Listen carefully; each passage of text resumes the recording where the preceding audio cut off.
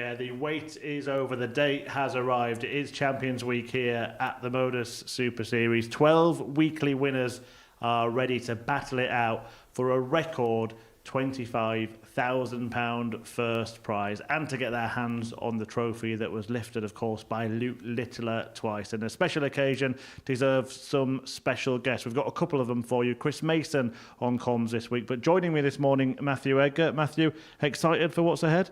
Yeah, really looking forward to this. I've been looking through the lineup. I've been trying to find my fancy, trying to find the runner or the rider. I think that's the one to pin to. For most of this campaign, I was going with Andreas Harrison, but we've had some big hitters join the run-in the back end of this series, and it's going to be a tricky one to call. Yeah, most recently, Cam Crabtree, he won on Saturday night. Second time he's won a week here, and it was a in-and-out evening, but a worthy winner in the end.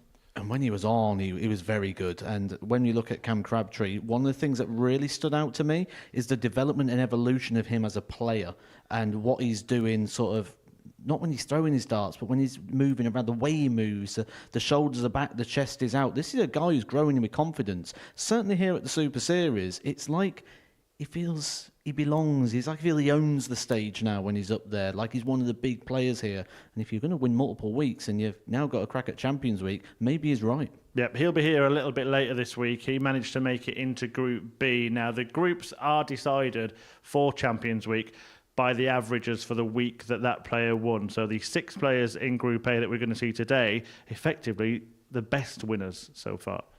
And when you look at that lineup, you could literally have picked them in any places there in regards to the groups in which they broke down to. Really excited to see the Group Bs and Cs as this comes in. And who's going to be joining them out of this Group A? That is going to be the tricky thing. Only one player can go directly through to Saturday night, and then the rest are going to be divvied up into those pots. I don't think this is going to be as clear sailing as maybe the odds compilers first look at on first inspection. This Group A is riddled with talent. It certainly is, and it's the first time we've had a woman at Champions Week. It's not a surprise that it is Bo Greaves. And what did you make of her winning? Because she did top that average list, 93 average for the week that she won, became the first player to win without losing a match. She comes in on some real good form and she'll be a real threat, won't she? Absolutely. I was here that week when Bo Greaves won and it never looked in danger. It never looked in doubt.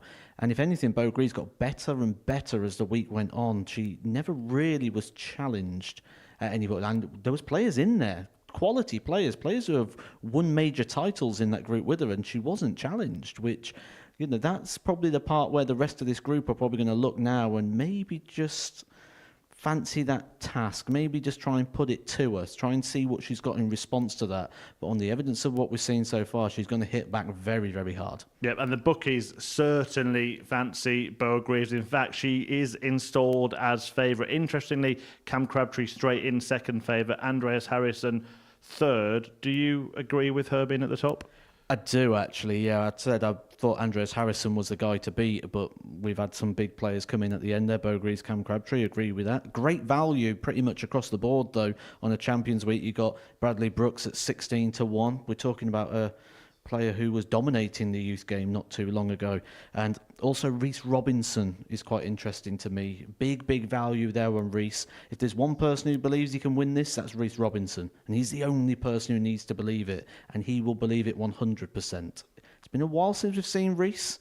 I think that might be why the value's there, just because that sort of time frame, and we don't know what he's been doing too much since then. He's not been too active on the various tours, and certainly without too much success, because you'd be seeing regularly the Reece Robinson lifting trophies. But I think there's value there. I would play Reece as value. Okay, we'll see him on Thursday, but right now Group A is about to get underway. The first match is Bo Greaves against Andreas Harrison. Now, they were the two players with the best set of stats. They're going to go head-to-head in the opening match, and this is how they performed in their winning weeks. As I said earlier, Bo Greaves, the best average, that's 4 points higher than the man with the second best average over his week, although he did play more matches. I don't think that tells you the full story either. I think the 180s is the very interesting point for me, because it's key to remember that Bo Greaves actually only played a Group B campaign, where Andreas Harrison played the entire week, which means Andreas Harrison had a Group A campaign as well, 15 more matches than Bo Greaves, but only managed to hit 5 maximums more. Beau Greaves is a big, big 180 hitter, and I think that would be the interesting thing that may just separate her from the rest of the group. And that 114 average, the highest average ever hit by a woman as well. Look, she hasn't lost a match on that stage. That will happen at some point this week, right? I don't want to say confidently yes it will, because Beau Greaves just rewrites history all the time. Beau Greaves she is the history book, and certainly here at the Super Series she's got the code, hasn't she? Can anyone crack the code? Can anyone beat Beau Greaves? You'd expect it to happen, but I'm not going to say it will. Well, we'll find out. I'm going to hold off asking for a winner until you've seen all of them play. I'll be fair like that. But the first match is about to get underway, and it is indeed Greaves against Harrison, and Phil Barr's caught up with both players. Welcome to Champions Week, and it's been quite a storm since you've won your week. How excited are you for the next few days?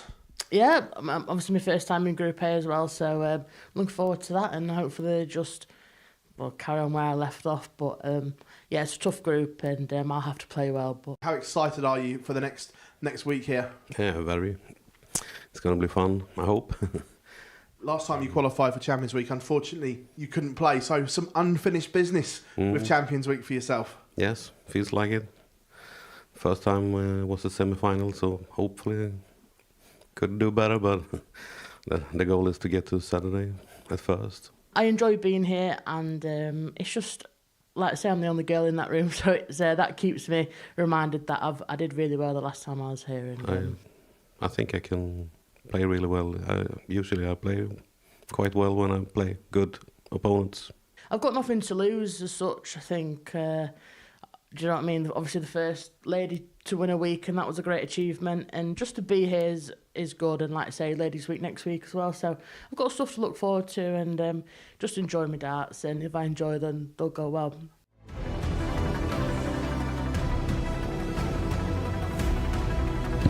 Game, shot, and the Modus Super Series Week 9 champion, Beau Greaves! To become champion, and he does it again! It's another bullseye finish from Andreas Harrison. Yeah, Champions Week about to get underway with a bang. The best two players over their winning weeks in Series 7, and one of them, the only woman ever to make it to Champions Week. She said she had nothing to lose, and she hasn't lost yet on the Super Series stage. It's Greaves against Andreas Harrison, the Swedish superstar who has been a real mainstay of the Super Series, getting his chance at Champions Week, and both of them will fancy their chances to be lifting the trophy come Saturday night. The first of 2 weeks here for Beau Greaves, as she mentioned. Women's Week coming up next week, the first one of those here at the Super Series, but this is the perfect starter for what should be a very special week at the Live Lounge. And we've got a very special duo to talk you through it. One man who's won on that stage, one man who hasn't. Chris Mason alongside Matthew Edgar. Thank you, Murph, and good morning, everybody, and welcome into the comms box. Matt Edgar, good morning, pal. Yeah, it didn't take long for the abuse to start on mid there, did it? No. We haven't even seen a dart hit the board yet, and we've already begun. But this is a fascinating matchup early on. As you both mentioned, two of the most prolific players so far in this series, and both producing personal best numbers on that stage. Both got very high ceilings, and it's for me, the concern for me when you look at that high number of 117.88 was the fact that he only ended up with a weekly average of 89. That tells me that range is just too big for me. Yeah, a few dips, but we said about people are going to hit Beau Greaves hard this week, and it'll be interesting to see the response as well. She's been hit with the hardest blow in the very first 3 darts. Yeah, well, we had the... hello. Literally 5 perfect darts to start his campaign. Yeah, we had a conversation this morning, and it was very much of that Beau Greaves doesn't need to improve. She doesn't need to come here and have an attitude of I've got to play so much better, because if she plays to type, she could very well take the title and the £25,000 that goes with it. Welcome to Champions Week. 2 maximums in the opening leg. 92. I've got a feeling that's just a sign of things to come. And I'm with you as well. An outsider, Reece Robinson for me. I think that's way too big. And that's unfortunate. So a break of throw, the opening leg, up for grabs for Harrison.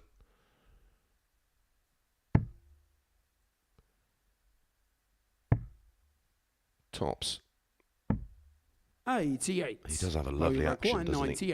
It's very loose and relaxed.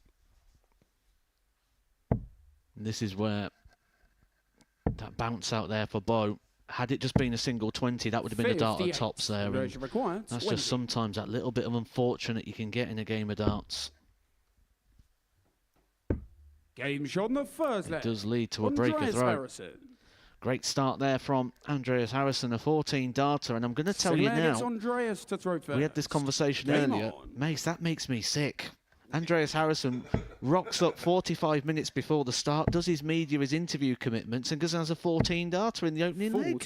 He could have had no more than 20-25 minutes prep time, because he was on a balcony opposite our commentary position, as you say, doing his media, then his pre-match media.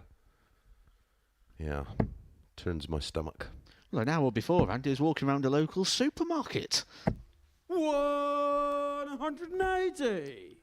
Now, it's averaging 108.99. We've been getting it wrong all these years, Mace. I know, this 2-3 hours preparation. Maybe I used to over-practice. 96. Welcome along to all of you watching via our YouTube channel. So welcome along to those watching via their chosen bookmaker. 89.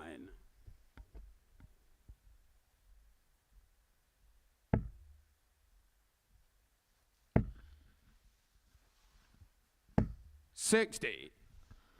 We know Bo Greaves is a player who doesn't really feel pressure as such, but I wonder the longer this narrative goes of not losing a game on that stage, if that's just going to start to grow that pressure and that expectation every time she goes to the stage. Yeah, agreed. Well, you know, it's like me and you have played lots of round-robin events, and the longer you go unbeaten, the more you think, oh, it's coming. You don't mind it coming in a round-robin game. Oh, you require 160. It's when it gets to the knockout stages. Well, maybe a bit early for this type of finish. Players you would think would still be just trying to settle in, but Harrison's made the quicker start of the two. Oh, double 19. Disgusted that he missed. Oh, you require 86. He's give Bo Greaves an opportunity to level the game back up and get that throw back in her hands. She's going to get 2 darts. Only needs the one. Leg.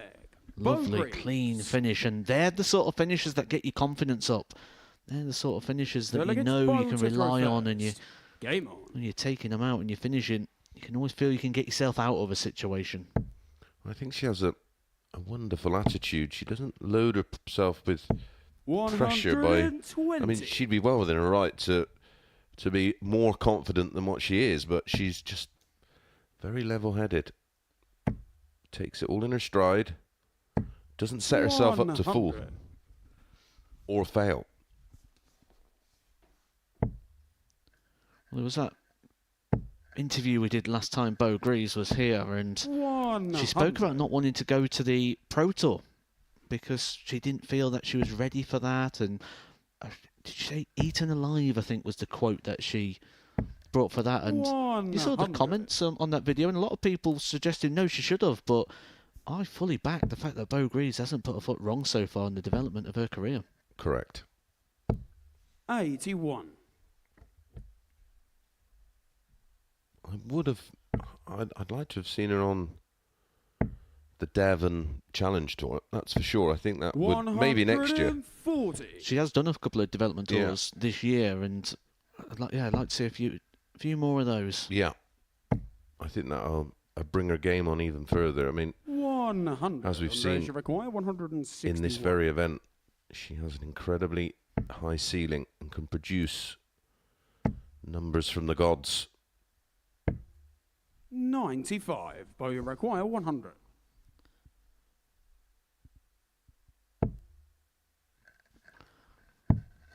Just about to say there that it feels like Bo's 80. in that sort of high Duration 2-dart required range here 66. with the situations you're going to have to take it out in this fixture. And sloppy first darters give Andreas Harrison the opportunity, and that's inviting. Game shot. Just had to be, didn't it? The way that Andreas Harrison's darts sit, you just know that that was going to hit the double 8. Fourth player gets Andreas to throw first. 3 breaks Game to throw to kick off Champions Week. The longest leg 2, a 17 darter. 135.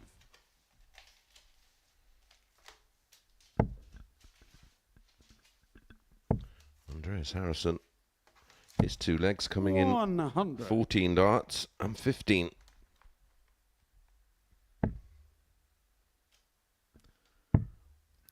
Not bad power score in there, just for 3 29. legs so far. We've seen 3 maximums.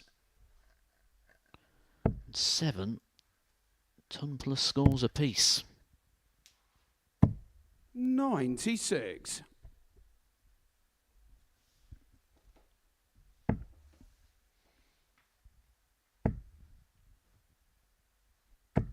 $100.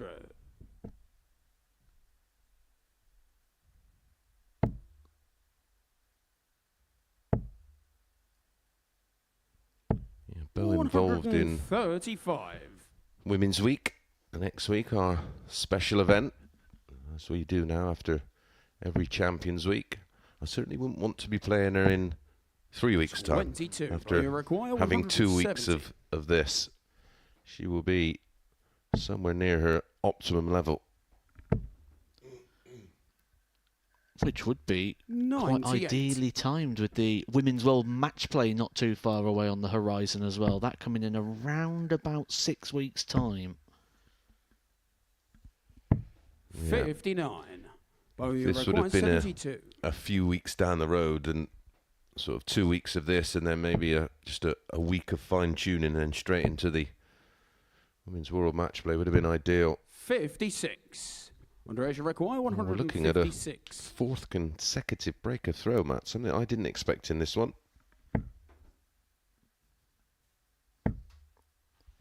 Yeah, normally when you get 2 quite evenly 60. matched players, you tend to Bo, just you get lots of require holds. 16. It's the total opposite. That's a little bit tricky. It's just kicked over to the right. We see Bo having to Game move shot across to on the open fourth it up. And Bo Greaves. this was one thing she was very good at when she won a week as well, playing around obstacles. Yeah, and when I Fifth see player a gets player Bo do to that, throw and, first. Game on. well, we both know from experience, when you can make those small adjustments, that tells me that's a player who's put lots of hours in just to get those fine 100. margins down to a T. Mastery, isn't it? Yes. Throw mastery. Yeah, because to make that kind of adjustment, it literally is 45. back at the throw, it's the finest of adjustments. Yeah, it does look a lot when the camera's zoomed right in on the double, but we're talking very, very small margins. 60.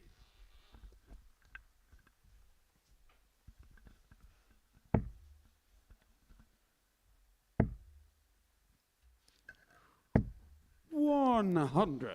This would be the perfect time to see our first hold of throw for Bo Greaves. Well, either player. But it will put Bo in front. 60. Maybe the trend is going to continue, because if Harris can find a 2 treble visit here, he will load the Bo Greaves throw with pressure. 100. Just a huge fan of that throw. And that looks a tricky dart to throw as well. I think if you don't have a real clean release, that dart could go anywhere. Just been involved in quite a lot of 60. darts product recently and looking at some new darts that are going to be hitting the market, and I've managed to throw some of these darts that are very thick at the back and then taper to the point, and I can 100% 100. vouch that they do not suit everybody. No, I can't throw them. They just sort of dance through the air, and 1 minute they're going right, they're going left, they're just all over the place. Yeah, I just can't find the balance. 140. Andreas, you reckon 156. Well, for the second time, he's looking at this.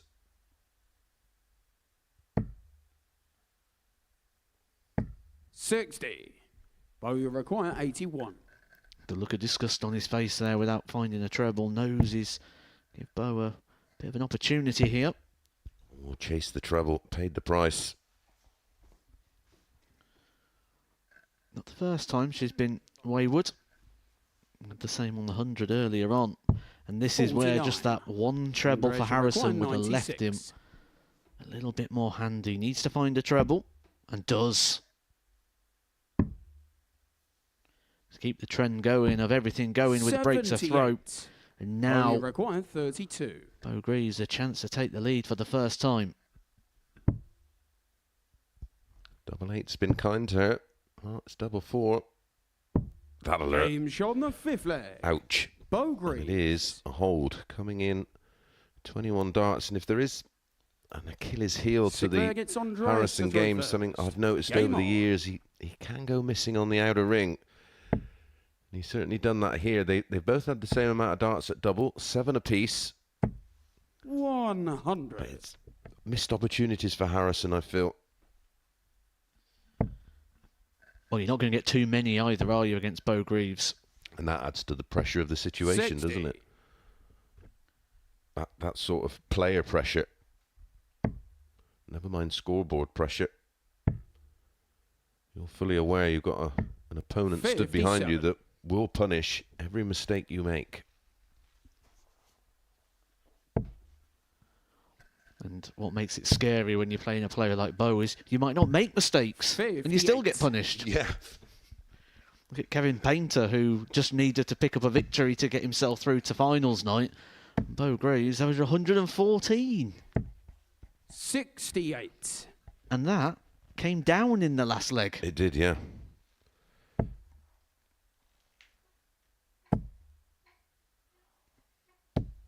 $140. I spoke about the Harrison throw, but it's no surprise to me Bo Greaves is as good as she is because 140. just has a beautiful action. Everything from the elbow. Look at that. 81. Oh, wrong. Raise your Wrong record, cue. 136. The commentator's curse. Well, after 4 breaks to throw, we're going to get 2 holds. 96. And if the hold of throw trend continues, it will be Bo Greaves making the ideal start. 26. Raise your record, 40.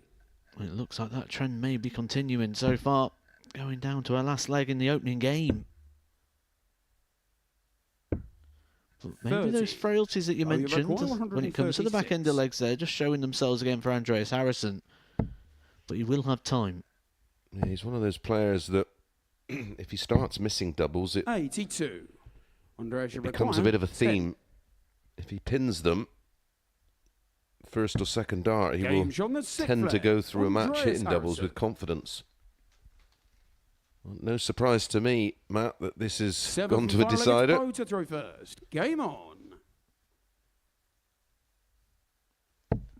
You know what it's like. You tell yourself stories, don't you, when you're playing this game? And if you believe that the story of why you lost a game, I lost that because I missed my doubles. When you start missing doubles, it rears its head and you remember those situations. You almost talk yourself into it, don't you? It's like that, don't miss, don't 60. miss. Well, you're going to miss. That's ultimately what you're thinking of, isn't it? You're thinking of not missing rather than be successful. There's some mileage in the 100. almost negative psychology to take pressure off. But dart players don't often do that. It's a bit deep for 100. Monday morning. 5 to 10 in the morning, but I'm going to go a little bit deeper while we've got a couple of seconds before the conclusion of this game. I was working with a psychologist on one point, and he asked me how I felt about the game. I said I've never lost to him, and he stopped me.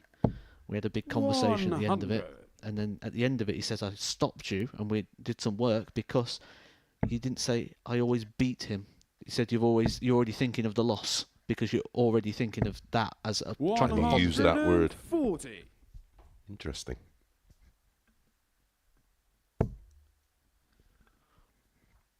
Loss something Bo Greaves has never felt up there on that Super Series stage. However, Andreas Harrison now has 6 starts from 161 to give Bo Greaves her first defeat on the Super Series stage.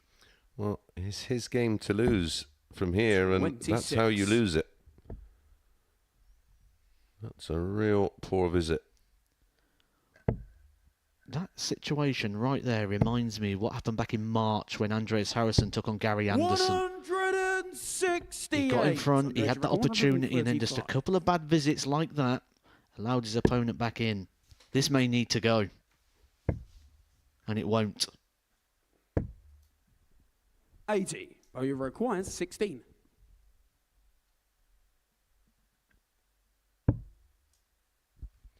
Does this unbeaten run continue? And it does, as Bo Greaves gets the better of Andreas Harrison, who had 6 darts at 161, yet didn't get a single dart at a double to win the match. Bo Greaves 84.82, very similar in the averages, 84.05 for Harrison, but it is Bo Greaves who takes the spoils in match 1 of Group A. Coming up next, Andy Davidson, a surprise package up against Conor Heenan.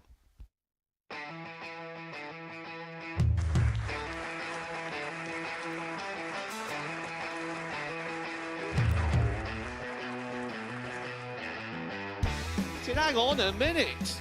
Wow! Oh my God! Well, that's 100 quid down the drain already. Itching to hit the 180. He's gone for the maximum.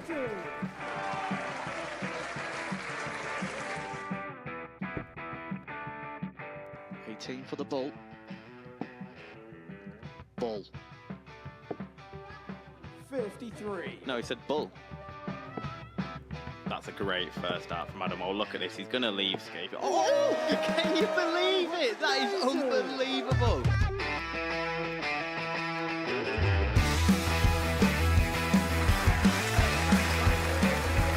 Get match starts to put his team into the final. And through to the final they go. Charlie Murphy has hit the match-winning dart on both occasions. Double 4 for the title. Game shot out the match. Please show your appreciation for the winner of the Influencer Pairs event, George Scaife and Adam Lipscomb.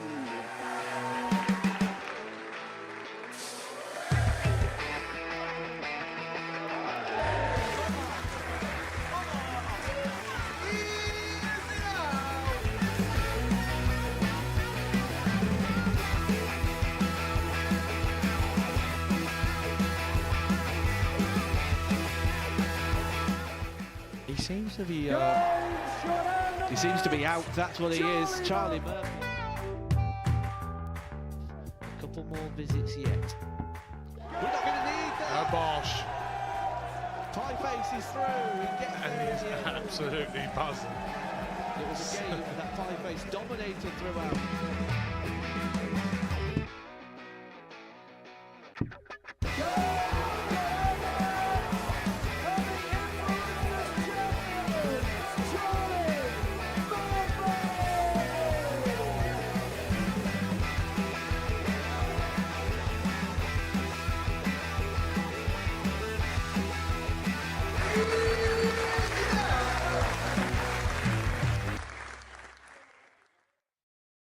Bullseye. Oh, magical. Magic. And he's done it. Conor Heenan.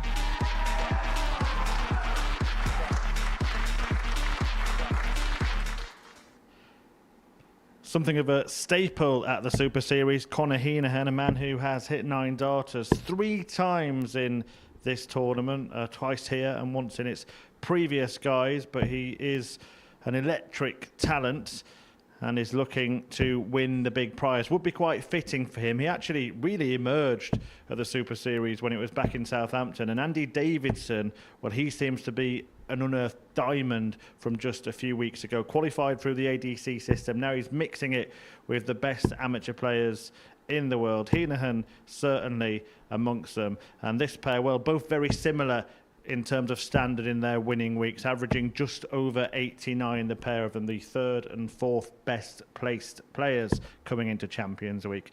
And Bo Greaves has kept her unbeaten record intact. Who will make the perfect start between these two? Let's find out. Back to Mace and Matt. Game on. Thank you, Chris. Yes, what a find this young man has been. 66. Certainly surprised me in the manner in which he went about winning his week. And as already mentioned, similar numbers to that of a seasoned campaigner in Conor Heenan.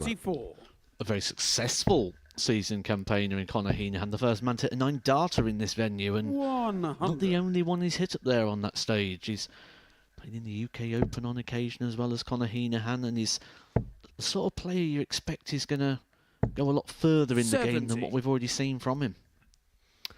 Yeah, interesting action here. There's a lot going on in the back of that throw. He rolls the dart in between thumb and forefinger.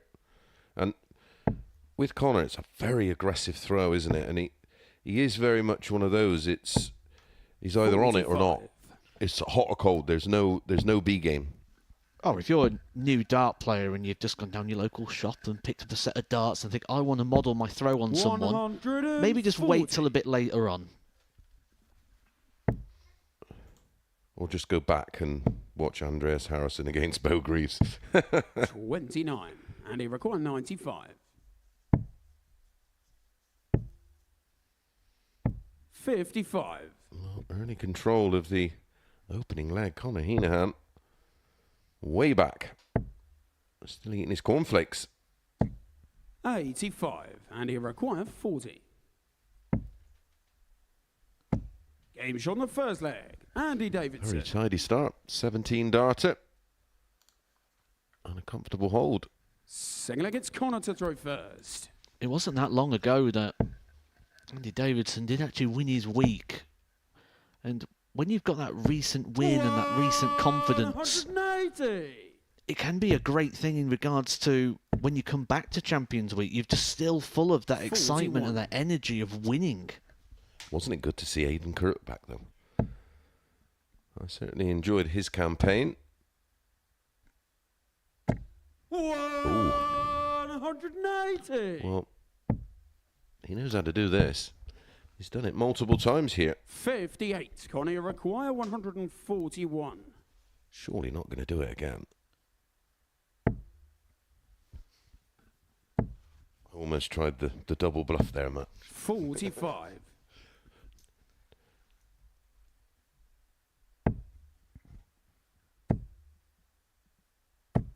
140. Time on his side due to the back-to-back maximums and the advantage of throw. 78. He did play his week with lots of aggression, did Conor Heenan. He maybe at times has been a bit guilty of being 45. Too nice. Conor require 18. Yes. Too vanilla. Game shot on the second leg. Conor Heenan. Oh, super response. 14 dart hold of his own. So look, it's Andy to throw first. Game on. That's what I said. Welcome along to the chat on YouTube. If you do have any questions for myself 95. Or Matt Edgar, fire away. Keep them civil and sensible. Or Rob Anya. 45.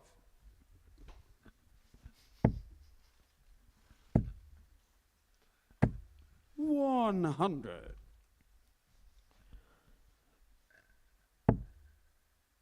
It's interesting, isn't it? Like a lot of people like to put equipment on their shirts. Like they might put a dartboard on the shirt, or they might have a couple of darts on there. Andy Davidson's got about 200 96. Darts on his shirt. Maybe that's one dart symbolising everyone he thinks he's going to be throwing in the final this week. Hope not. It'll be a long game.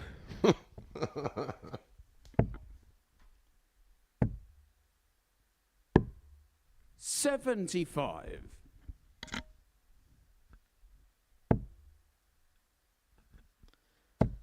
Just looks so inviting, doesn't it, Conor Heenan, when he gets that first dart just sat up at the angle. 135. That's why he's managed to hit multiple 9-darters in this venue. One of those players that can really play off the dart. 75. He's an FDM though, for a start merchant.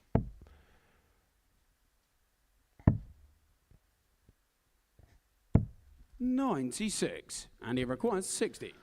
This, you feel, would be one of those ideal shots here for Andy because, Game shot, as you can the see third from that leg. camera Andy angle there, his Davidson. darts do land a little bit flatter in the board. He grips the dart further down the barrel towards that Full flag, balance it's point Connor to and throw has a first. smaller flight on the back rather than the traditional standard. So we will get a flatter angle of entry. So he's not going to have issues with 82. the dart blocking the tops. Yeah, if we see another angle, you'll probably 95. see that they're actually below horizontal to the floor. You can see from that angle, Heenan's darts sit up lovely. 134. As you say, that's why he hits lots of 180s. Look at that. They 140. really are below horizontal to the floor. Very much a stacking style. It's interesting you say that because 58. when I saw that angle of entry, the first person I thought of was Mr. Taylor. 45.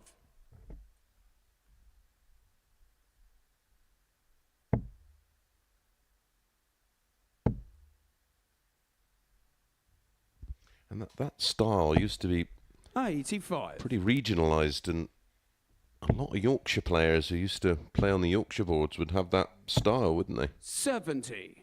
Connie require 142. Yeah, Yorkshire board didn't have a treble, did it? So you want to be hitting the tops. Heenan wants tops. 122. And he require 151. It's good to see that the players are sort of hitting the ground running here on Champions Week as 43. well. There's not Connie really too require many 20. early signs of nerves. Game shot on the 4 flag. Connor Heenan. Good standard. Just 30 darts for Fifth leg, it's Andy to throw Heenan first. to win Game on. his 2 legs. 34 for Davidson. 140.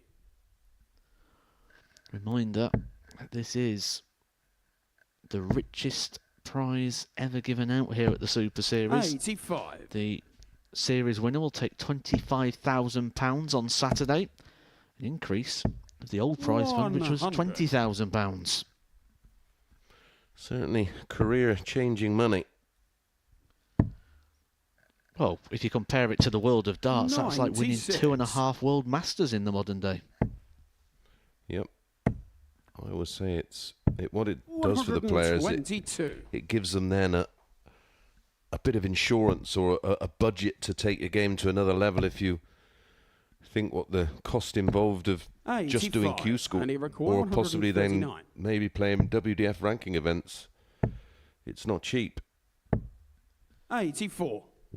And it's freedom as well. It's not having to win to cover the next tournament, which we've seen many players have to do, or even use credit. 59. I know many and he people that required have been 55. struck with credit card debt from chasing a darts career. Game shot on the 5th leg. Andy Davidson. Yeah, so Sixth you win leg, this, it's Connor to throw £25,000 will effectively put you on tour for a year, 18 months, I would have thought. 140.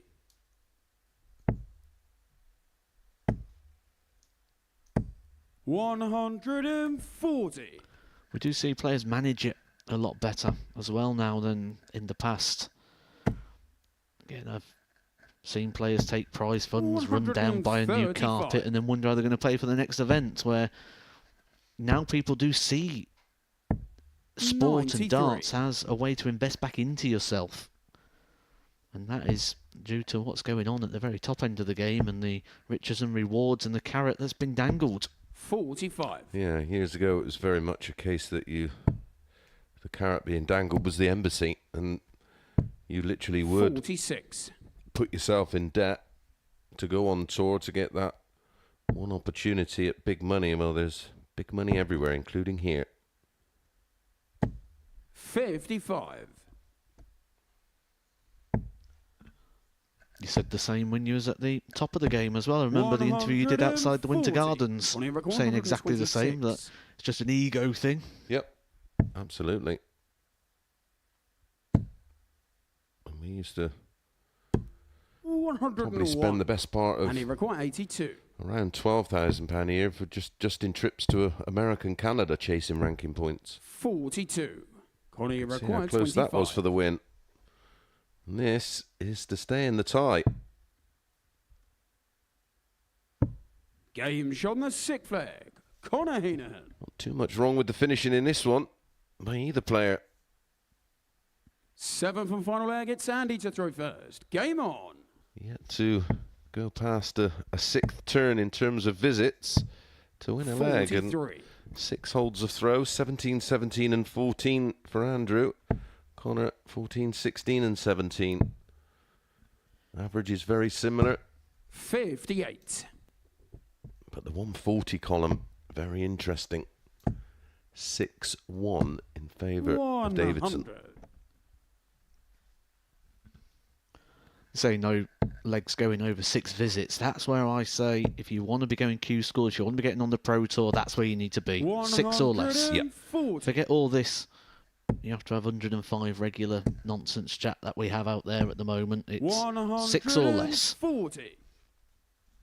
Well, I used to do a practice game, but if you are at a certain level, you play on your own.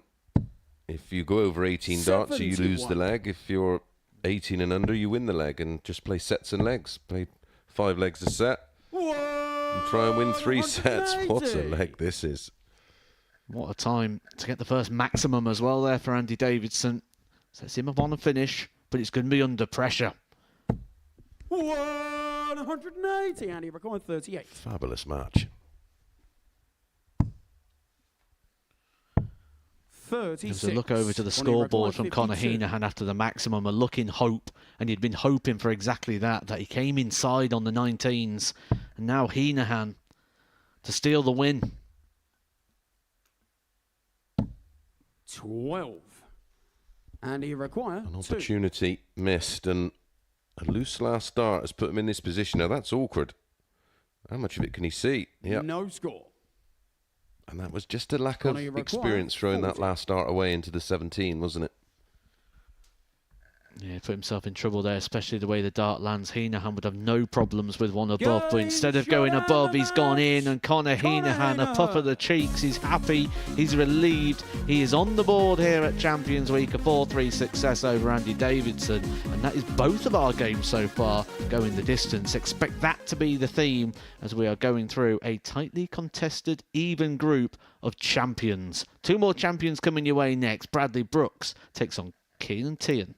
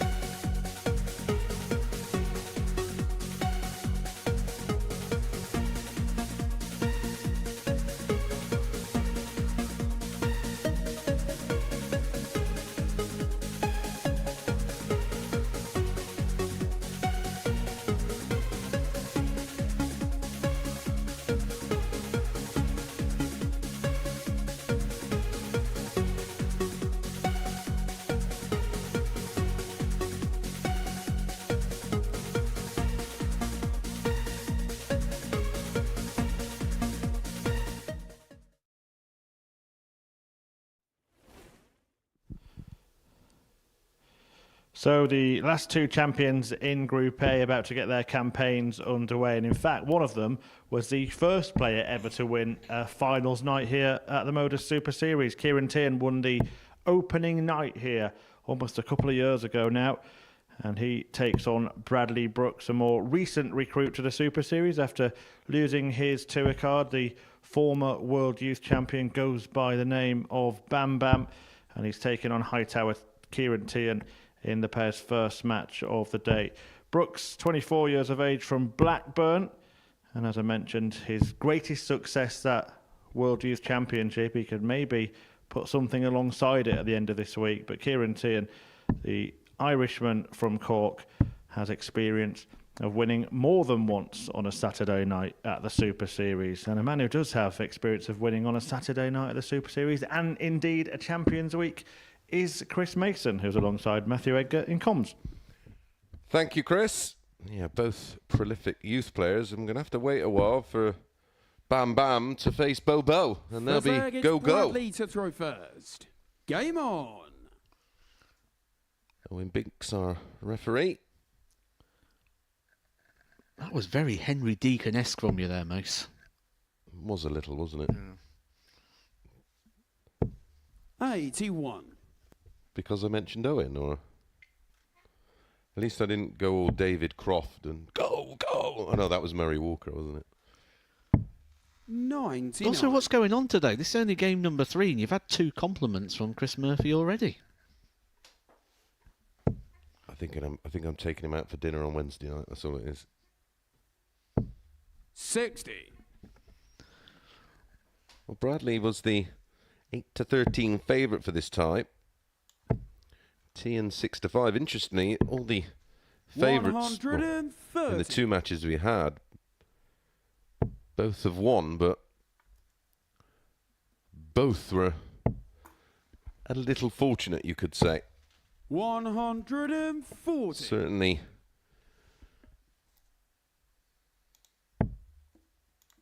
Well, no, actually, Conor Heenan wasn't the favourite to beat Andrew Davidson, which I find a little surprising.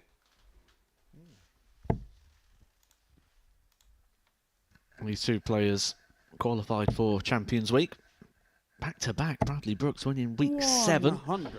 Kieran Tierney picking up the title in week number 8. But the way Bradley Brooks won it was a real encouraging sign for someone who's really been struggling on the Challenge Tour and the Development Tour. He won his final against Colin Osborne, 4 legs to 1, averaging 97.16. Yeah, it was good to see. And he's another player that has a nice, easy-looking throw. The wrist position is a little unusual, but it doesn't break, which is something key to consistency.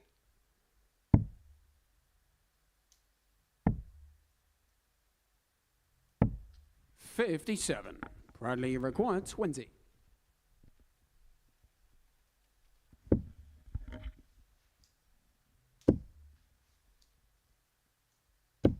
Game shot in the first leg. Bradley Brooks.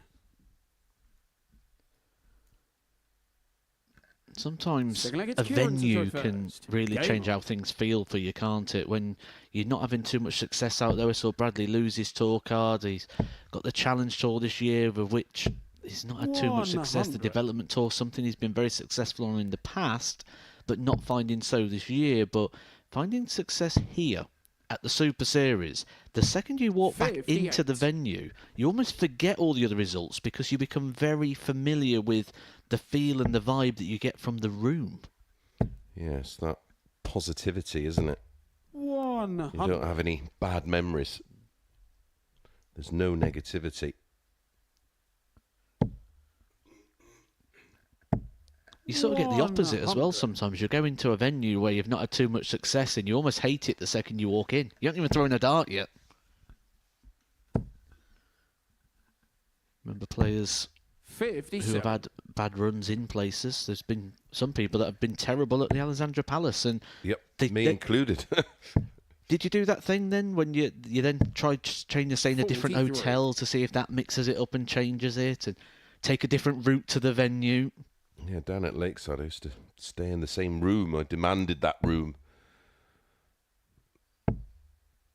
But yeah, Ali Pali, I don't know whether it was the size of the venue or I just never felt settled there, but absolutely love the Winter Gardens where they're really on top of you. 40. Kieran, you require 104.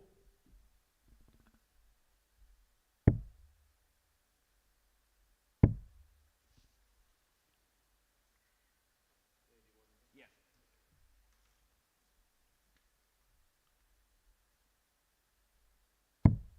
42.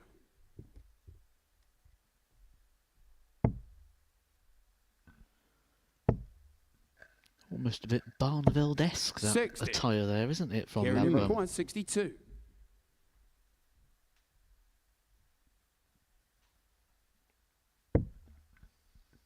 Something we've just seen incorporate into the Kieran Tierney game over time is just that Game little bit shot of a the second pause leg. there just before he came Kieran to Tierney. try and take Something up that the he's introduced certainly in the last 6 months or so, isn't it? Delegates Bradley to throw first. Game on. So for those of you joining us for the first time, Group A has 6 players, 6 previous winners, of course, as this is Champions Week. We do have 12 weekly winners competing this week. The winner of Group A straight into Saturday night's final.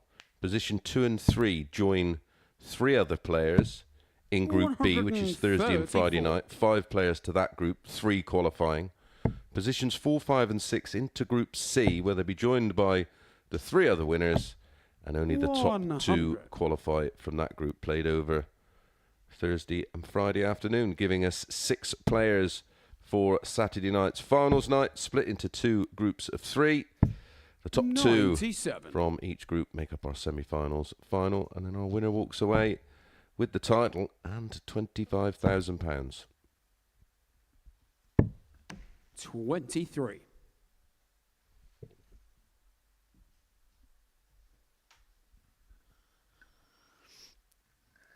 We are an interactive brand here at the Super Series. We do try and respond to your questions, queries and comments. Someone just saying, is Bradley Brooks the player who was on the end of the 9 against Big Willie Borland? He certainly was in that absolute epic at Ali Pali. 135. Kieran, you require 170. You reading my mind today, Mace, because that's the exact thing I was going to go to there.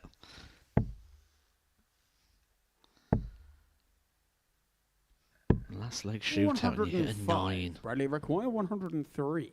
Never been the same really, Bradley, since. He was really on the upwards trend at that point, wasn't he? The Grand Slam of darts he had a good performance in a few months prior. 79. Kieran, you require 65. Yeah, if you do have any... No score. Any questions regarding require the 24. Super Series and how the format works? Harry Stanhope just saying, if you do search for the Modus Super Series format, there is a explainer video, and that's a Kieran, you require 65. real big opportunity missed by Brooks. Well, Tian hit 2 targets and he didn't want either of them with the last 2 shots. Correct. Make that 3 in a row. Too good, mate. Stayed well away from it on that occasion. I'm a trouble Bradley, 11 kind of guy 6. now on 65. Gives me plenty of options. Takes the split, 2 for double 2. Game shot in the third leg. Bradley Brooks. Well, it's not quite got the pace or quality of our previous It's Kieran to throw first. 2 matches. Game on. But it is Brooks who goes in front. Well, I said we'll interact with some of your comments and queries and questions. 98. And I think this one's quite an interesting one, actually. One that's been sent to me here from Alan Moore. And what he said is the pronunciation of Tian's name. Now, I've had this conversation with Tian myself when we was in a practice room, and he was talking about how everyone over in the UK or in England all call him Kieran. And, well, that's your name, isn't it? I've always called him Kieran. And he says, no, actually, it's something like Corone is how it's pronounced. Alan, let me know if I've got that right. But he says he's just got so used to it now that he even introduces himself as Kieran. Oh, wow. It's like Corone or something his name's pronounced. But some of the names you do get, there's 59. There's one with like an X in it, and it's like Neve or something. Yes.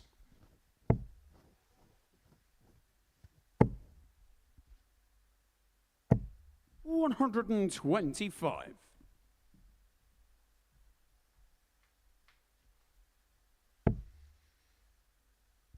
It's like ether, isn't it?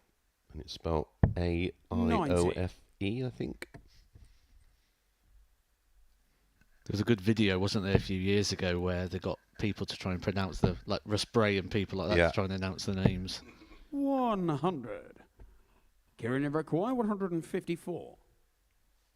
Talking of videos, absolutely loved your video up at Darts Corner, part of your YouTube channel. 58. Just Bradley Everquay, reassures 97. me that Darts is in a wonderful place if there's a factory that big and they are so busy. I couldn't believe it. I didn't even think there was a place of that size. Game And shot on the 4 flag. amount Bradley of equipment Brooks. going out of the door so quickly. Better leg there from Brooks. 15 Favourite darter, Bradley break a to throw throw, first. in control. Game on. The exciting thing for me, though, is that if you look at darts as a sport, we're still an infant in regards to the globalization of the game. 180. And just where is this sport going? Growing all the time. The development of things like the Super Series. Now, £25,000. 98. You have to go too far back, and you'd have to have made a world final to get £25,000.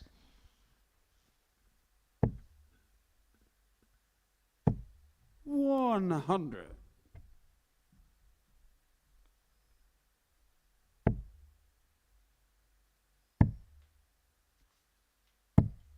$58.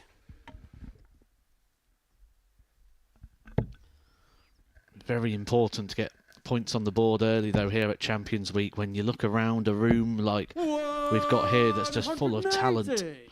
and you realise you're in a tank full of sharks, you need to get some points on the board early, or you feel like you're chasing the entire time.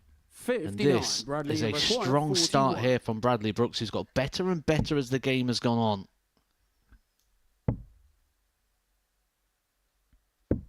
Game shot and the match. Bradley Gets Brooks. over the line in the end. It was a slow start for Bradley Brooks, but he got stronger and stronger, and you wouldn't tell by looking at him here that he would be happy with the result, but it's 2 points on the board. He joins Conor Heenahan and he joins Bo Greaves in the winners' enclosure. An average of 85 should be encouraging there for Bradley Brooks going into the rest of his campaign. But coming up next, we've got Andreas Harrison and Andy Davidson.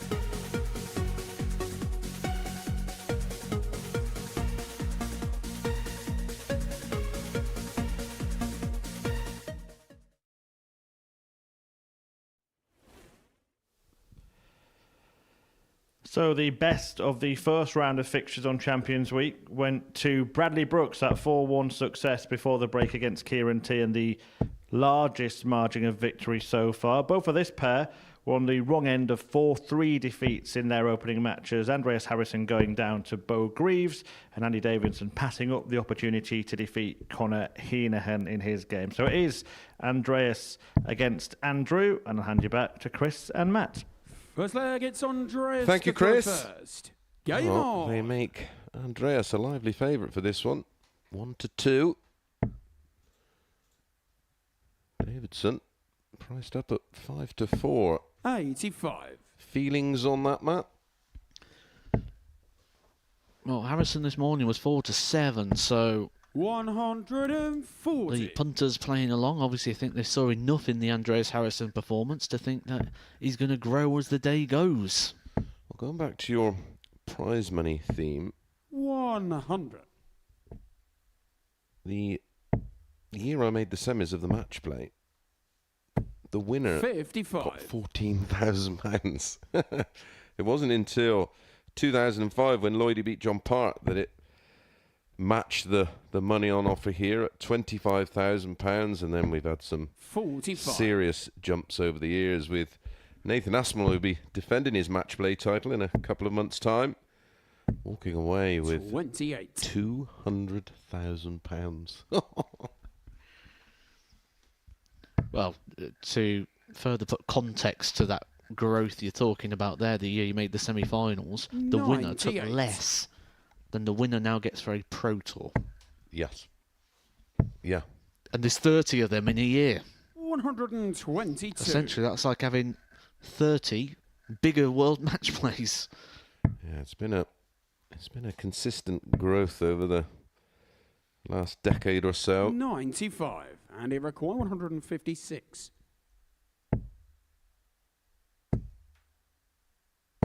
100. Andreas requires 78. Phil Taylor nearly made or maybe just over £1 million alone just from the match play. Game shot in the first leg. Andreas Harrison. Andreas Harrison will be hoping to pocket some pounds this week. £25,000 up for grab here at the Super Series, the biggest prize fund ever on offer at the Super Series. 125. He is one of the likely favourites throughout the whole series. He was my go-to guy. Every time I was asked, who do you think's the man to beat? 70. And a lot of that came down to that performance he had in the European Tour back in March when he had over 100 average in beating Gian Van Veen, and then had the absolute classic with Gary Anderson. Yeah, it was a brilliant match, wasn't it? Have you had any thoughts on the match play? No doubt you'll be doing a 100. A preview for the match play, but at the moment, who's the one that you think may take the spoils? 100. I think Gary Anderson's always a rival because of the levels in which he's performing. He's statistically the world #1. But I've just got a feeling 100. Luke Littler's going to win something soon.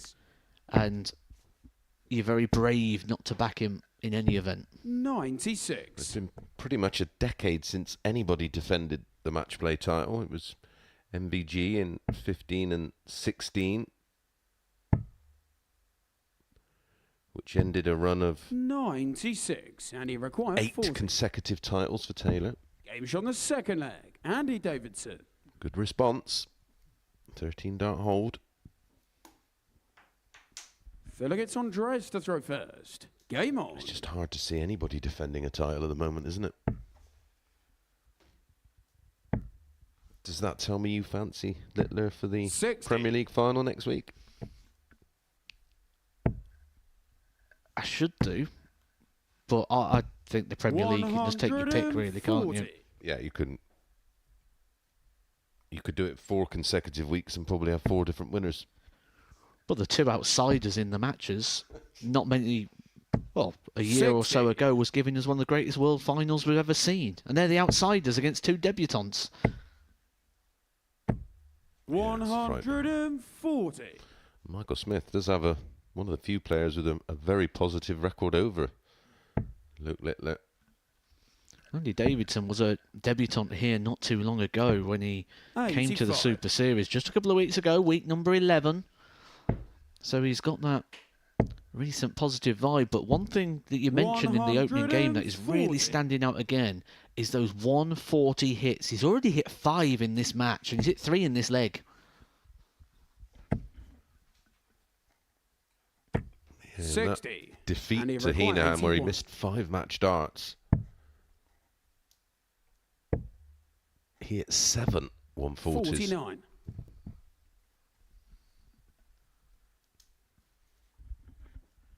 He's averaging 106 at the moment. 100, and he requires 32. A chance for a breaker throw here. On the third leg. Takes it with Andy no Davidson. trouble whatsoever there, Andy Davidson. And I suppose the thing is, everyone's always looking for that one knockout punch, aren't they? Where Andy Davidson's just gone, if I hit you hard enough, you're eventually going to say no more, please. Yeah, no mass. Did you watch the big fight at the weekend? I didn't actually, no. I've lost touch with it a little bit. 180. Well, if your opponent's going to hit you with lots of 140s, you're going to have to start hitting a few maxes, and Andreas Harrison is on his bike. Alan Green says Littler or Smith for the match play. 140. Michael or Ross?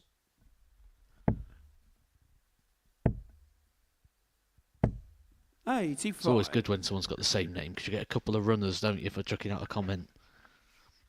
When you say, I think Michael will win it. Well, now you can say, I think Michael will win it. I think Luke might win it. That covers all bases. 135. My thing about how many Johns have won World Championships. Everybody always forgets one. 99, and he required 97.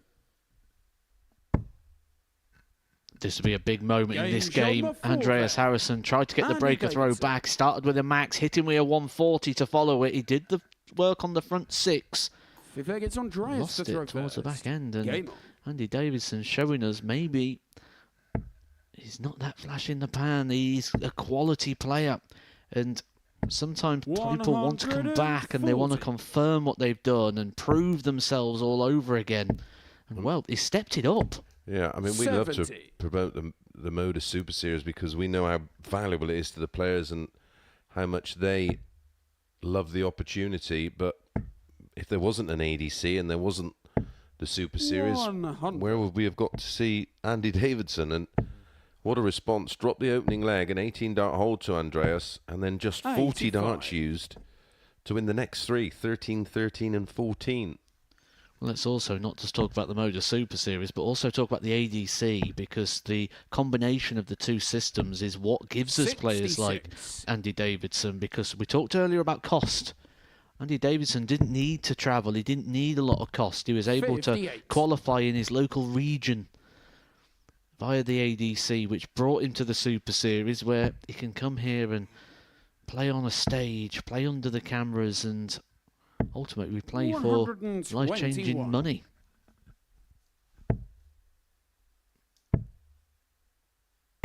$119. Andreas requires 74.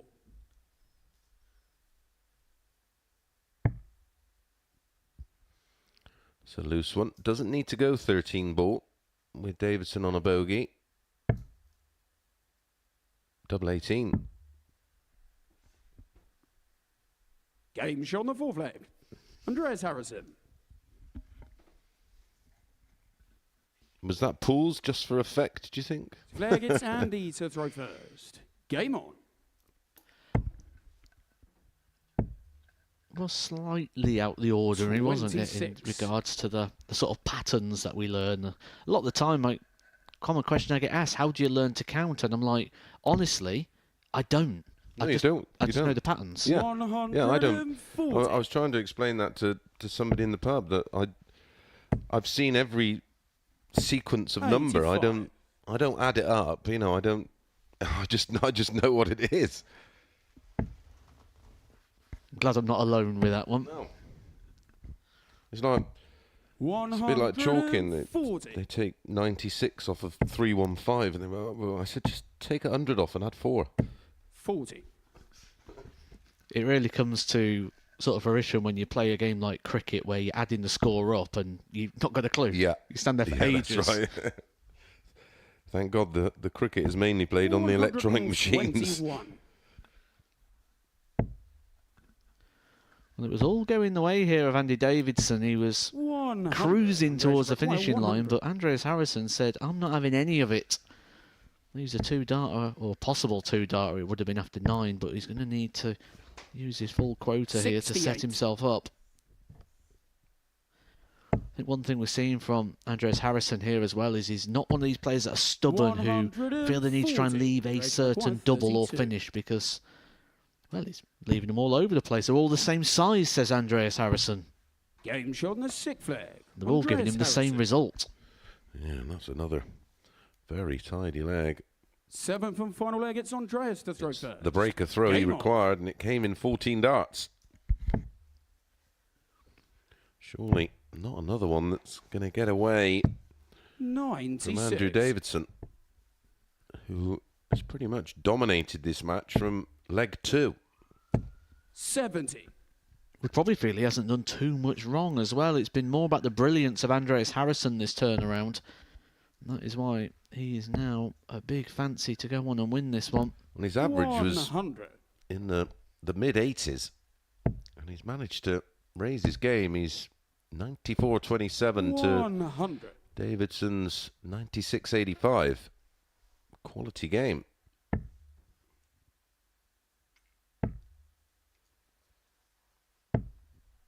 $43.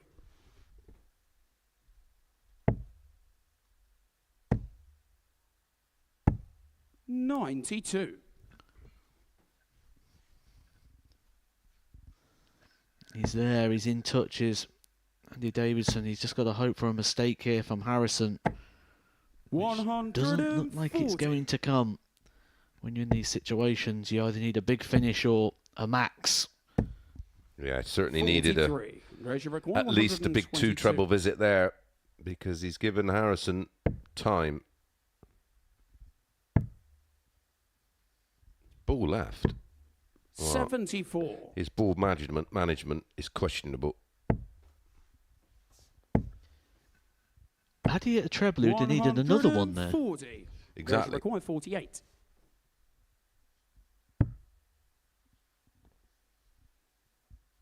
Will he get away with it? 24. Well, and he required 56. Only himself to blame if he goes on to lose this match. Double 10. 46. Dodged a bullet there. Andreas required 24. Well, 2 of them. Now gets a handful of darts to get the job done. It's gone the long way round. No score. And continues And to be unable to get over the line. Doubles have been so strong in this game for both. But letting them down at the most crucial moments. 6. Well, a match that was littered with quality finishing. Now neither of them can finish their breakfast. Or maybe brunch. 12. Wow. That is what Champions Week does to you. That is just the severity of the situation when they know only one player is going through this group. They've already lost 1 game apiece in the opener. You feel this is just a little bit of edginess that has gone the way there of Andy Davidson. He probably felt that the game was gone when Andreas Harrison was coming back to the board. He had plenty of visits really from that 1-2-2, which was the start and the finishing of all his undoing as the players try and have a bit of a debrief there around that situation. One will be happy, one will be disappointed. An average of 91.5 for Andy Davidson doesn't tell the whole story. It was a solid performance until the end, but the points are on the board for Andy. Coming up next, we've got Bo Greaves taking on Kieran Tian.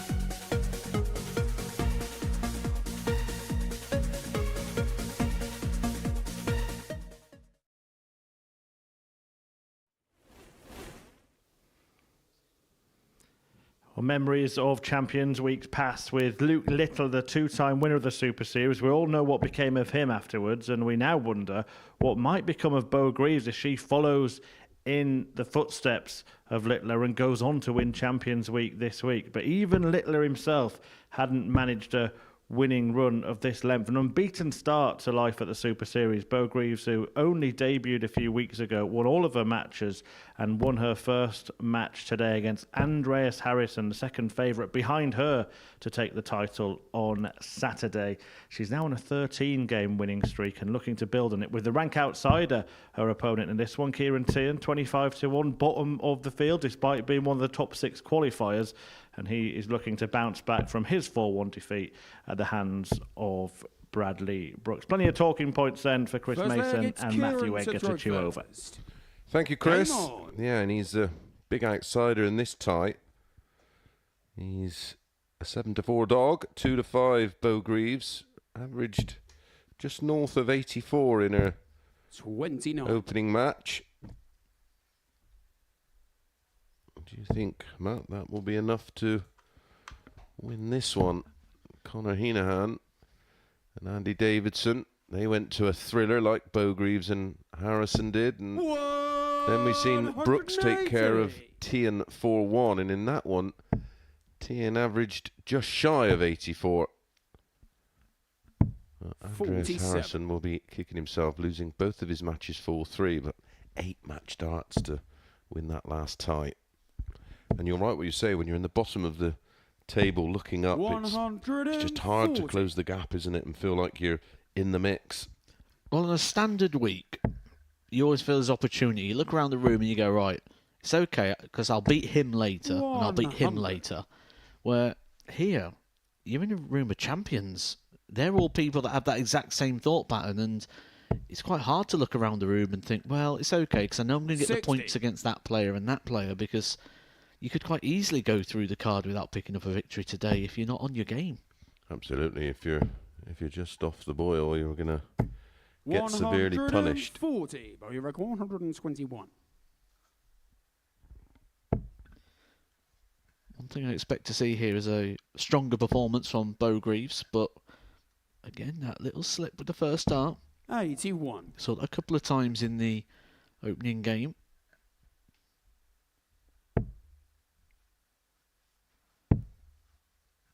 But already a strong showing here for Bo, looking to break the throw of Kieran Tierney. Yeah, tops after 12.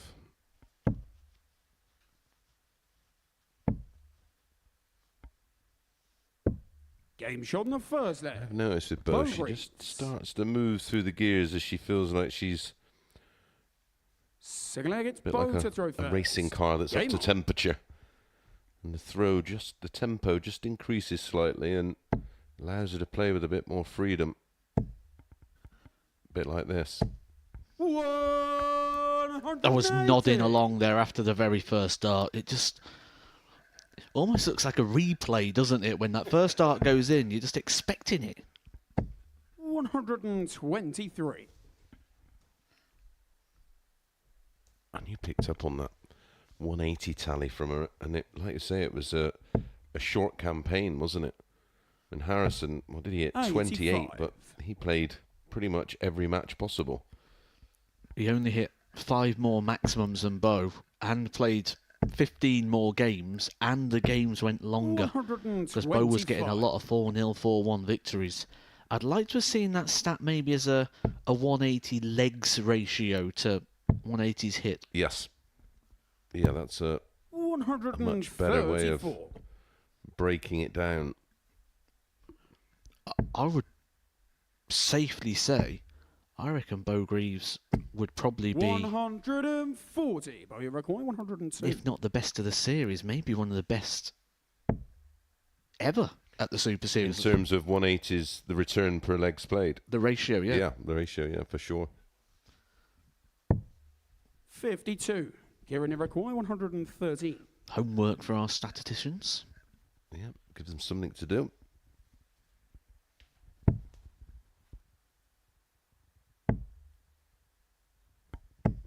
$101. Bobby Iroquois, 50. I've just been reliably informed it's nearly 2 180s per match played. Game shot on the second leg. Bo Greaves. So the next challenge to be how many legs has she played Third against Kieran to throw to first. accumulate the 23. Well, it's more than 23 180s now, but she's had 2 in this one already. 140. Currently averaging well over a ton. Do you know what? I'm gonna work that out. I'm gonna get that ready for you before the next Bo Greaves game. So make sure you do come back. So you'll only Stick be around. hearing from me over the next 20 minutes.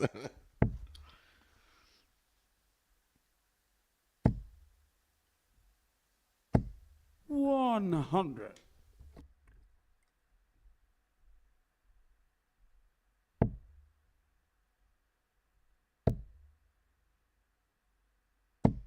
$81.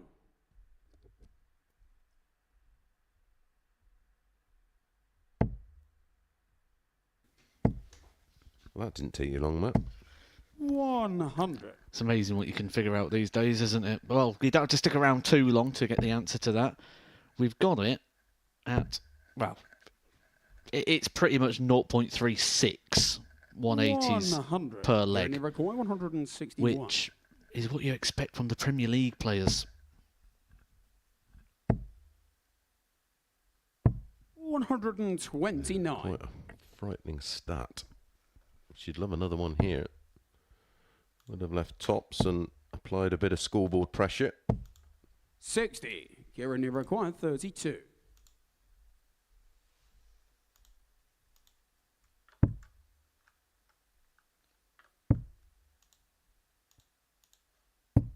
Game shot on the third leg. Kieran team. The theme continues. 15 Fourth leg, it's darter. Bo to throw first. Do you know what? I don't feel that sounds as impressive as it is when I say it's nearly 0.36. I'm going to throw a bit more context on that for you.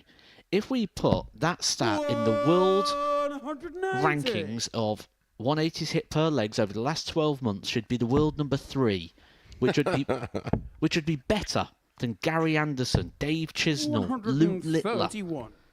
Gerwin Price, Michael Van Gerwen, Michael Smith, who's arguably the best 180 hitter in the world at times. 100. Only people who have hit more 180s than that ratio should be level with Luke Humphries, our world number 1 and world champion, and only, and this is a surprise 58. actually for me, the only player that's hit more, Ross Smith. Yeah, that's gone under the radar, hasn't it? He is the best 180 hitter, well, over the last 12 months, isn't he? Yes.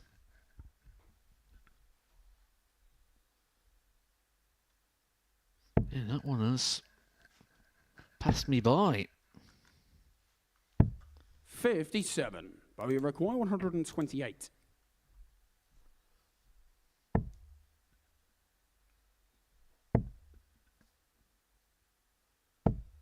$92. And yet again, leaving a double after 12. Starting to 58. play Bowie somewhere require near her 36. optimum level.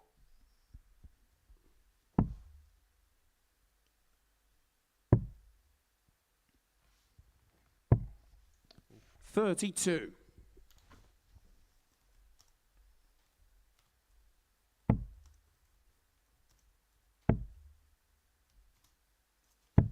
$97.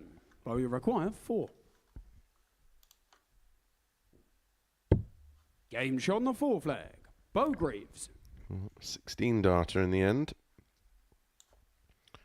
Broke the Fifth leg, it's cycle Kieran of to throw first. 5 turns per leg.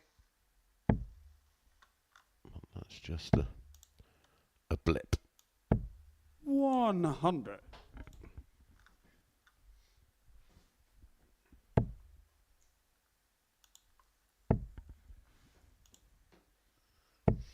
$95. £25,000 richer could Bo Greaves be by the end of the week. She's picked up some sizable checks over her career as well, hasn't she? She won the Women's World Championship, of course. On 2 occasions now, winning it this year and the previous. She's Also picked up the Women's World Match Play, so a bank manager should be quite used to her cashing some sizable checks.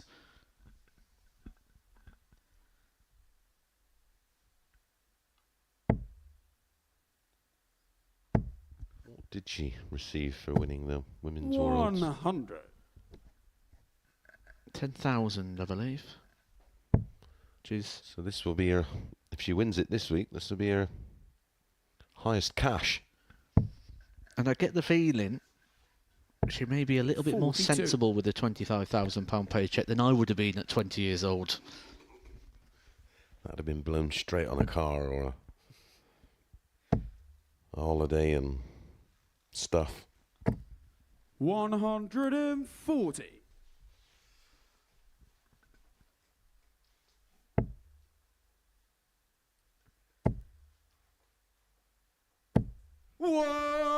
That 180 tally, maybe even 106. better. She hits a fourth. I think the impressive thing for Bo is the fact that it doesn't feel like she's doing anything 58. out of the ordinary. It doesn't feel like she's doing anything special here, but she's still averaging nearly 100. Well, she's played 59. 11, well, 12 legs today. 48. And she's hit 5 maxes. Maybe she's going to break her own record.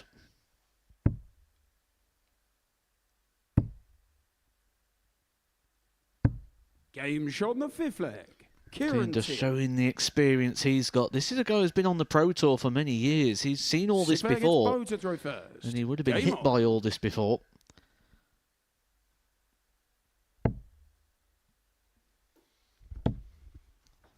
She's in again. 140. That performance she did have against Kevin Payne, so we did start looking ahead to look at the stats in regards to the most 180s hit in a game, which I believe is still standing at 7. Mark Dudbridge. 140.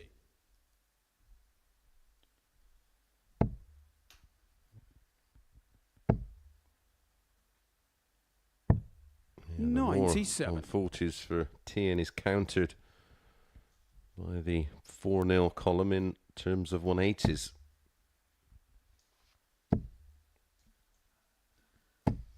$100.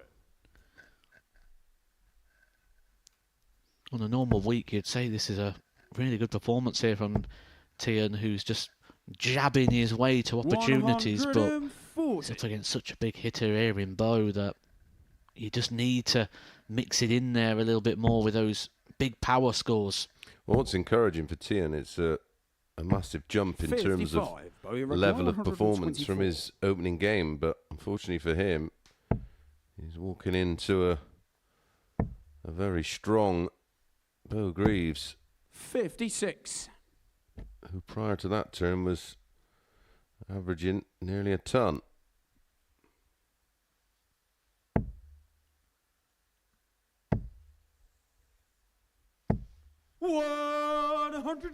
He's landed the big one, but is it too late? Or has it just carved him out the opportunity to get back into this one? One big dart for Bo Greaves.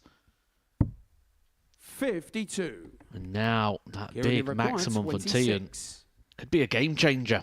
It's an opportunity. Double 13 to take us the distance. Game shot on the sixth flag. I say about that experience, you don't just get given a tour card, you don't just get given time on the Pro Tour. And seventh and final leg. He did survive in that environment for some time, did Tian?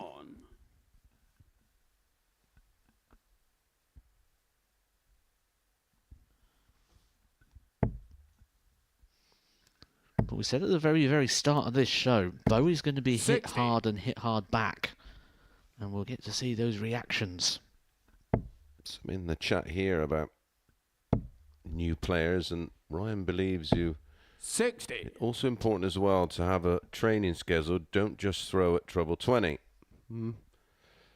Because he says hitting good scores is great, but if you can't finish the leg, it's pointless really. Well, you can't finish your leg if you don't get to a double. 134. If you're a new player, just do what you enjoy. to keep you on the board.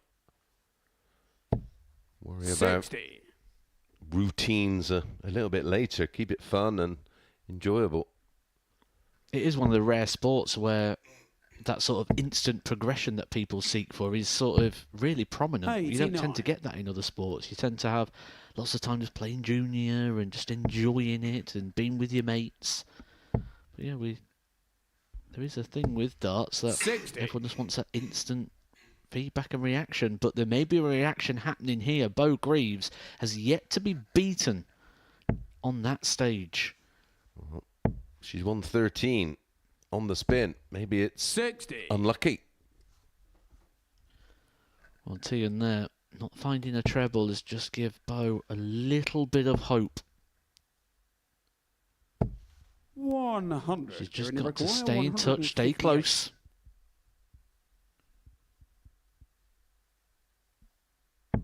And hope that the opportunity presents itself. Tian did it in the last leg. He hit that big maximum around about this point. But that was a big last start there for Tian. Huge, wasn't it? 57. No big last there for Bo. Bo. 73. So Tian should be getting at least a match start here to dish up the first defeat to Bo Greaves.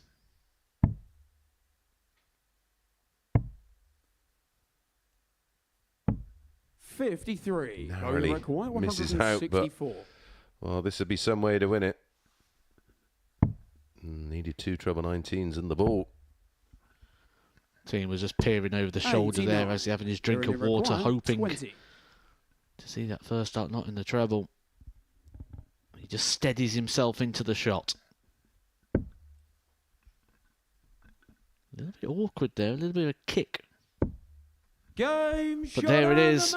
The run, the streak of Bo Greaves has come to the end here at the Super Series. She is finally walking off that stage without victory. She was 3-1 up in that game and looked cruising towards the victory. But Tian dug deep and shown that class and quality that has carried him to multiple World Championship appearances at the Alexandra Palace. He's up and running. He's on the board. A 4-3 victory there over Bo Greaves. And coming up next, we've got Conor Heenahan taking on Bradley Brooks.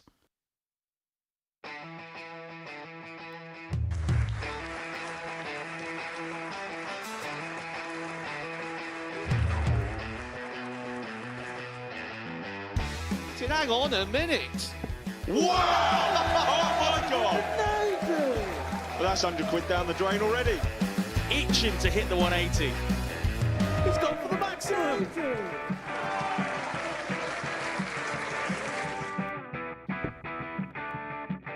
18 for the bull. Bull. 53. No, he said bull.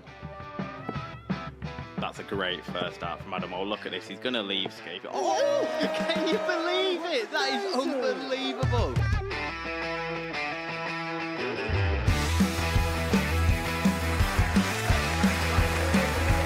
The match starts to put his team into the final. And through to the final they go. Charlie Murphy has hit the match-winning dart on both occasions. Double 4 for the title. Game shot out the mat. Please show your appreciation for the winner of the Influencer Pairs event, George Scaife and Adam Lipscomb.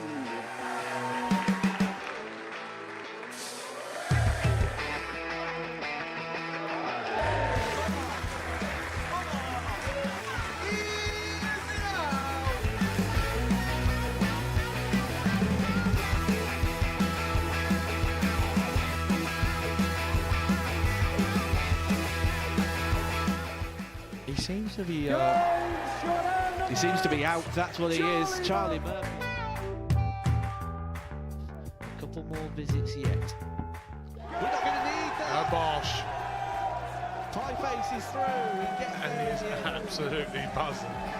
It was a game that Pie Face dominated throughout.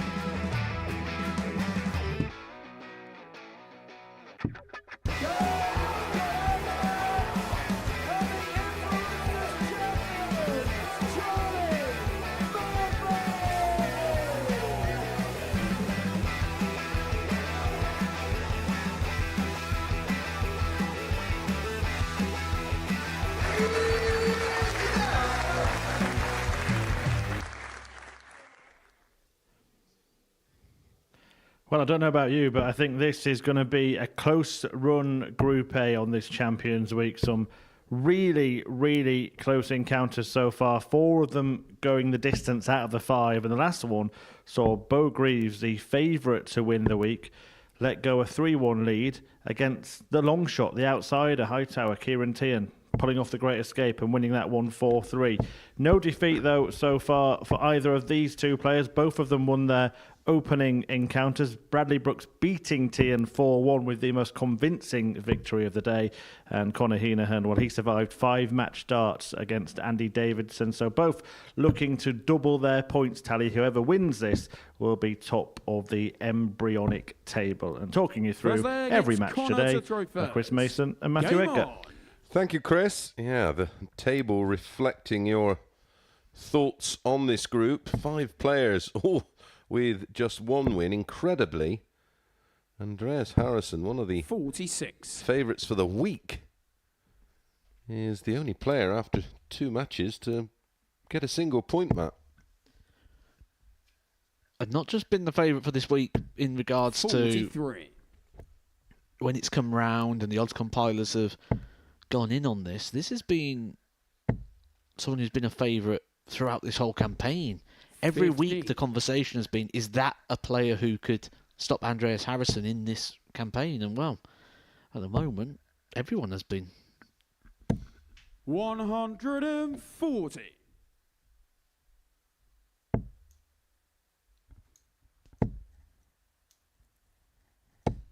$100.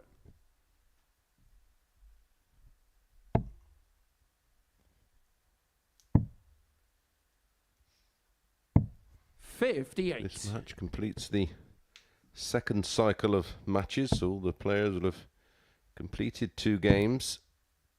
All the players with 3 more to play today.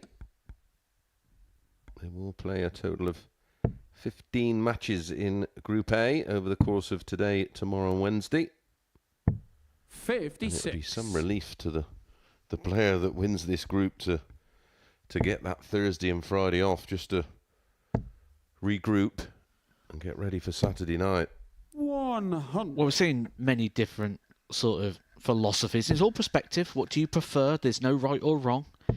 And we see some people come and say, I'd like to play a Group B or Group C campaign because I'd just like the extra days, I want to play more darts. And that's ultimately a sign of someone who's really confident that they know they can go through those other campaigns. Where actually this week, you don't want to be in a Group B or C. You want to be done. You want to be through because you want to guarantee yourself that spot at the earliest opportunity. It's incredibly chatting to Jelle Klassen when you talk about what do people prefer. And when he was playing in the Super Series, he loved playing in the mornings, and I was fascinated by that.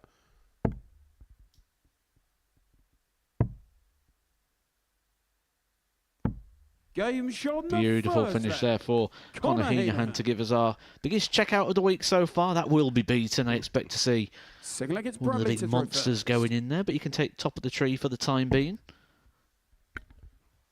I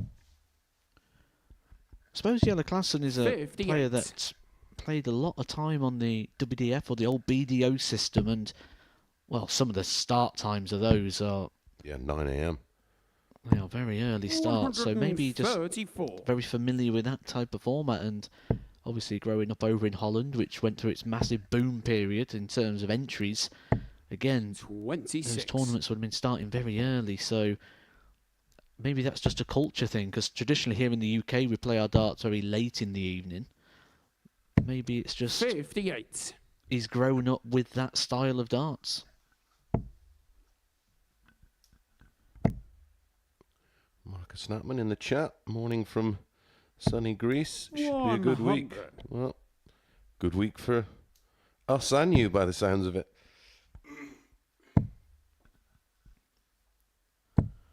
$171. I think until a couple of years ago I didn't even realise there was another 9 o'clock. 79. Connie, about 138. It was certainly a shock to my system playing at 9:30 in the morning. 86.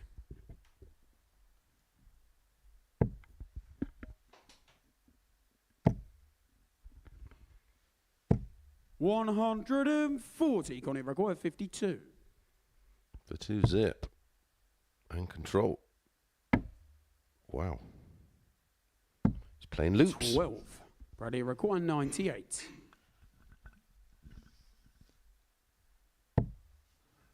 Beautiful first start. Gives him 2 here, but that's a little bit tricky. 60. Yeah, his darts sort of Connie lie required across 40. to the right, don't they? It's a danger when you have a specific angle, don't you? Cut parts of the board off. Double 5. It's chasing it round 30. and you can't find Bradley it. required 38.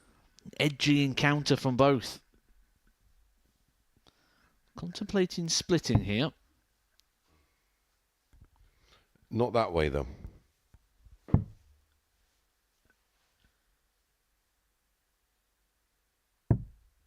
$14. Connie required 10. We'll get into that in the next leg, which may be very soon if Conor Heenan can hit double 2. 6. Not close Bradley to required 24. any of his targets there.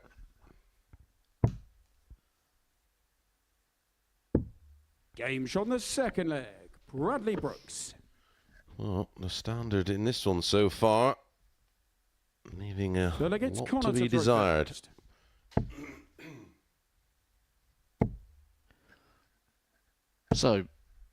38, are you a go for, or are you like Bradley was a bit of a splitter?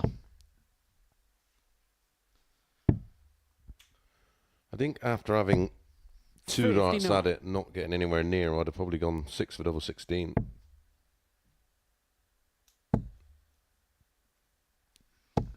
And missed, 60. of course. See, I look at it in the sense of if you split, you've got a maximum of 2 darts you're going to get at the double.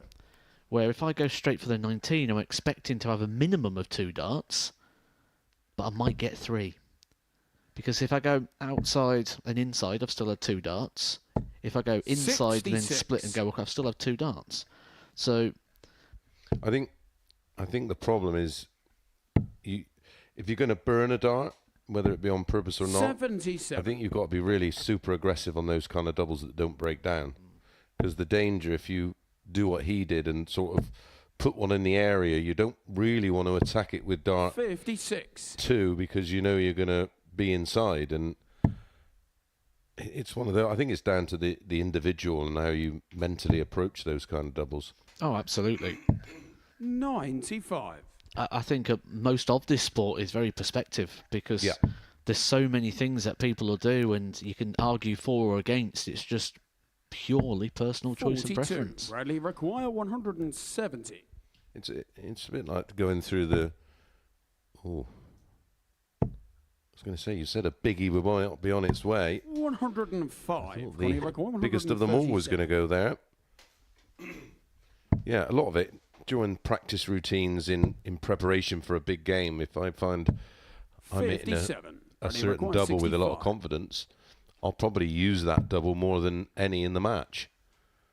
I think it's better to be quickly reactive rather than sort of say, right, this is my double, 80. because then you're sort of pigeonholed.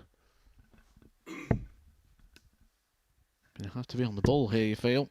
It's not going to go. And Bradley Brooks on that last shot. 30. A new one on me Bradley there, required 65. 20. You said earlier, like the treble 11. He went for treble 19 to try and lead the double 4.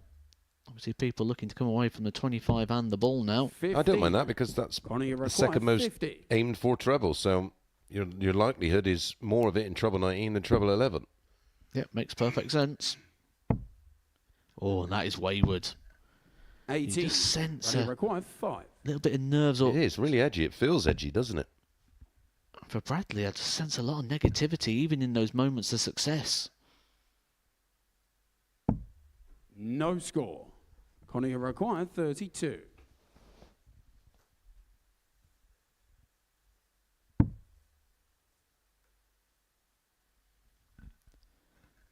Just assessing his options to best navigate around the dart. Now he's got an open target. Game shot in the third leg. Conor Heenan. Well, they've had 26 darts at a double to throw first. between them, exactly 13 each. Only 3 hit. 180. Funny old game, innit? There does get a point, though, where you almost just get that frustrated with the misses that you end up just playing free. Because I don't want to use the word... Well, I'm going to use the word. It's much easier rather than beating around the bush. You almost feel embarrassed when you're playing sort of a low level of performance. Yep. And then that's what you fear. You fear that embarrassment. And when you get there, you're just like, oh, this ain't as bad as I thought it'd be. I can get on with it now. Yeah, and you sort of just shut down the mind by saying, right, well, it's just one of those days. It's one of those games. I'm playing rubbish. And then you just throw. And more often than not, you throw it with a lot more positivity, even though you've installed that negativity, or you've accepted is probably a better word. Yeah, much better leg from both. 90. Connie record 142.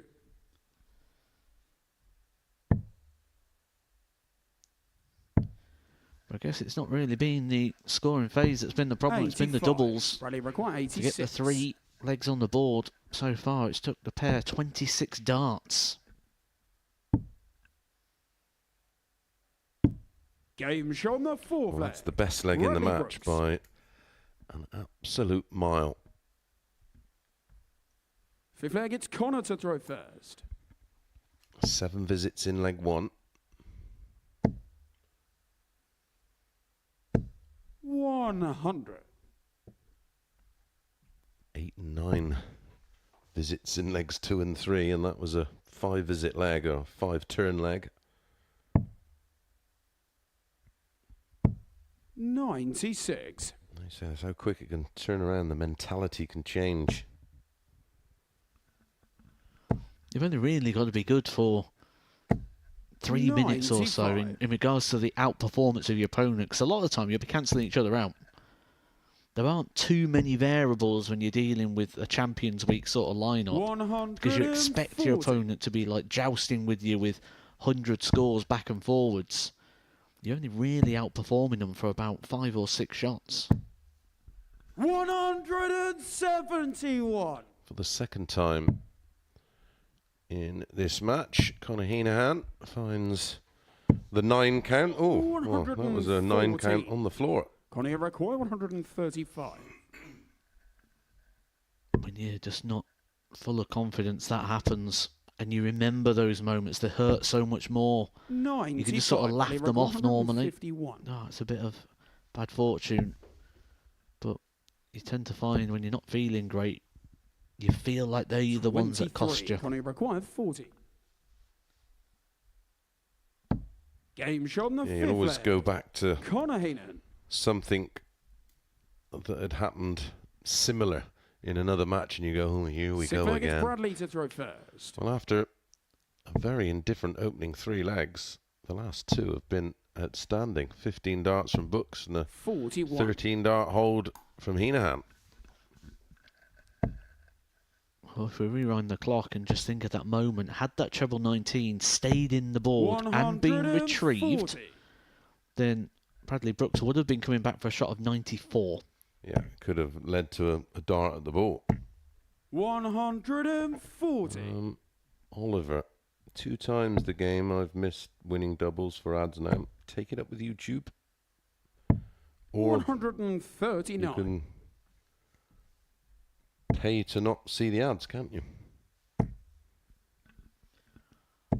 100. I believe it's YouTube Premium. That's the one.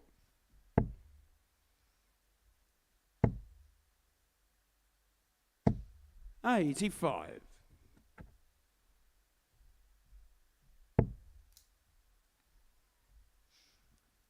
Oh, Heenahan motoring here to the finishing line. 140. Connie record 137. Give him a 100% start to the campaign. 2 from 2. 97. Tops, Bradley but required Brooks, 80. courtesy of that 140, needs another one of those. It's ironic missing all those doubles early on. Game And then he hits shot 2 the to save the sixth. game. Bradley Brooks. Seventh Did and you final watch against the, Connor to throw first. Littler Peter Wright game in the Premier League last week? I didn't see it, no. Yeah, well, it started with a double-double on 80 for Peter Wright 135. on tops, followed by the 3 tops on 120 for Littler. Darts housery at its finest. 137.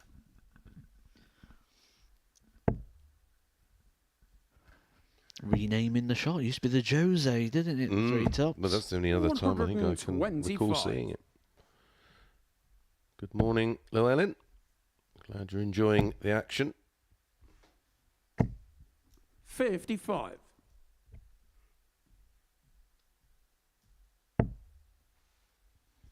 Right, Marcus here. 135 left. Ball for a start.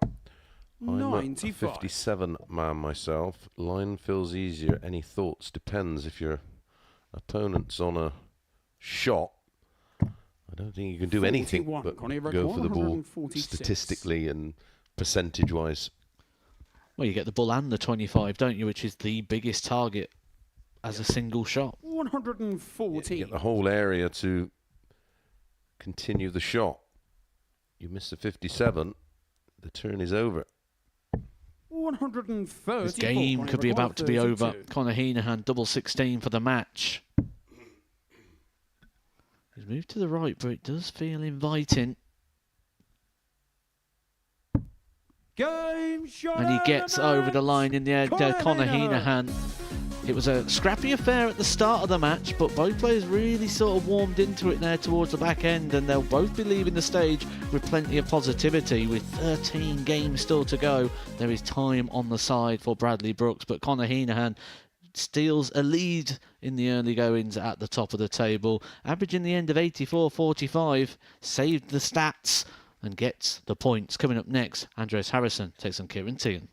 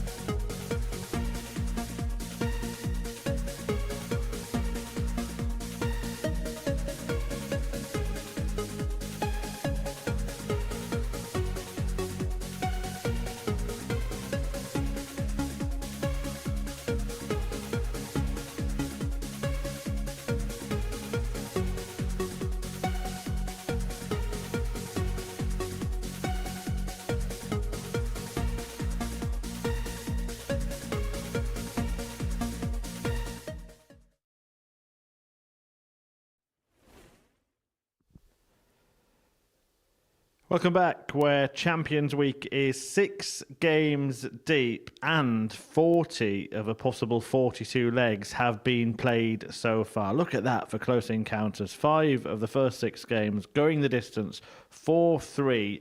Conor Heenahan getting the better of Bradley Brooks in that previous game, meaning he is the only player unbeaten after 2 rounds of fixtures. This could go right down to the wire over 3 days, and there are going to be many runners involved to win the group and seal that first spot at Saturday's finals night. However, Andreas Harrison better get his skates on if he wants to be part of that race, because he has gone down 4-3 twice so far and could find himself with the worst possible start should he lose to Kieran Tierney in this one. I'm going to hand you back to our commentary team of Matthew Edgar and Chris Mason.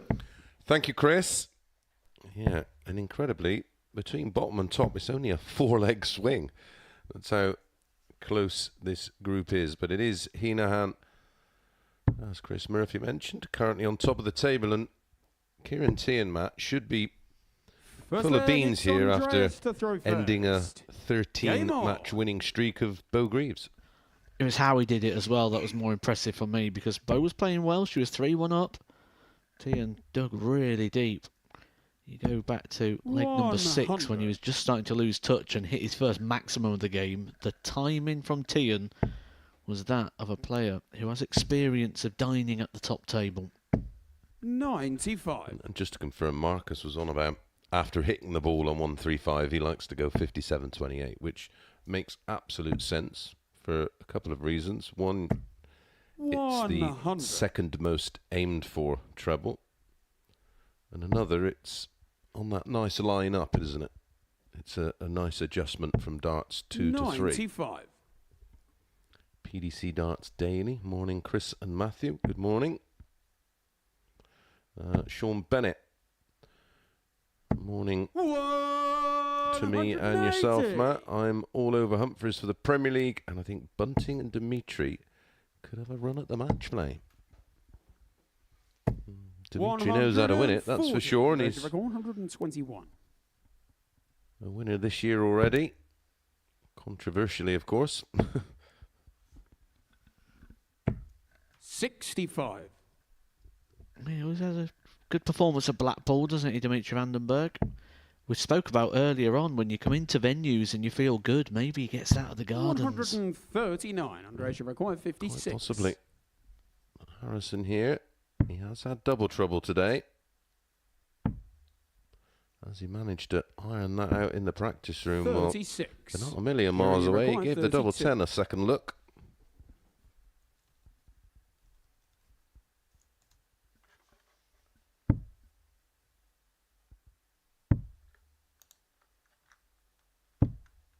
$24.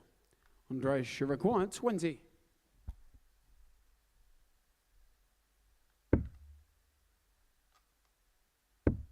Game shot on the first leg. Eventually Andres Harrison finds the double to hold. Chris and Matt, I've seen a video of Michael Smith saying he holds the stem of the dart. What a player. Well, it's part of his grip. He doesn't just hold the stem of the dart. Although I have seen players in the past throw so far back there holding just the stem. 55.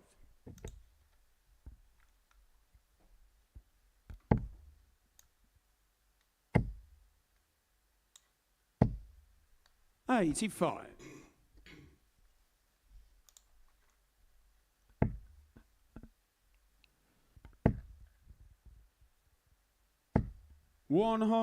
Just the thumb and the forefinger on the barrel for Harrison. There's a lot more contact and fingers used on the 54. grip of Tierney. Devin Hasselquist. Apologies for the pronunciation. Good morning, Matt and Chris. 36. All the way from the beautiful Southern California. The sun was actually out this morning, that, wasn't it? Underage require 170. Here in not so sunny Portsmouth. I thought you was going to do one of those where you went all the way from the beautiful and put loads of really like bigging it up places and go like Bolton. Kieran require 138.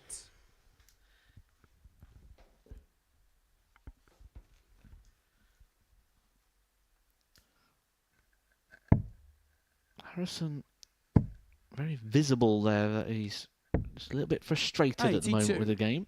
Andreas require 90. Would have been hoping or expecting a little bit more from himself. He's winning though, and that's all you can do. 5 to double his lead. 85. Good effort. Kieran require 56.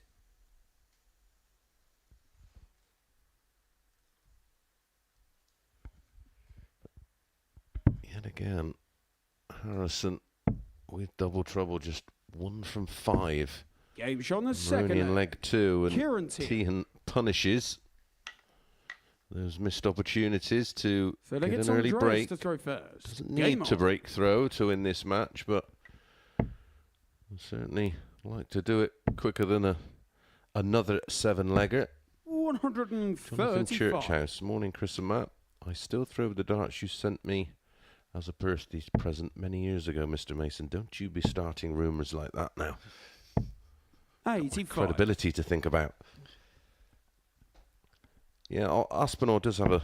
Colin just says, does Aspinall not hold it at the stem? Yeah, he's right back into the grip, but it's not entirely on the stem there. It'd be too small.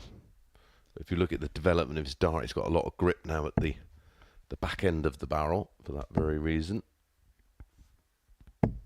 180.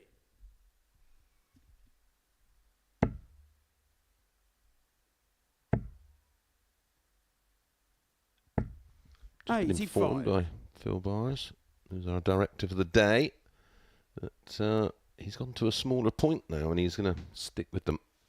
And what that will do, if you're not a player that holds the point within your grip pattern, 80. Sometimes a smaller point can affect the way the angle of entry in the board.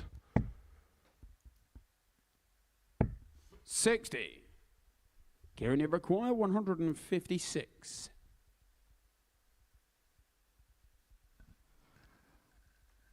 He really is coming into the game of Kieran T and just taking his time on these important moments and shots. And so far it's been successful. Game shot and it continues to be so. Kieran T. I suppose it's one of those things, isn't it? If you feel there's an evolution you can involve into your game, it's never too late to put it in. Game on.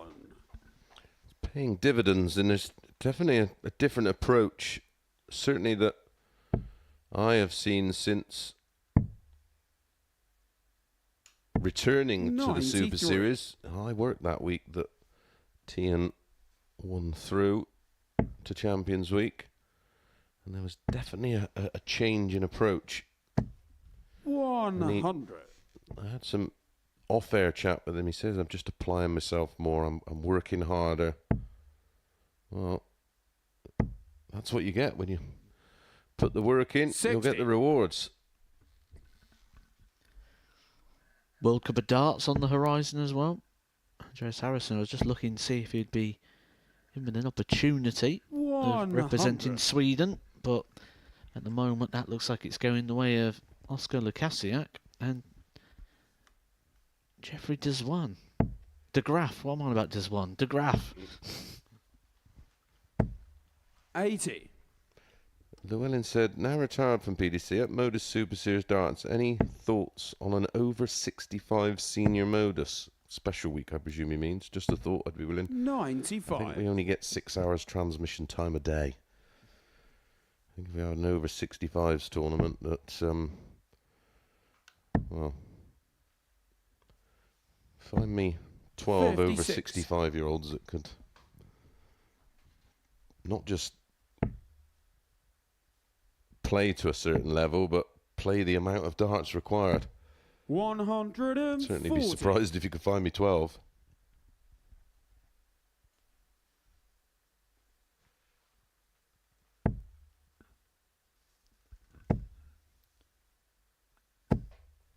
100. Andreas required 66. Thomas wants to know, will you, Matt, be coming over to Ireland in November for the Irish Open? 58. I don't even know what I'm doing tomorrow, to be fair, so 112. I wouldn't guarantee it. Hopefully, did enjoy my time over there last year. Kieran Tian was there as well. There was many players. Was that Killarney? Or? It was, yeah. Lovely place. That is beautiful. One of my favourite venues, that, back in the day. Game shot on the 4th flag. And another Kieran Tian. big finish for Tian. This time, 5th flag gets Andreas to 112 throw first. Game on. to consolidate the break. Averaging, well, they're both averaging, well, 95.08, 95.05. 140. It's those 2 darts there from Andreas Harrison that may come back to haunt him. He hit the ball, then missed the 2 darts at the double 8. That would have been breaker throw 2-2. Harrison throwing first. Instead, he's got his work cut out now, despite the fact he's playing very well, as you can see, 97.26 and climbing. 125.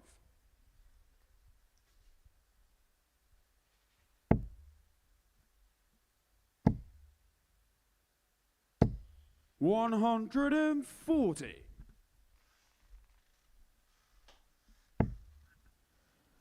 Big exchange coming up here. 60. Harrison, unable to find a treble, has invited Tian to get himself down to something quite reasonable. 60.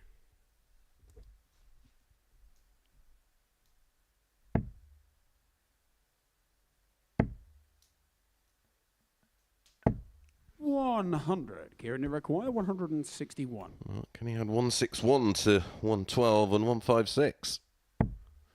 No, sir. 85. Andreas requires 76.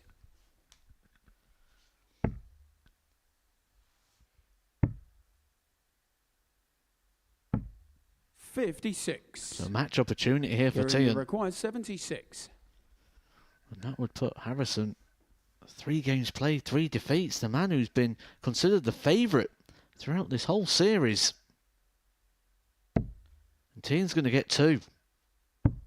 And Harrison looked like he knew. He looked like he's seen it all before. The second that treble 20 went in. A good performance there from Harrison. An average of 95.31. But it wasn't enough to stop Kieran Tian, who is here to play. Good performance there all round, saved by a couple of big finishers, the 112 and the 156 being the ones that separated the pair. But the points go the way of Kieran Tian. Coming up next, Andy Davidson takes on Bradley Brooks.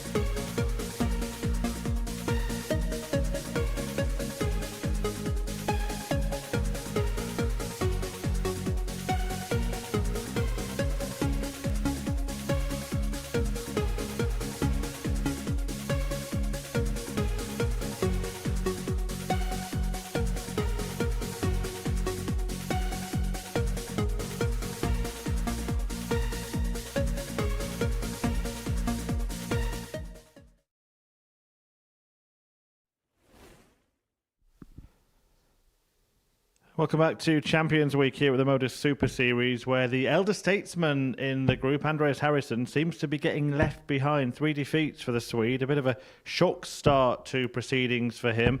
The rest of them battling it out to climb towards the top of the table, and that's exactly what will happen in this game. Bradley Brooks and Andy Davidson have both won one of their 2 matches apiece, and whoever wins this one will join Conor Heenahan and Kieran Tierney, who just got the better of Harrison before the break on 4 points, and with a share of the lead. Chris Mason and Matthew Edgar will talk you through it. Thank you, Chris. Yeah, and depending on the nature of the win, if it's first leg, it's Andy to throw 4-1 win or better Game for on. either. Well, any win for Brooks and he goes top, but a win for Andy, 85. 4-1 or better, and he goes top.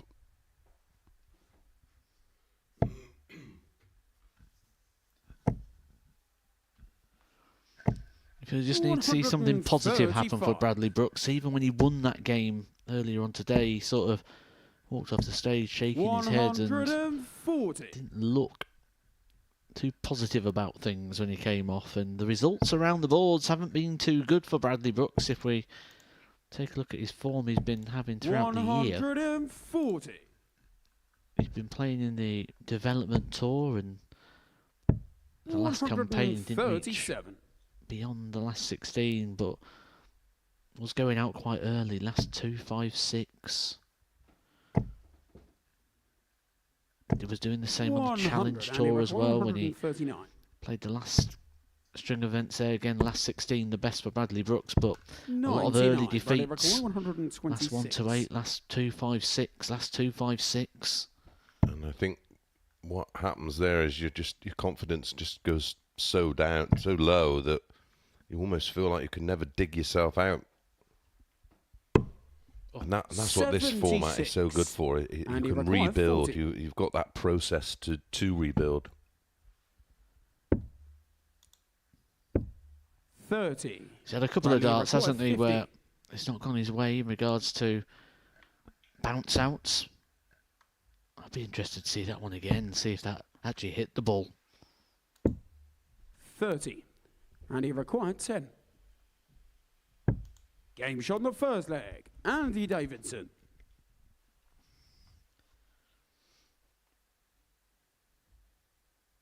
Second leg, it's Bradley to throw first.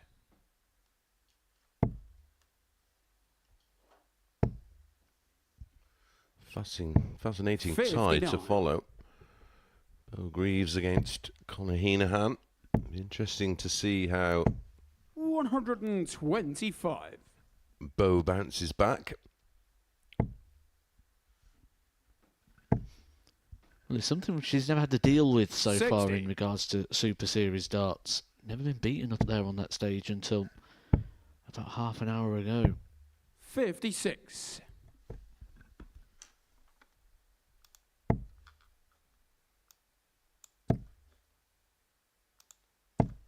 $140. Another look at the angle of entry from Davidson. My goodness, he is quick, isn't he?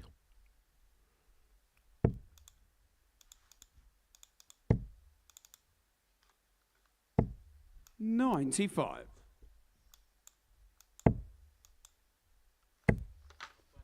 In again. 140. Brady back 147. Back-to-back 140s to leave tops on the Brooks throw. That leaves double 18. Game shot. Well, you called it very, very Bradley early, Matt, Brooks. that the 112 up to one point was the highest finish we'd had, and So look at Sandy to throw you first. said there'd be Game some on. big bombs landing. Well, that was a beauty. 60. Yes, it's making that comment. We saw another 112, a 156, and now 147. 59. And I mentioned at the start of this game, I feel something positive needed to happen for Bradley. That could be it. 43. That could be the moment.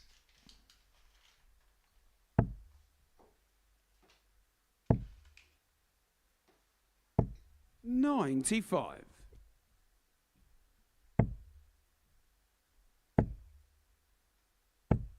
66.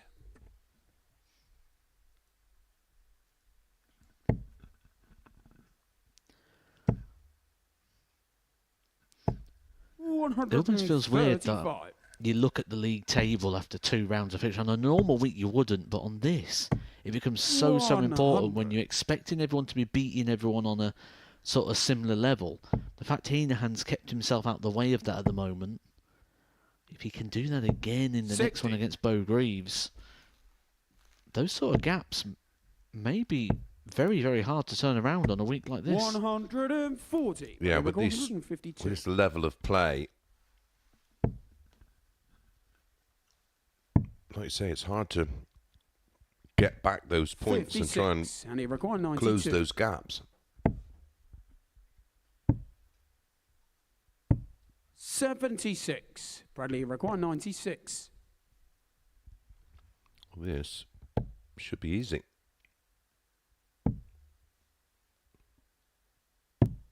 $78. Very unlucky. And he requires 16.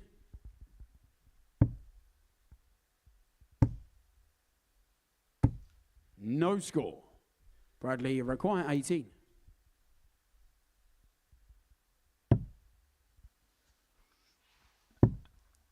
Oh, that could be awkward. What a dart there from Bradley Brooks. But there again, that sign that there's just not much positivity in there. Almost disappointed with hitting the 99. You might not be happy with the way all the darts are going, but when you get those positive ones, you can't have that negative reaction because it just installs and plants that seed of negativity. 44. Well, you just get yourself bogged down. You know, he's giving off because it was a 21 dart leg. But 134. the most important thing is it's 2-1. Almost like, feel like saying, well, would you rather have not hit it then? It just goes to show there was no real positive reaction there because the negativity was already installed. Yeah.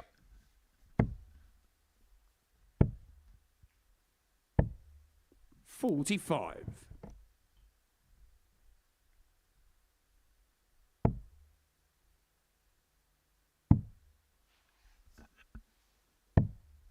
$56.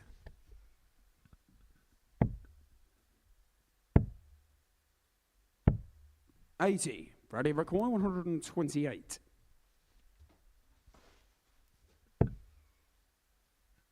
Sensible play there from Bradley Brooks, showing his experience, not 61. chasing down the bullseye route and looking at the 18s, just trying to bring it down, using the advantage that he's earned himself in the opening exchanges of the leg. 96. Bradley requires 67.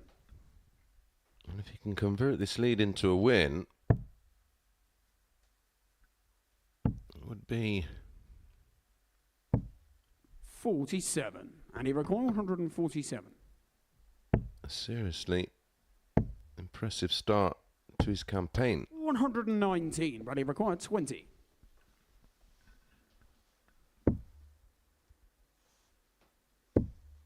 Game shot on the 4 flag. Bradley Brooks.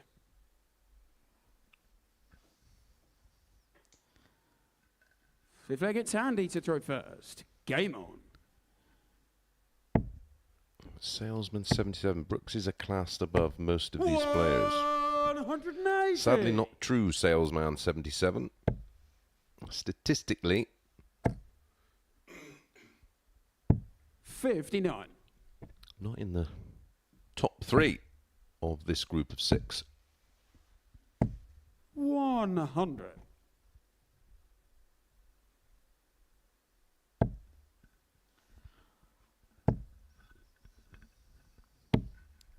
Does have some real positive experiences to draw on of the past, but you know what it's like. Sometimes those wins can feel so long ago when you're not feeling great in the moment.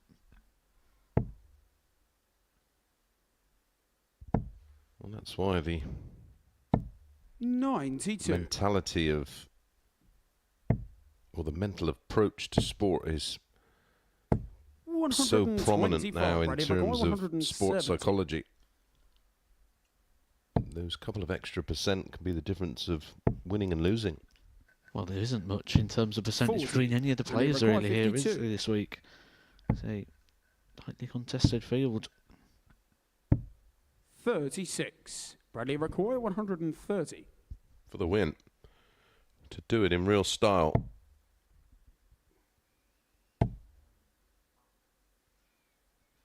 Frustration. Eliminated the opportunity there of getting a dart at the ball. You can see it's really rocked him here, Bradley. 122, and he requires 16. The shot he tried to use earlier on, that treble 19, to Game lead the shot double fifth four. He there. does, Andy but it means Davidson. nothing. Andy Davidson providing no opportunity there for Bradley Brooks, Six who Bradley to throw first. still shaking his head, still angry with himself.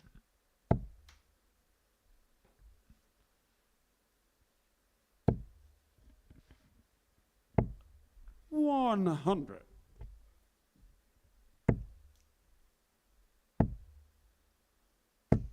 $100. Incredible how he brings his elbow inside his body. The throw really shouldn't work. No, 60. sort of, If you showed me a picture of him throwing, just sort of without the dartboard, and you said, "Oh, he's going to win a week at Modus," I'd be like, 58. "Nah, not with that throw, mate." well, there's a lot of the dart essentially riding the thumb, which means the likelihood is his dart's going to kick out with the flight left and the point going right, which means he's going to sort of 58. not get a true flight of the dart at times. You can even see just in the, like say, the back of the grip there, that little bit of movement and play. 140. He just finds plenty of 140s. He's a 140 machine. 41. I don't think there's anybody that's hit more 140s than him today, that's for sure. 100.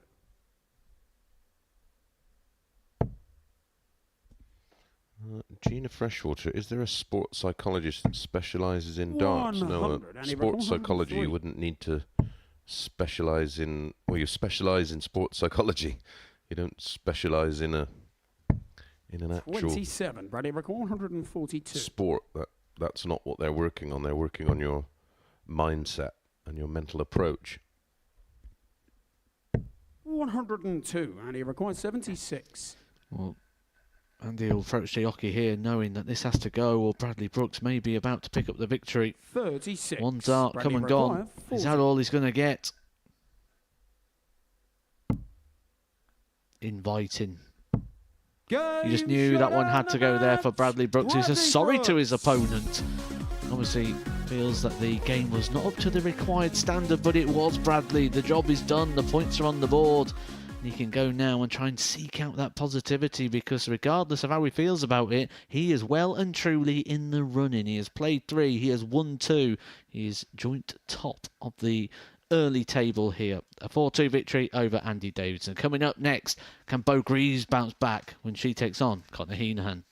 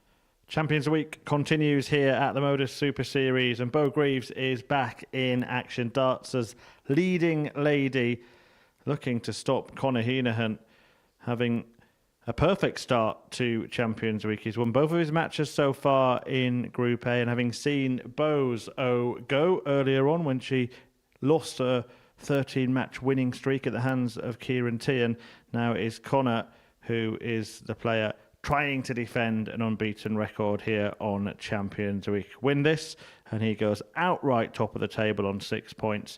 Let's see if he can do it in the company of Chris and Matt. Thank you, Chris. Well, the bookies think it's all about First Bo. leg, it's Bo to throw first. She's Game 49 on. favourite. 13-8 about Conor Heenahan. We'll just briefly catch up on the YouTube chat.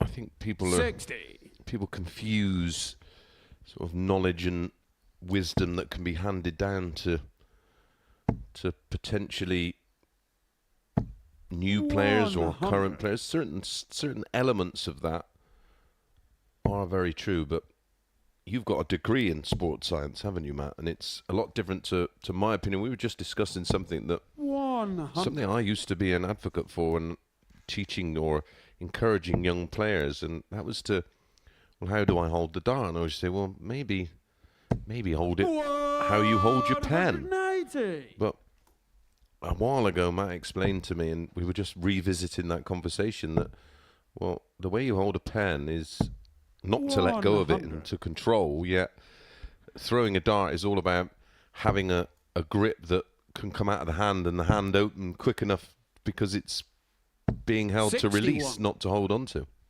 Well, you're holding it to that point of explosion, aren't you, where you want to get the hand off and have a clean release. The opposite of how you hold a pen. Yeah. I hold a pen because I want to be able to write with control. And that just goes down to when you talk about wisdom and knowledge and what you can pass on, the understanding of a skill and the application of a skill. Two different things. Absolutely. 100. I require 141. I work with a lot of players on the technical elements of their game, but avoid any kind of 105. sports psychology because that is a specialist thing.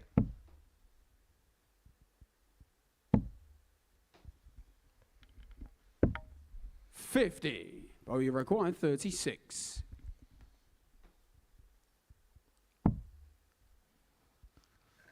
Chasing across the double nine Game with shot no on the problems first there leg. for Bo Greaves. Bo And we did mention at the very start of the day, while we're thinking about the mental side Second of the leg, it's game, we Conor to said, throw first. is the winning run that Bo Greaves is on, is it going to be more of a hindrance because the longer it goes, the more 55. it becomes anxious, where maybe losing that game was a blessing in disguise for the rest of this campaign? Well, it's no longer a thing. She can now just focus on playing darts rather than thinking about, well, I'm unbeaten. 177. Well, she knows full well, certainly from last time she was here, we'll be up here talking about records and, oh, this run's continuing. Is she going to break these 58. stats? And I say now it's all reset and it's back to normal. Well, that's what made some of Phil Taylor's campaigns all the more remarkable, that he could come back relatively pressure-free and just continue to dominate. 74.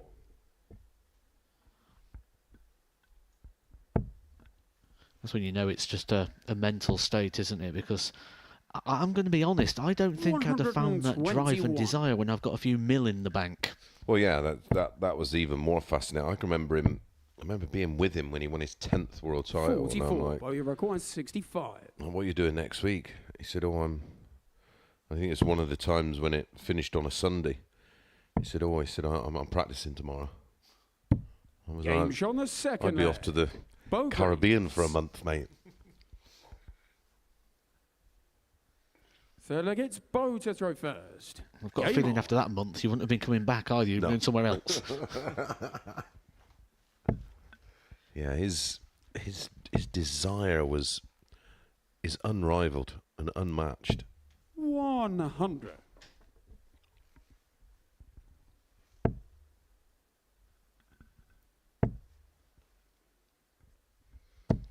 85. It's beginning to feel the heat from Bo Greaves here. She's averaging 23 points more than Conor Heenahan, who's 140. currently averaging 80, and after that 140, Bo's average up to 106.46. 42. She's got that uniqueness where sometimes you watch dart players, and I said this earlier when Bo was playing because it was the same again. You're watching Bo 91. play and you think, she's not quite on it here. And then you look, she's averaging 105. She's got that aura where we have that such high expectation 140. where nothing's surprising. 170. I've had it with Taylor many times where we'd feel the lads would be sat in the crowd when you used to be able to. And so we look at each other and go, that wasn't very good. And so what was his average? 96. 101 points. And you're like, what? And it looked like and felt like a 90. 64. Bo, your record is 74. Just completely outscoring Conor Heenahan here. Is Bo the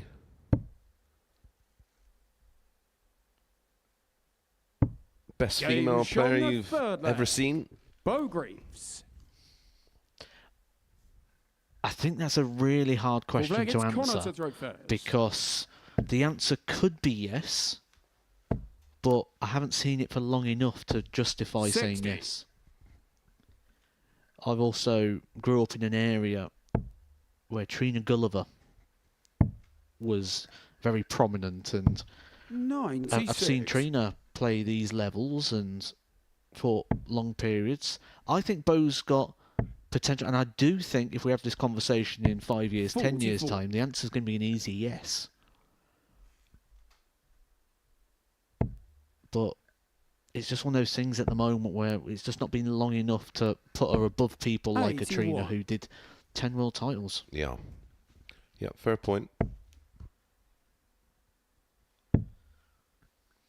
I do believe if she stays within the ladies' game rather than going the 96. tour card route, I think she'll break that record. She will be the female Phil Taylor. I agree. 100. I think fundamentally, well, if there is a Women's World Championship in, well, next year, never mind, 10 years. 81. I think fundamentally, I can't think of at the level she's able to play at. I certainly feel she's right up there with the 100. best I've ever seen. And the fact that these numbers that she continues to punch in are 95. Bo, your record 124. happening more often than they're not. That's what amazes me. And to have a campaign here where she averaged, well, over 93 68. Conor, your record 125. and went 12 from 12.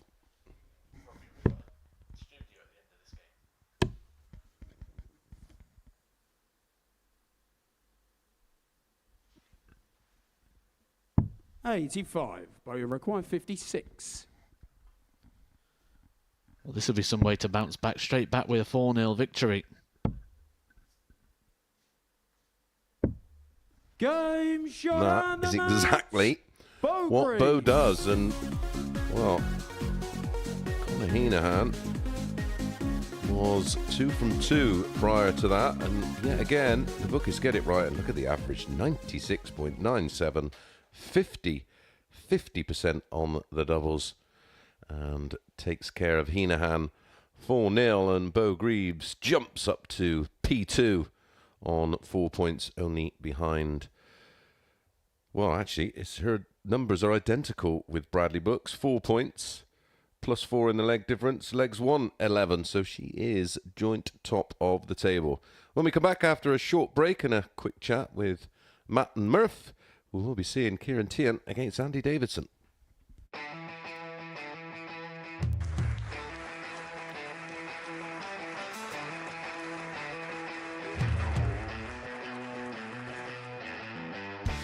Hang on a minute. Wow! Oh my God! Well, that's £100 down the drain already. Itching to hit the 180. He's gone for the maximum.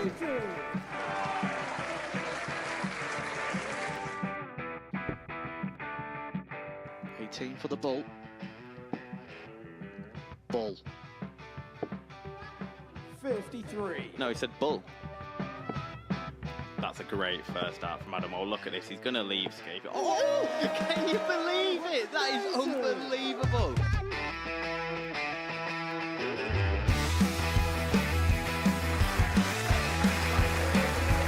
The match starts to put his team into the final. And through to the final they go. Charlie Murphy has hit the match-winning dart on both occasions. Double 4 for the title.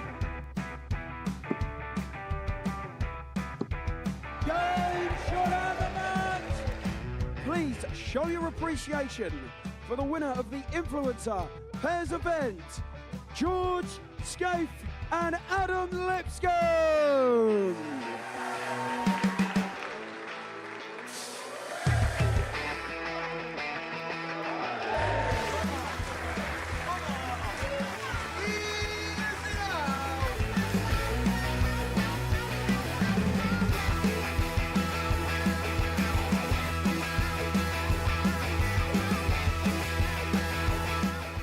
He seems to be out. That's what he is, Charlie Murphy. A couple more visits yet. We're not going to need that. Bosh. Pie face is through. He gets And there he's in the end. absolutely buzzing. It was a game that pie face dominated throughout.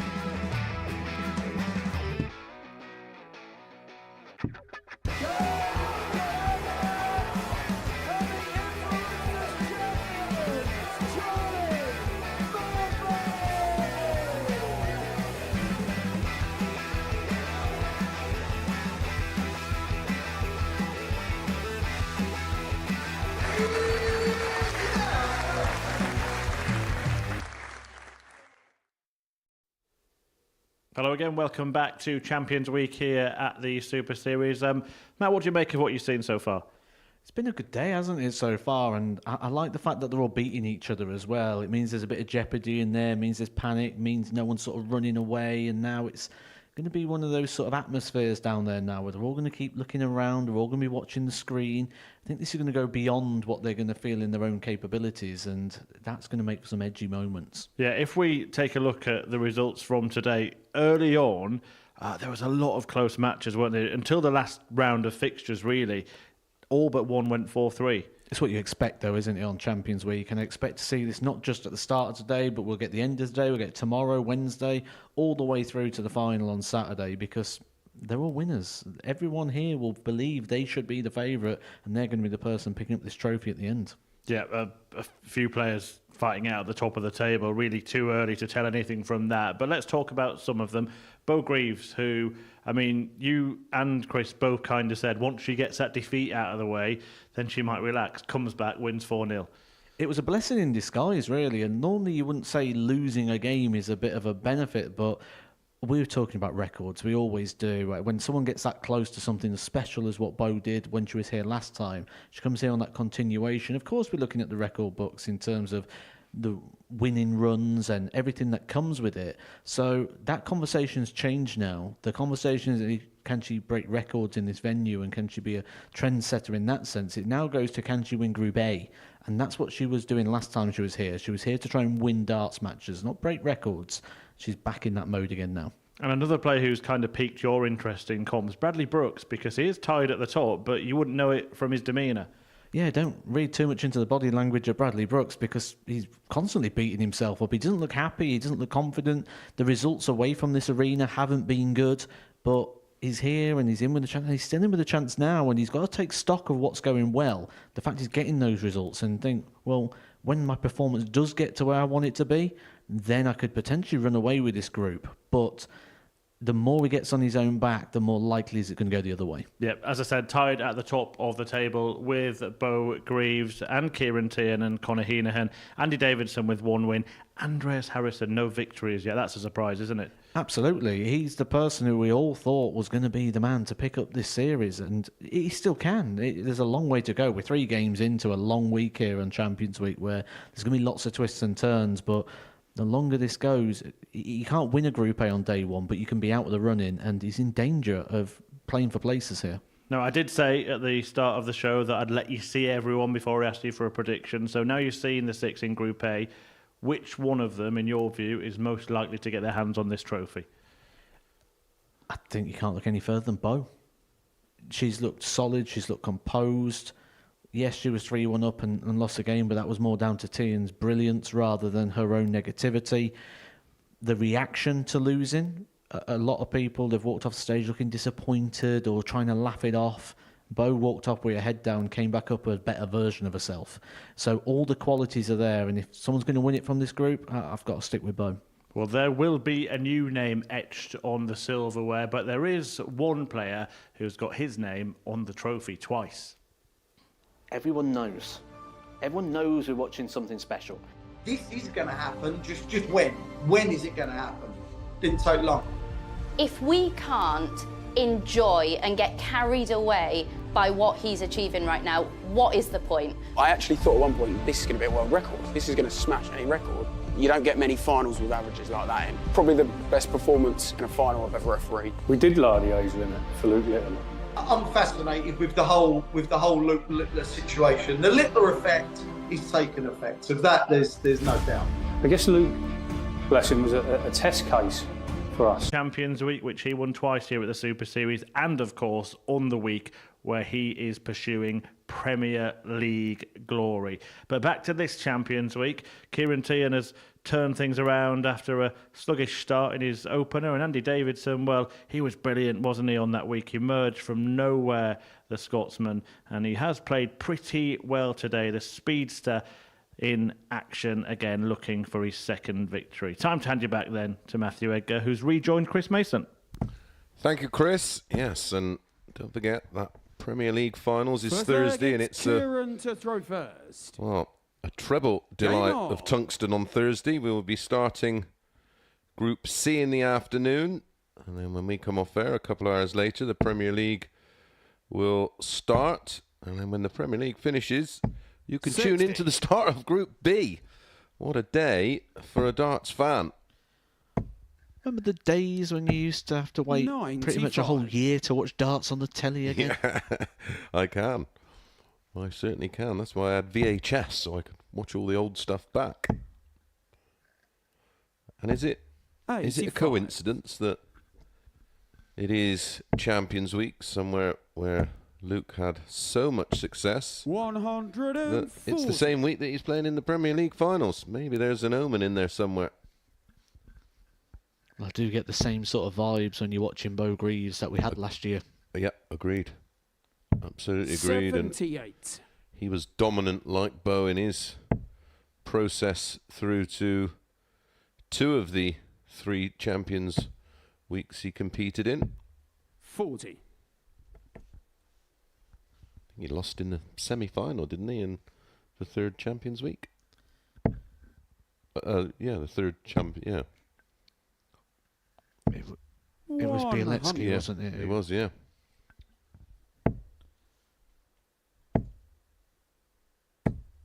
$100. I don't think it was Champions Week. I think it was just a... Yeah, I think it was a qualifying week, wasn't it? Yeah. It was towards the end of the year and everything was happening so fast. 100. And he recorded 126. Well, everything with that lad has happened so fast, hasn't it? Yeah, it's been a 90. Just a quite remarkable 78. 5 months for him. Well, 15 months, I suppose. I'm a little surprised that they made Davidson favourite for this one. And he required 36. 4-6. Tian 11-10. Game shot in the first leg. They've not Andy really got it wrong Davidson. so far today, so Second when leg, they've it's been Andy wrong, to they've been throw right. first. Game on.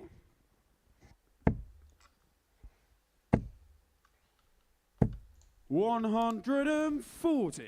And that goes back to your old happy expression of, and that's why you've got a BMX. Yep, and they've got Bentleys. 140.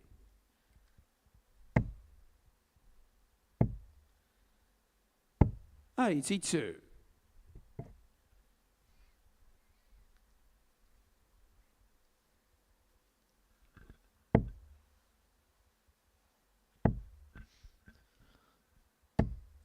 $43.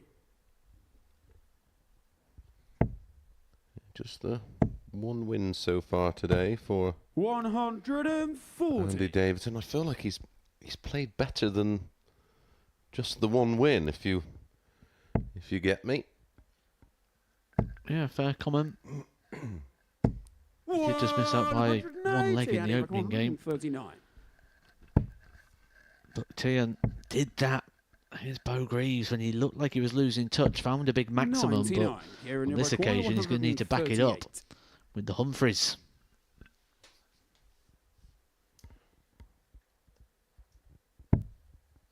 Wrong bad. Tidies up. 98. And he requires 40. Game shot on the second leg. Andy Davidson. Well, 2-0. Very, very quickly. Third leg, it's Kieran to throw first. Game on.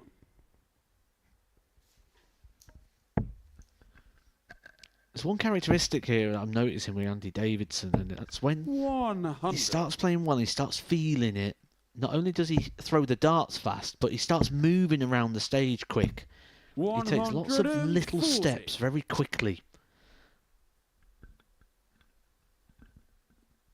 And I think Tian here is just trying to suck the pace out of the game. He'll be aware of the fact of how quick that Davison is moving and throwing, and the vibe and the flow that he's getting in. Look how quick he is to the hockey. Yeah, and when people say about passing down 96. wisdom and knowledge, my thing to him would be to go to the drinks table, preoccupy yourself, because he will find that the more experienced players will say, "Oh right, you want to get on with it, do you?" And they'll just 60. They'll just literally get him to a standstill, and then fast players then tend to throw even faster to try and compensate. 133. One thing I did, certainly on that stage there, is I just went on a wider walk, more steps, more time travelling in terms of movement, because I don't like to adjust my pace. I'll just adjust how far I've got to walk. 95. And he requires 132. So just hugging that exclusion zone, walk over to the wall, go all the way round. Yeah. 104. I would go to the Here drinks you table, require fiddle with something in my 146. darts case, maybe have a sip of water, and then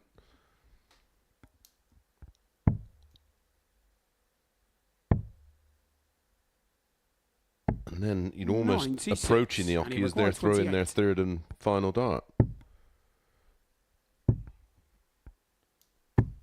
No score. Kieran, he requires 50. An opportunity that Tian probably didn't expect.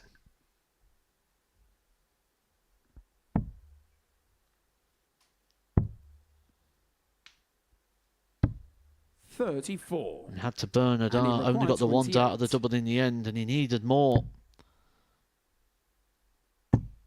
Game He shot on will the get third no leg. more. Andy Davidson. Andy Davidson a leg away from a bit of a rout. Full flag, it's taken Andy to throw first. 6 Game minutes to get to 3-0. 140.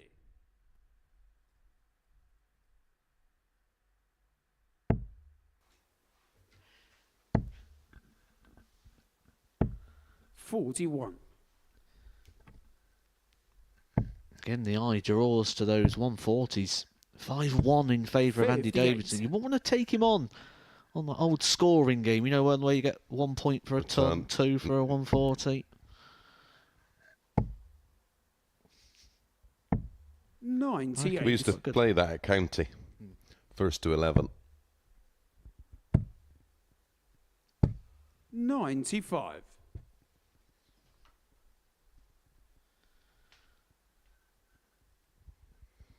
Someone saying in chat, Shubby one. What week this is going to be for two sports, darts and motorsports.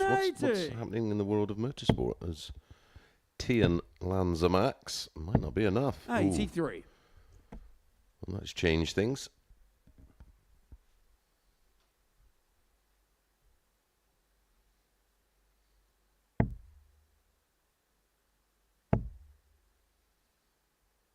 $140 and even 125.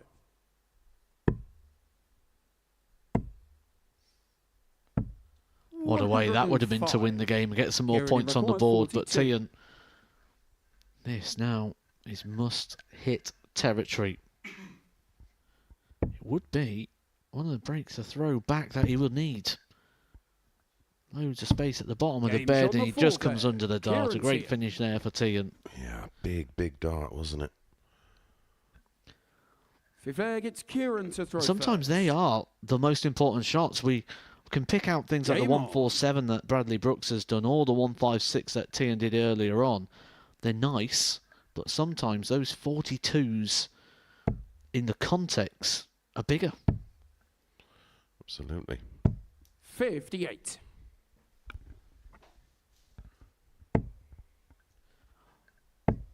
Oh, that did look inviting, didn't it, from dart 140. So once again finds a 140. Yeah, when you got darts that stack like his, when you're on that bottom of the treble 20 bed, it's almost like there's just nothing in the target. 140.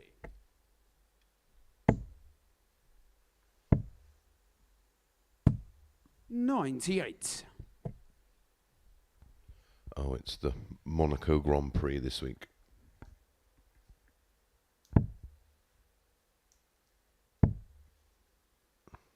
Spectacular venue. 170. Boring Grand Prix. Well, Tian's showing some real good characteristics here. 3-1 down earlier on to Beau Greaves and found his best darts of the day to turn that one around. And 3-0 down to Andy Davidson and finding his best darts again. Oh, and it's the Indy 500. Ooh. 107. And he 167.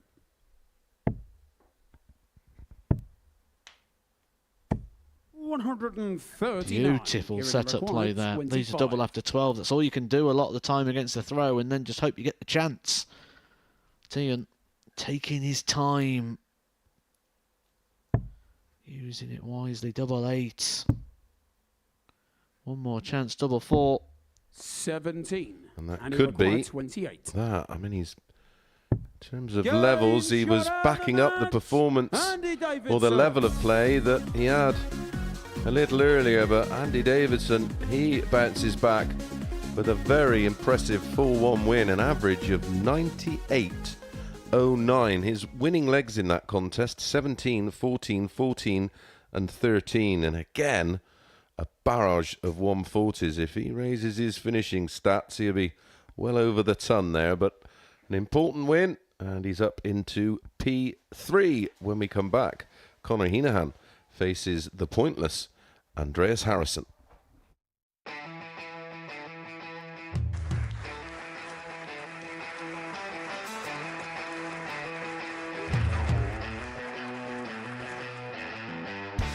Hang on a minute. Wow! Oh my God!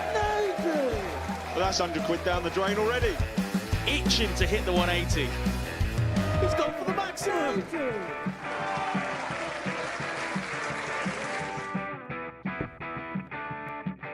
18 for the bull. Bull. 53. No, he said bull. That's a great first out from Adam. Oh, look at this. He's going to leave Scaife. Oh, can you believe it? That is unbelievable.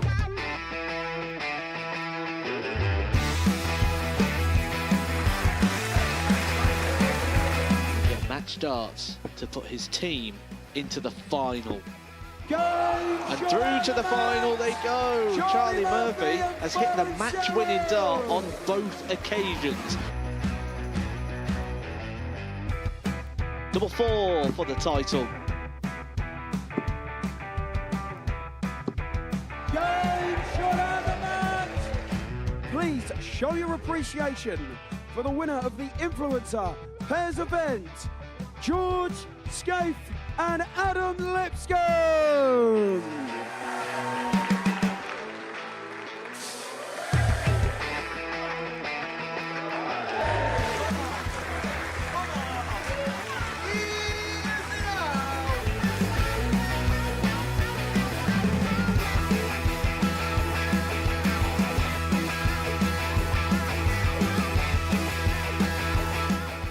He seems to be out. That's what he is. Charlie Murphy. A couple more visits yet. We're not going to need that. Bosh. Pie Face is through. He gets And he's absolutely buzzing. It was a game that Pie Face dominated throughout.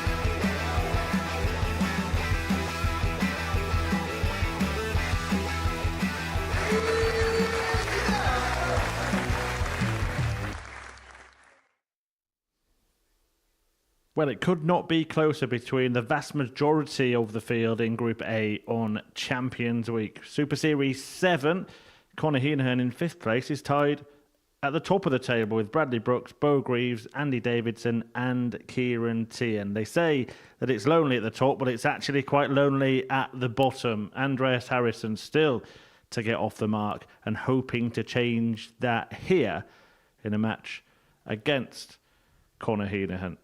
The beard has not been feared so far today. Will that change, or will he be out of the race in Group A before we even get into day 2? One win here, and it's on again, isn't it, for Andreas? Only 2 points off the top suddenly, so we know he can turn it around. Let's see if that happens in the company of Chris Mason and Matthew Edgar. Thank you very much, Chris. Yeah, he's into... Well, the way the group's gone, Matt, it's not... Well, he is into must-win territory, but he's very fortunate that everybody's been beating everybody else. So if he does get a win here, well, if he can finish off and pick up 4 points in his last 2 games, he's back in the mix.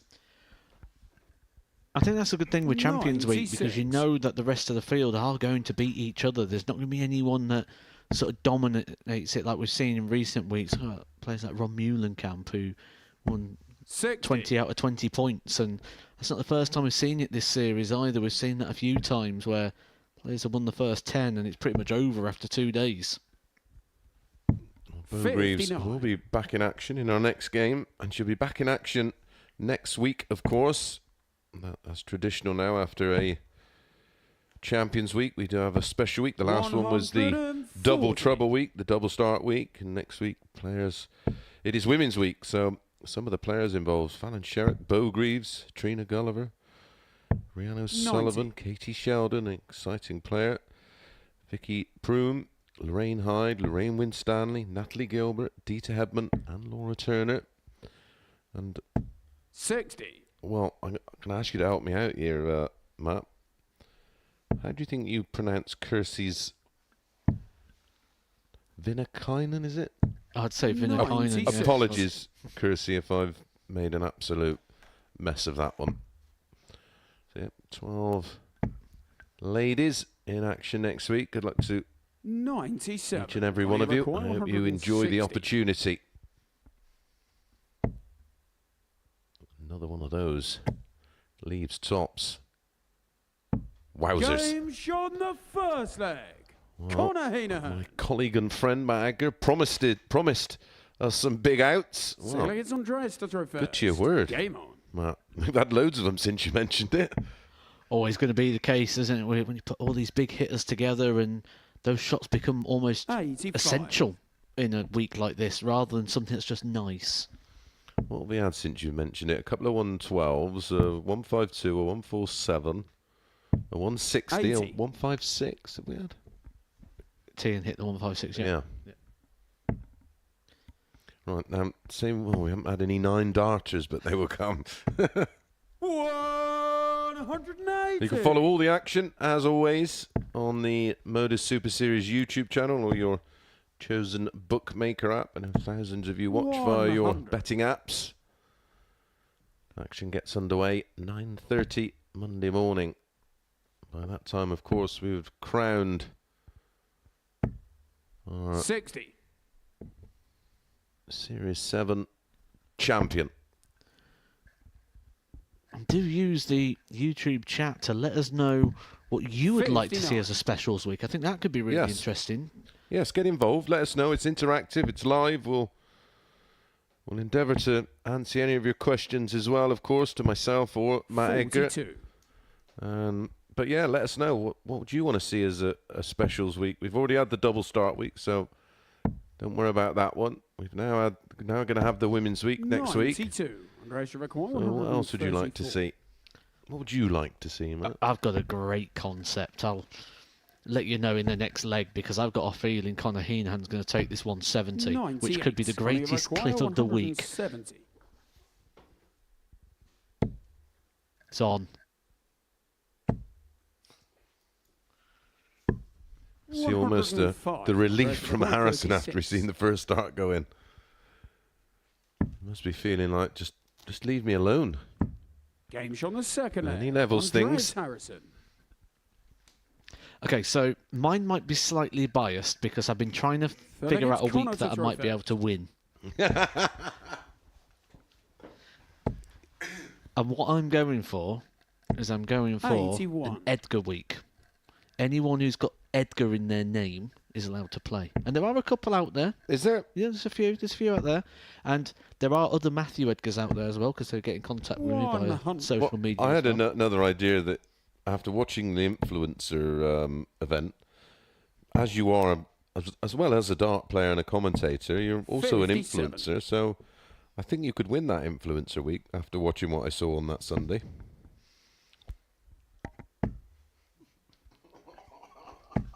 $140. Yeah. Do you fancy partnering up and being the pro? Yep, that'll do me. 79. I want to see a pairs week. I think that would work. I think a doubles week would, and you could even do it as a World Cup theme, couldn't you? 180. Tell you what, pairs does seem very popular in the chat there as well. 58. Andreas, you require 81.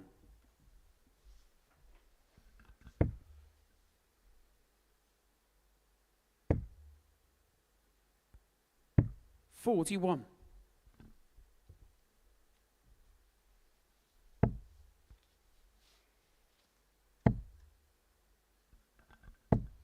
$40. I've got another format I'd like for it. Be a bit of jiggery pokery. Game shot on the third leg. Andreas Harrison. So, what I'd like to do is a little bit like they used to do. Remember the old Champions League? Game on. Yeah. The elimination thing. You'll be 6 players. 1 player qualifies. Or you'd probably have to... I haven't thought that much into it. There'll be a couple of qualifiers. 180. Bottom player or bottom 2 players get eliminated, get replaced by a new player on Tuesday. And then... So the winner goes through to Saturday. Yeah. Everybody else, the bottom 2 go out, and then they're joined by a new 3. New players come in. Yeah. Yeah, I like that. I like that. Lots of jeopardy. And you could do... Yeah, that would work easily. 81. Because you'd have the double session on the Thursday and Friday. Yeah, that would work. 93.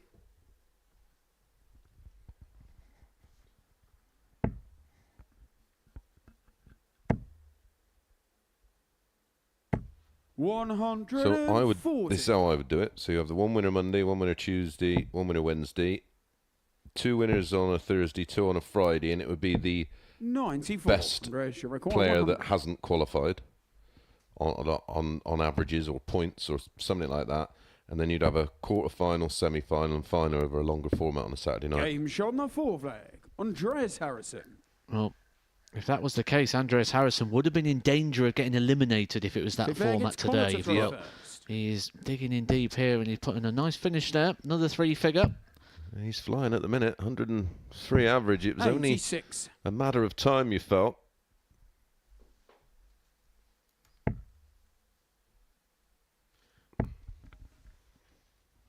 A lot of people are saying a cricket week, but that wouldn't work because trying to explain that to the casual viewer would be just, they'd wonder what on earth they were watching. Sean Bennett, Mr. Mason Edgar, how much is exhibitions stopping MVG from playing better on tour? I don't think they would be. 100. I think he pretty much, like most of the top players now, use them as practice. Yeah, the Super Series is players without a tour card. Tour card players, via their contract with the PDC, are unable to play at the moment, unfortunately. But those of you that know, I am constantly campaigning for possibly maybe the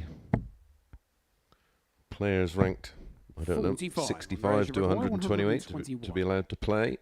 I think it'd be great for them. I think it would benefit the PDC and the players. 46. Mixed pairs week would be good. Yeah. I'll play with Bo, thanks.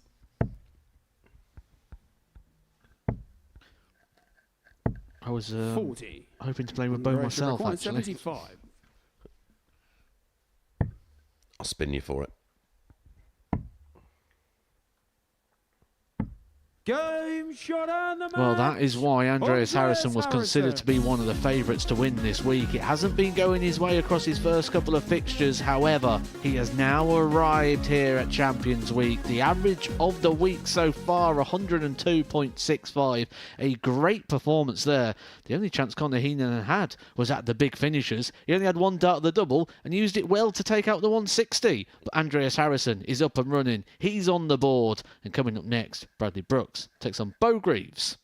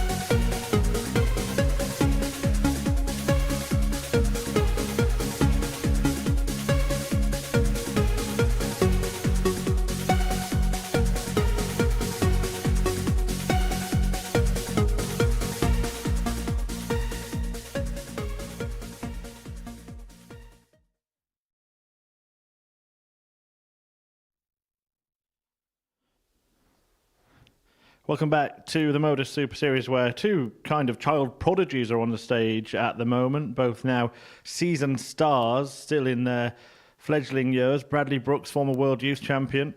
Bo Greaves, already a two-time world champion in the women's game. And this week is an interesting one. I'd be very, very interested to hear Chris Mason and Matthew Edgar's opinion on whether or not winning this week and becoming a Champions Week winner would supersede winning those Women's World Championships. Yes, they have the word world champion in them, but this is an open tournament with some of the best amateur players in the sport. And let's be honest, amateur is kind of used quite loosely as well to describe many of them. So I'll hand you over to Mason, Matt, and hopefully get their thoughts on that.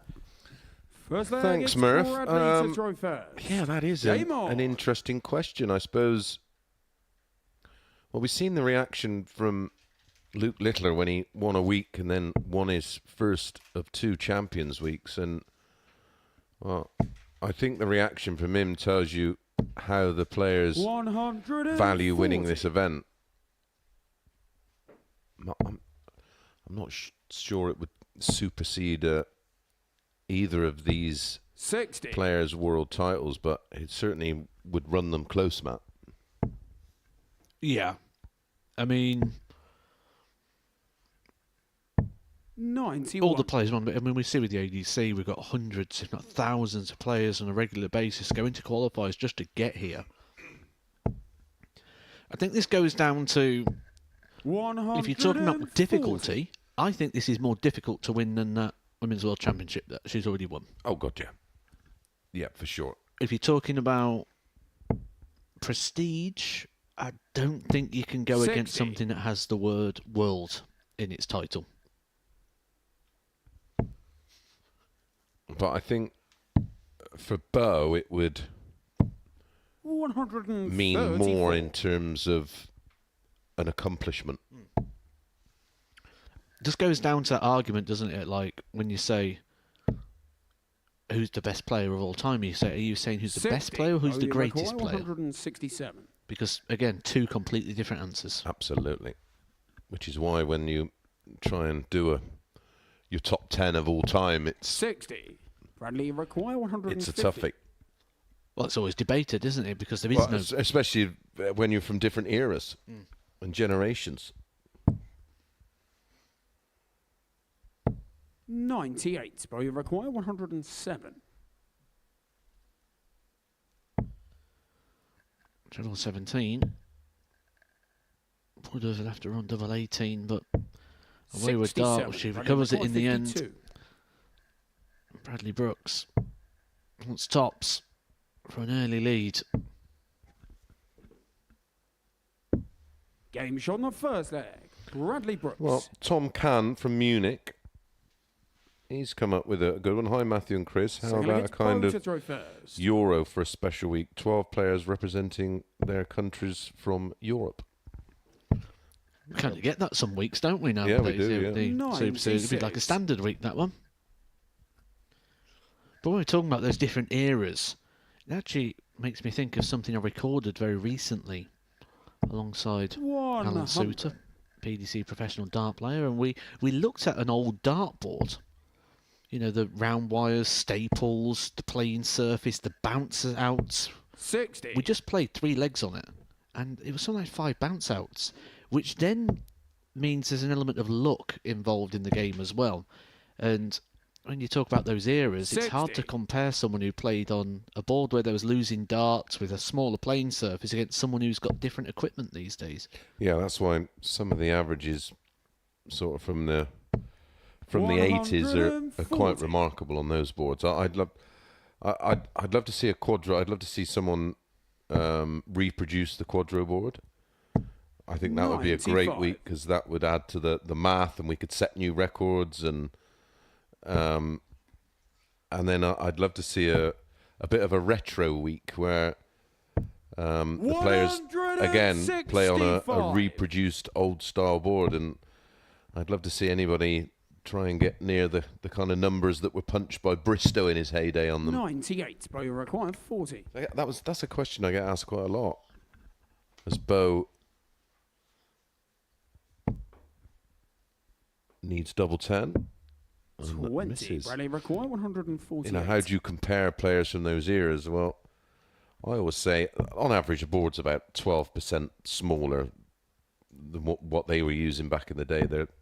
So I always say, well, just put 10% on their averages. 100. And that would sort of give you somewhere around the kind of numbers they may have produced on the boards of today. And of course, the players play more today. There's more opportunities. And Bowgreaves. people say about the depth and the pool of players. Well, everybody would have improved. Right, I'm going to pitch it. I'm going to pitch it now. Tell me if I'm talking nonsense. You as well in the chat, please do let me know if you 131. like the idea or you don't.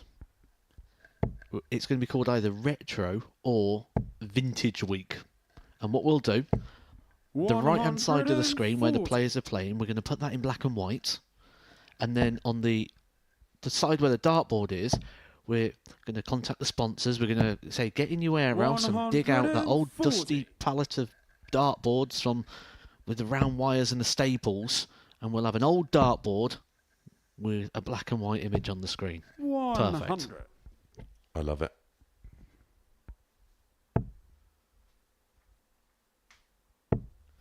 Be really interesting to see if it does change 60. the averages, because you'll get increased bounce outs. There'll be more variables to the game. And you'd have to use the board slightly different, wouldn't you? 180. The skill back then, of course, is if you watch a John Lowe in his absolute prime, you had to go across the treble. Now the players can hit a 180 vertically. That shows you how much room there is. And of course, the technology and evolution of darts, they're a lot slimmer. Game shot in the third leg. Bowgreaves. Fourth leg, it's Bow to throw first. Game on. I'm going to go full retro week. Can they have a shandy on stage, do you think? I think that's a thing of the past now, isn't it? The old 100. Well, if we're going to go retro, let's go full retro. Get an ashtray on stage as well. Come on. 140.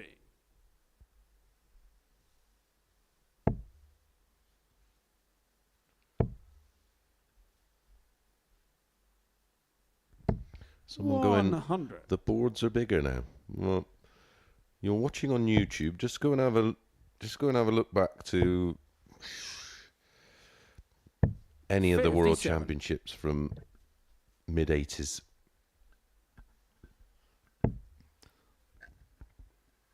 Also, I've got to say, sorry to our producers. I think I've just pitched the idea here. People are loving the idea of Vintage Week.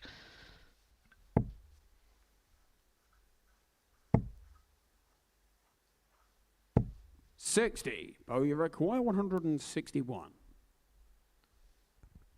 Now, the actual dartboard isn't bigger. The target area is bigger because 136. the wires are now effectively, well, they call them blades for a reason. They're just a fine sort of spider's web, effectively, that's pressed in and compressed into the board. 60. I remember you will remember these boards where the wire would move inside the staple, and it would sometimes make the treble bigger and sometimes make it smaller. That's exactly what I played on recently with Alan Soter, and because with this, the wire is almost in the board, isn't it? Where with the old ones, they put the wire on top and just stapled it to. So it had movement, it had play. But also, something that was very evident is the sound of it is so different. Yeah, they were hard, weren't they?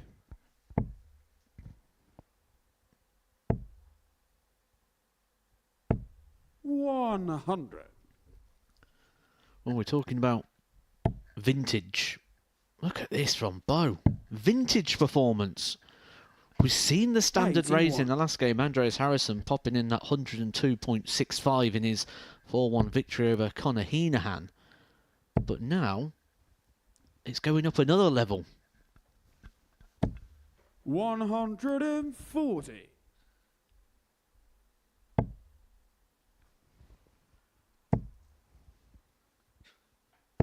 $60. And again, I keep mentioning it about Bo, but it doesn't feel like she's doing anything spectacular and putting in performance of the week. That's a compliment.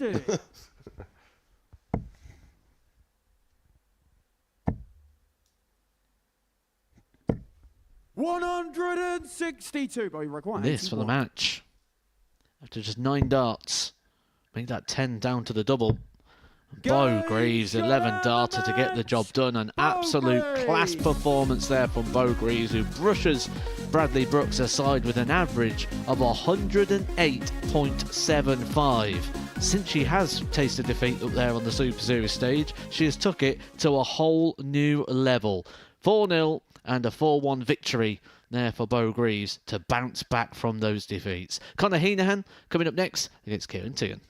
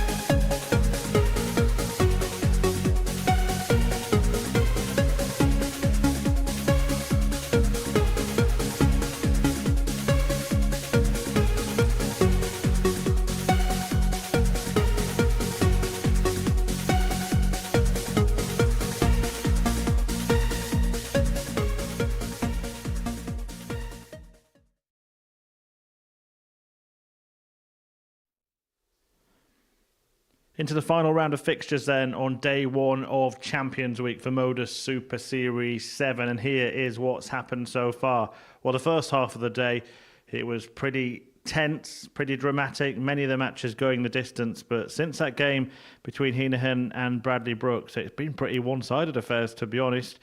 Tian started it with a 4-1 win against Andreas Harrison. Harrison himself has since got his first victory of the day. But the person who's really stood up and shown their class is Bo Greaves, an average of 109 in that 4-1 win before the break. That sees her go clear at the top of the table by 2 points from Davidson, Tian, Brooks and Heenahan. Harrison remains at the foot, but still in contention. He could have been cut adrift already had he not managed to get that win. So it is a chance now for those from the island of Ireland to show who is the best in this group. And Tian takes on Heenahan in their final fixture of the day. And still in comms, still loving it, I'm sure, Chris Mason and Matthew Edgar. Yes, that was a wonderful watch.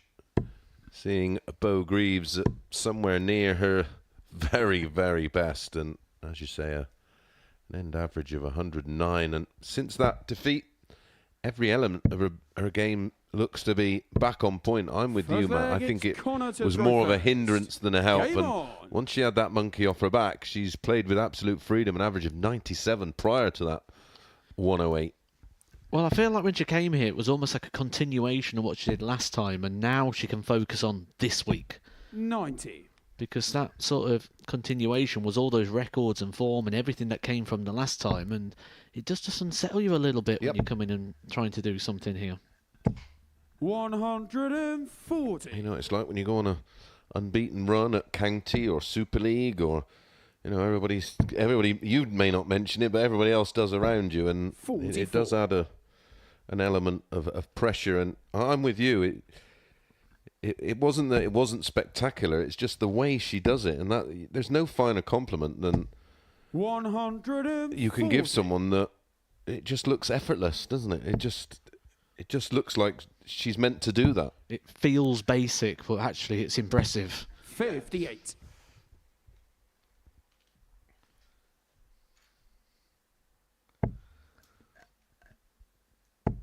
Maybe we said about no one running away with this sort of group, but maybe they're going to have to try and keep tabs on Bo Greaves at the minute, because the standards are rising for Bo. Well, still getting plenty of ideas for a specials week. 121. Remember, it's Women's Week next week. Great lineup for your entertainment and enjoyment. Someone else says here about a World Cup week, similar to the World 61. Cup that the PDC put on, so a pairs event. I'm all for that. I think that would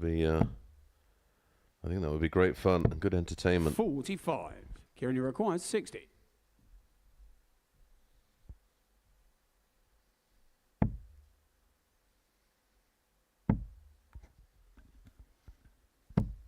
Game shot on the first leg. Kieran Tierney. It was Tierney who ended the run of Bo Greaves. He's looking to keep himself in touch with Bo at the top of the table going into day 2. But when we talk about a World Cup week, I'd like to go even further with it. So I would like to reduce the... 140. This is me with like wrestling coming into it again, isn't it? I'd like to reduce the format from first to 4 to first to 3, so that we get a little bit more time within production. Because what I'd like to do 140. is I'd like teams of 2, but only one of you can play that fixture. So we get the players discussing who's going to go in, why, and you'll probably get a situation where it's like, no, I feel great, I want to go again. 60. And they'll be like, well, you've played last game. Well, I'm better than you. You get all these arguments, won't you? It'd be great. You're not playing very well. We need to win this game. So 2 players playing one role, I think would be great. Yeah, I just want to see them arguing, really, don't really. Yeah, I just want drama. 27. A lot of teams would probably just go, right, we'll just alternate. I'll go first, you play the next one. But there'll be a moment where it's like, hang on, I always beat this guy. I need to go on in this fixture. 40.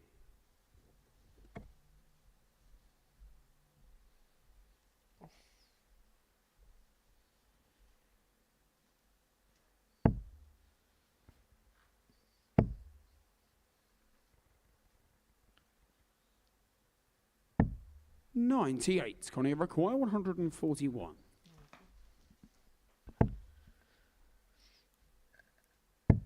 That's a finish he knows very well, isn't it? Conor Heenan, the 1-4-1. 89. The end of the 9-dart combination. Something he's hit on many occasions, not just in this arena, but also in other events. 140. Connie require 52.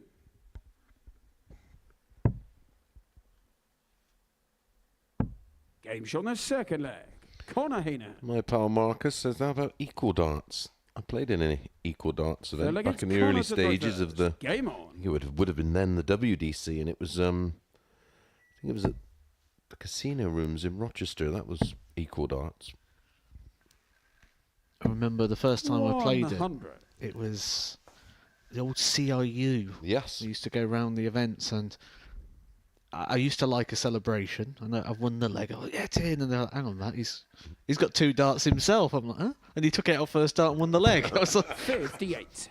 What's this? Well, of course, that's when again you got the that jeopardy that if you say you've got out in 2 darts and your opponent wants 50, does he go for a half point or does he go for the ball? I think that would add an interesting element. Be good fun. 85. So much we can do here. The Super Series. And those specials weeks will be following 82. Every single Champions Week moving forward.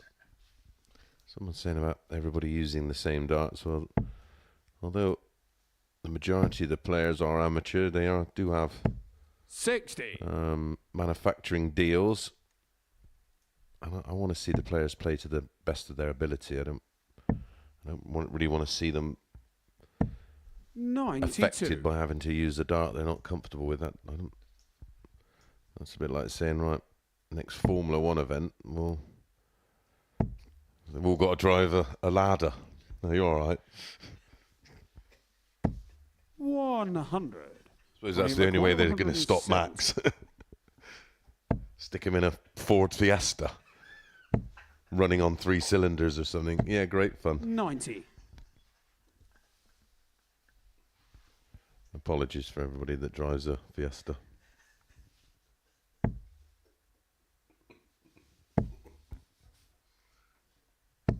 $60. Connie require 80. This is a better idea, Liam Hughes, a Ryder Cup format. We could add in your element then of a nomination player, couldn't we? Game shot in the third leg. Connor Heenan. Full play against Kieran to throw first. Game on.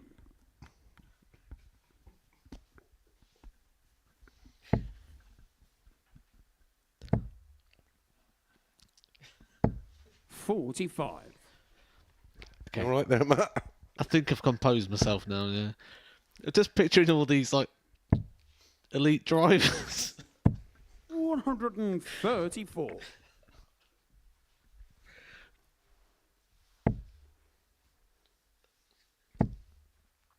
It's just them sat in these cars with the helmets on that's getting me, like... Well, that's the thing. You could eliminate that. They don't go fast enough anyway to worry about having a crash. 135.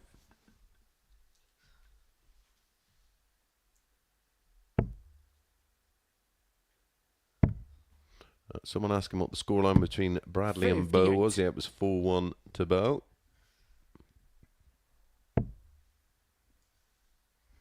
I'll let you know as well when you scroll over the screen when you're watching YouTube, you see a little line. You can go back a bit. You can go all the way back to the beginning if you want. Yeah, I don't know why that was so funny. It just was. 80. In the meantime, Conor Heenan starting to get a bit of a gap going here, and it's tops for another big finish. He has already hit a few. He's hit the biggest one so far, the 160.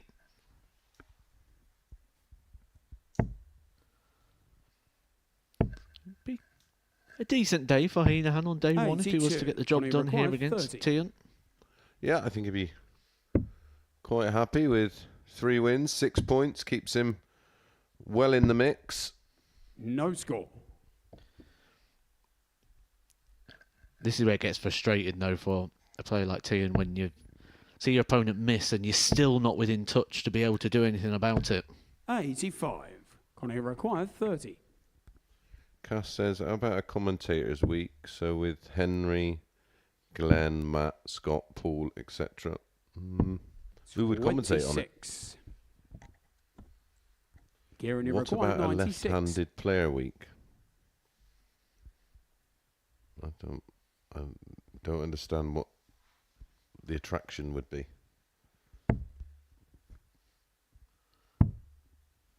Well, that was a very 56. unexpected shot there for Tian, but 4. it might be the only one he's going to get. This is a leg that Heenan had dominated, but he has double trouble. Now he's in real trouble. Well, that's the only thing he could really do there, Matt, wasn't it? Was try and find the gap. when Heenahan was having his first starts at a double here, Tian was back on 2-6-3. Since then, he's had 4 visits to the board to get to this point. Game shot on the 4 flag. Kieran There's Tian. 14 darts at the 2-6-3 there from the moment that Heenahan got down. Fifth leg, it's Connor to throw A first. surprise that he even got an opportunity. A bigger surprise, he's levelled up the game. But now, got an opportunity, because they're the sort of swings that are hard to recover from when you're a player like Connor Heenahan, who may feel that the opportunity of being able to cruise here has gone. He's still got the advantage. He's still got the advantage of throw. It's still a level game, but it won't feel like that to him right now. No, absolutely not, because he's gifted the opportunity to Tian. But one thing Tian has done well today, he's just still dug in, hasn't he? He's taken the opportunities that have been presented to him. 95.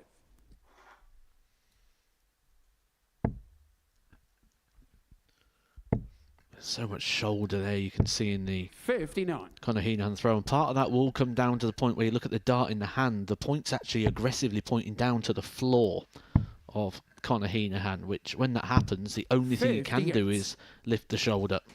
And that's been the issue with MVG, hasn't it, for the last couple of years?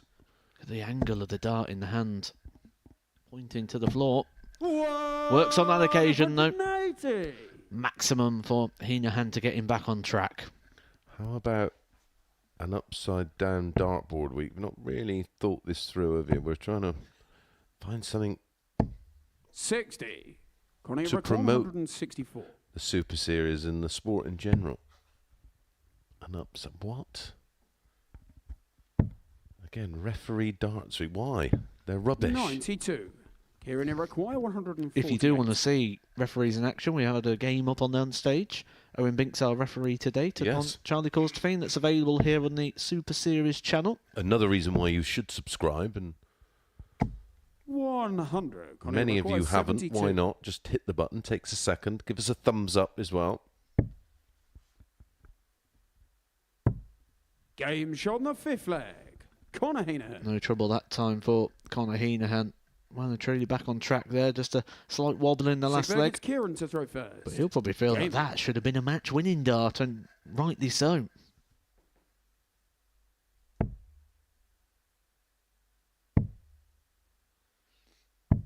$96.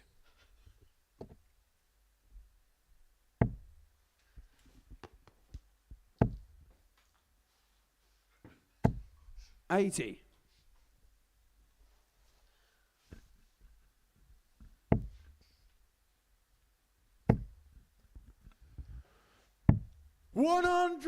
Just when you think that Connor Heenahan's going to win this match, back comes Tian again. 100.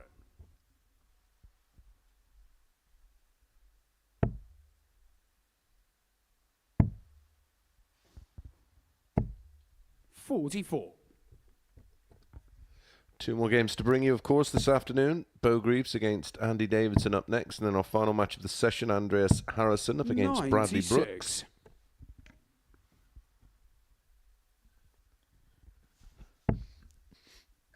I think it's safe to say, after day one, we're going to be none the wiser 95. In regards to what we expect to see tomorrow.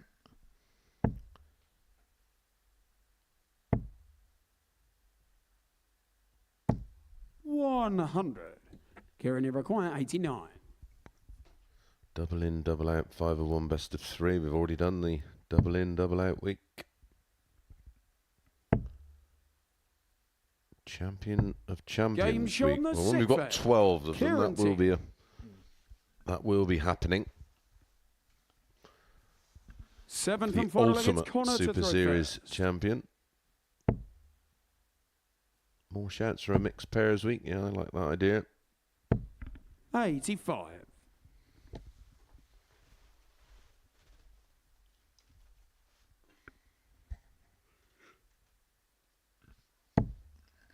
Do you know, Matt, if someone's going to reproduce that quadro board, or is there some kind of patent protection on it? There is a form of protection currently in place, yes.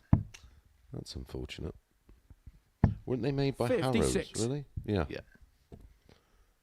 Are Harrows still a thing? Yes, yeah. Well, come on, Mr. Harrows. Because they sell for a fortune, don't they, on Fleabay? Anything that's rare normally does. 180. Nothing rare about a maximum for Conor Heenan. That's his third of the game. But that could be the most important one. Because he was just starting to lose a little bit of touch here. Tegan playing his part. 100. First to a finish. It's a big ask.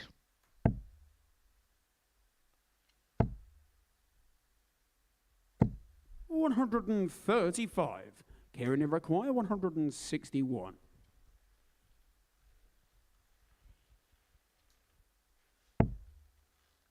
But it's on.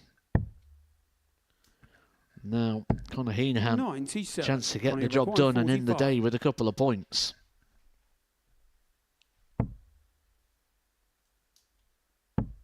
Game shot out. And he gets there in the end. He may have felt the opportunity may have gone when Kieran Tegan managed to level the game up at 2 apiece.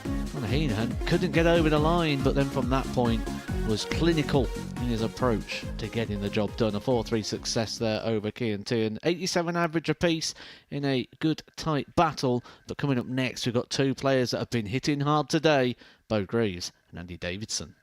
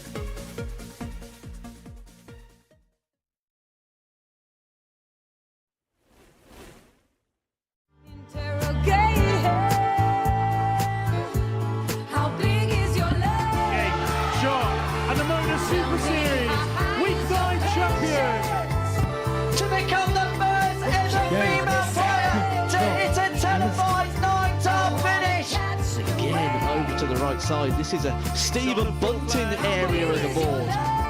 Fantastic dart from Fallon Sherrick. Fantastic finish from Fallon Sherrick. Generational talent, playing at the peak of her powers. This is looking good, isn't it?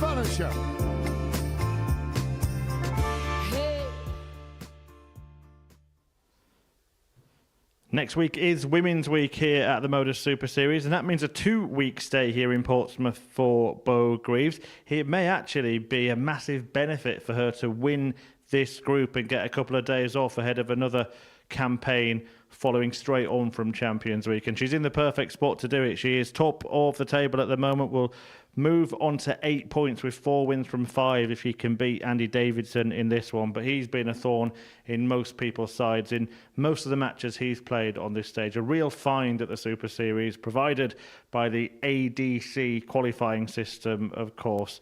And he is a real kind of poster boy for that system with what he's doing. He's doing it quickly, but if Bo Greaves plays as well as she did in the last one, this could be over quickly. Back to Mason, Matt. Thanks, Chris. Yeah, she's been outstanding in her last 2 matches. Backed up a 97 average with a 108 average. Certainly has looked the player to beat so far today. And for me, and you called it quite early, Matt, I think she's the player to beat in this group and this week. I think we've got some big hitters still to come in this week, but Bo Greaves is showing once again she's up to the task and up to the challenge. It was another step up. It was a step up when she came to the Super Series last time, but this was a step up on that. And she's just taking to the challenge really well. Just the same when she went to the development tour as well. That was another step up for her, and she's just taking all the challenges in her stride, and she's doing them at her pace. Exactly. Not rushing through, not just jumping on, and not trying to fast track herself. I'm with you. I'm a big admirer of the fact that she'll do what she wants to do when she feels ready. And some of the advice that 45 you see thrown at Bo, it's go Q-School, get on the tour, do these things. And Bo doesn't feel that she's ready for that right now. And you've got to feel that you are ready for it, as well 97. as showing sort of the levels as well, because at the end of the day, you know, you can advise her on going and doing these things, and she goes and does it. It doesn't work. It's her life and it's her career. Yeah. Where everyone else just moves on to the next person. It's like, okay, it didn't work out.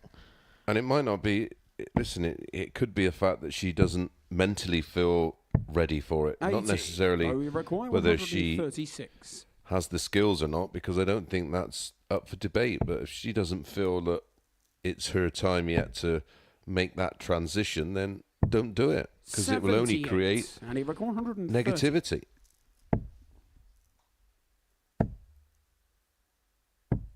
Game shot on the first leg. Andy Davidson. Well, that was a rapid finish there from Andy Davidson, and it was a very good one as well. Not only that, a breaker throw from Andy, and those big finishes continue to come in. Don't just think this is a one-off today. We're going to be getting that all week long. Someone else mentioning a Legends Week. Well, there's plenty of Legends events on nowadays on your TV. 92. The World Seniors Darts Tour. 57.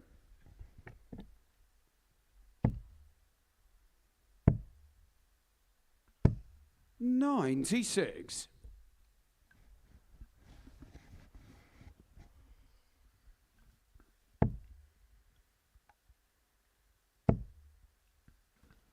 Crowd in it. 58. Had to move away there, did Bo. There was no way. She couldn't go over the top. She couldn't come underneath. Surrounding the treble. 89.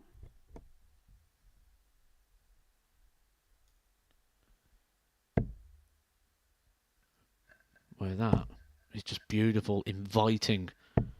And I'm not surprised there to see her stay there, try and hit the max, try and lead the double 13, because after the first start, I was on board as well. I thought that was going to be a maximum. 119, but you require 81. Good little bit of pressure from Davidson.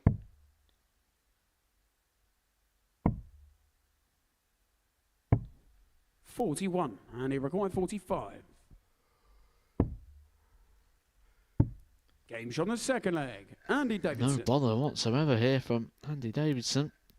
It's the one dart needed to wrap up both the legs. Phil gets Bo to throw first. Game on.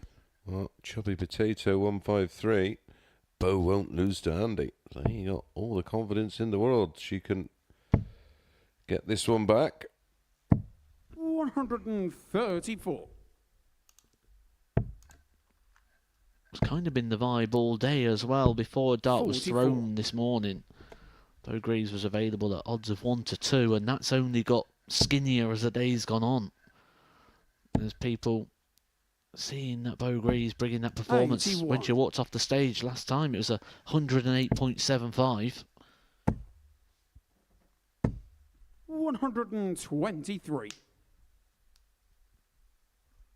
That's when you know a player is towards that elite end of their sport when, okay, it wasn't 57. the 114, but it's right up there in terms of numbers. So it's, you know, it's just not a one-off performance, 60. is it?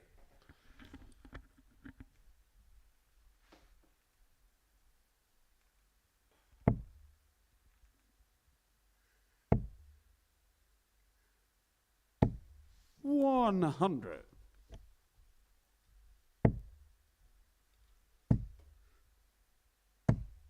$85. Bo, you require 129.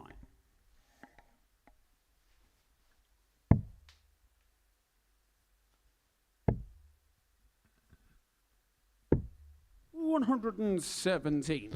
We'll be back. Davison not on a finish. 100. Bo, you require 12.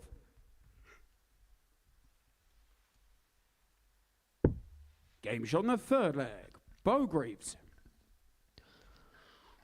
Mind there's one more game still to come. Andreas Harrison will be taking on Bradley Brooks in our final fixture of the day to conclude day 1 here of Champions Week. 59. All eyes and roads leading to Saturday. That is the task. That is all that will be on the players' minds. Get into that opportunity to pick up that £25,000. Bo is starting to go through the gears. Andy's still playing the same sort of levels. Performance not dipping. Bo's is just climbing.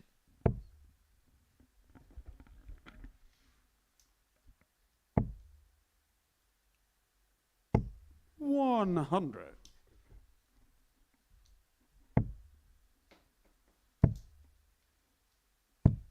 $58.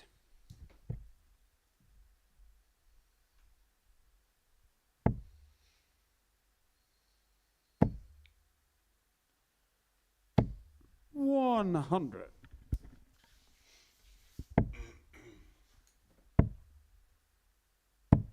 $96. Bo, you require 121. Again, 6 darts to get it done.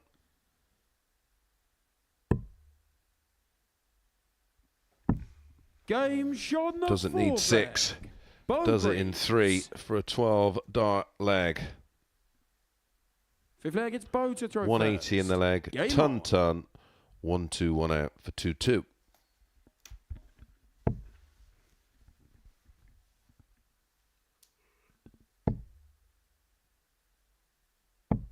$100.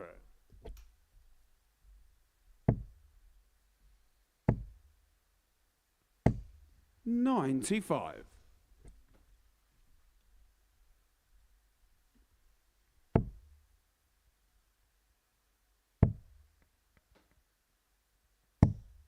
$58. Well, she's done all the hard work to get back into the game here, but those last couple of darts down at the 19s has still kept her 9 darts away now. A maximum does not leave a finish. And that's something that Littler is aware of more than any other player I've seen. 140. You can use the 17s, or if you want to use the 90s, go back to the 18s to round it back 57. off again, to put that 4 back on the end, rather than it being the 3. Essentially, you start a leg potentially 9 darts away, and after 6 darts, you're still 9 darts away. Yeah.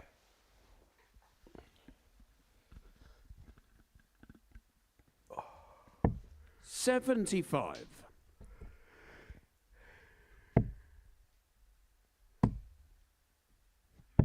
137. Bogey record 128. Well, that asks a question.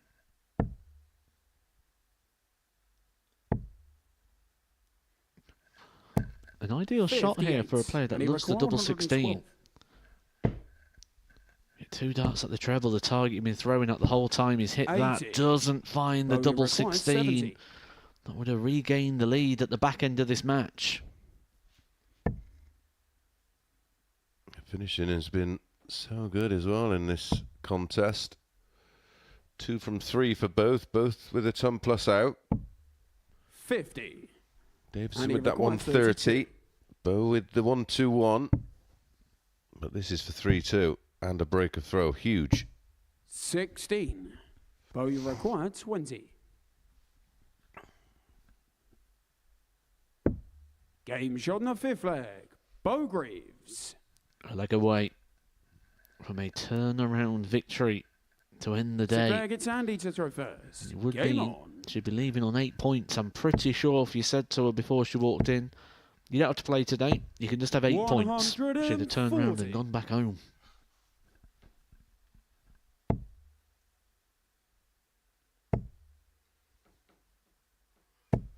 $95.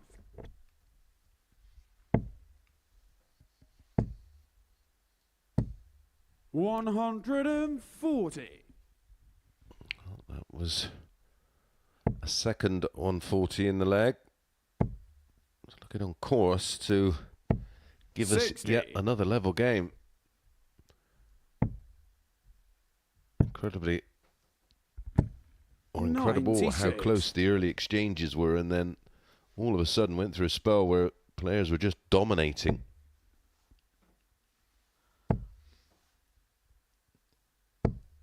$41. And he required 125.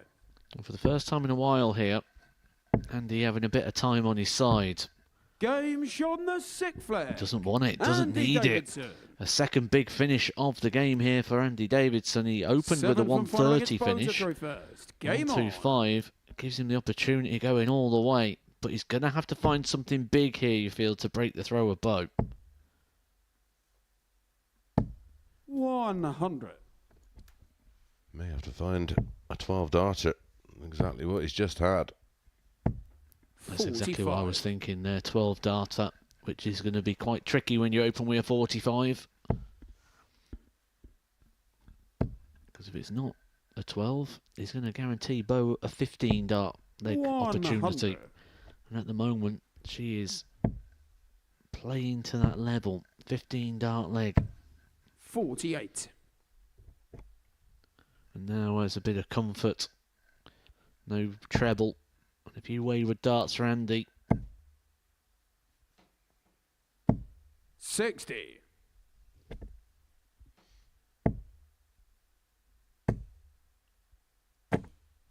$120. Not for the first time today. I mean, there's never a good time, but at 3-3 against Bo, you can do without it. 46. Although, here's an opportunity. Well, even a single 20 would have meant that one treble could have left him on a finish. He needed 2. He found 2. That was fantastic darts there from Andy Davidson to bounce back from that setback. Just that unfortunate nature. And, well, he's going to get a chance. Regardless of what Bo does, he's going to get a chance. 100. And But he needs 2 trebles. Another. Double 14. What a finish for Andy Davidson, and what a way to get the job done. He had 3 big finishes in that game, a 130, a 125, and he got himself out of trouble with a massive 148 finish. It looked like the chance had gone when he opened without a treble in the first 6. Then he had the bounce out, but a fantastic end there, converting 288 points in just 6 darts. Gives Bo Greaves her second defeat of the day, and takes us into our final fixture where Andreas Harrison will take on Bradley Brooks.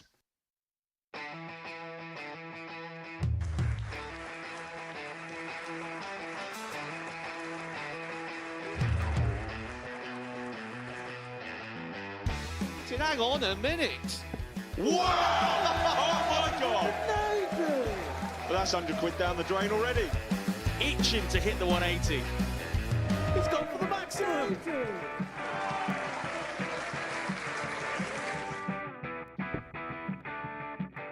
18 for the bull. Bull. 53. No, he said bull.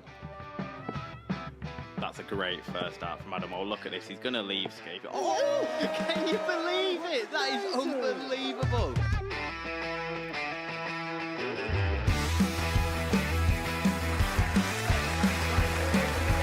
The match starts to put his team into the final.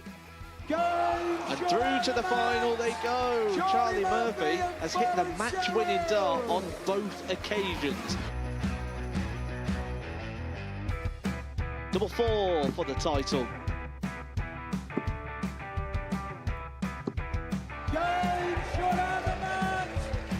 Please show your appreciation for the winner of the Influencer Pairs event, George Scaife and Adam Lipscomb.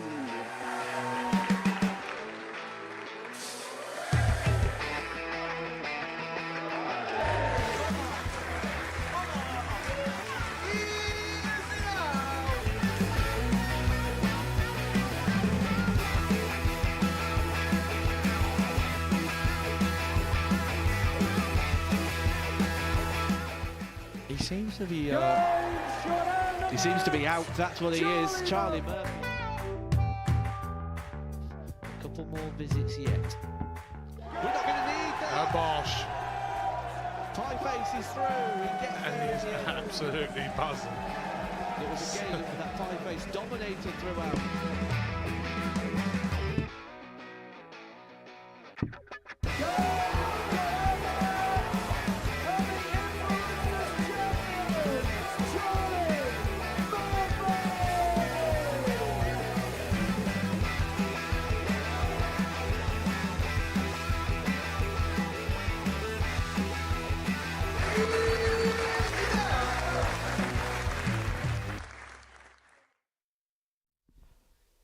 Welcome back, where the final match is about to get underway on day one of Champions Week at the 7th Modus Super Series. Andreas Harrison and Bradley Brooks will contest this curtain closer, and Harrison is looking to double his points tally for the day. If he does that, then this group will finish as close as it could possibly finish on the opening day, with 6 players all separated by just 2 points, 3 on 6, 3 on 4. But if Bradley Brooks wins it, he joins Bo Greaves, Andy Davidson and Conor Heenahan on 6 points himself. So I'll hand you now back to our commentary team of Chris Mason and Matthew Edgar. Thank you, Chris. Well, we've seen the best of, or somewhere near the best of Andreas today, and then we've seen him 100. get put through the ringer. And I suggested to Matt that if he could win his final 2 matches, get himself onto 4 points, he will feel like he is in the mix. And that was a big bonus for the rest of the field. Seeing Andy Davidson, well, it was big back-to-back finishes, wasn't it? 3 ton plus outs in the match, and the 1-4-8 to win it, because that has kept Bo on 6 points. Yeah, huge check out there, and fair play to Andy. A great performance. And some of the experts are quiet in the chat though, because some of their comments aged well.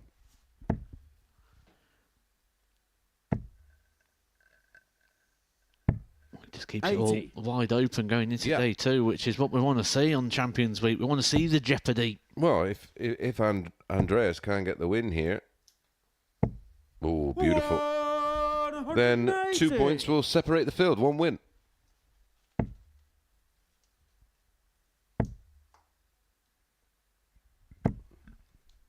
Don't expect anything different on a week like this, do we? No, exactly that, mate. It's the best 12 players that have played in the 124. last 12 weeks.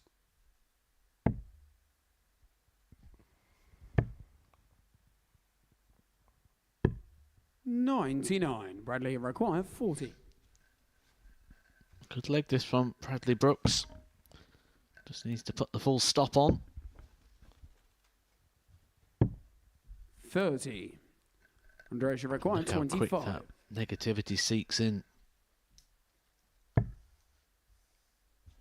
And that's something he will Game need to work on, because Andreas as an Harrison. opponent, you'll feed off that negativity. You will see that he is So going to get Bradley affected. to throw first. Oh, 100%. And even when he's playing well, you'll think, well, it only takes a small thing here to knock him out of his stride, and I'm back in it. Yep, exactly that. 140. Give nothing away. Don't even give your opponent a sniff of how you're feeling. You'd have had this conversation, I'm sure, a million 140. times before when, you know, when, like, you get asked, like, oh, what do you do? And you say, oh, dart player. And then they'll say, first question is, have you ever hit a 180? 140. And then the next one, they'll go, what's your nickname? Imagine being Andreas Harrison and, like, there's no context. Someone just says to you, what's your nickname? And he says, 100. Dirty.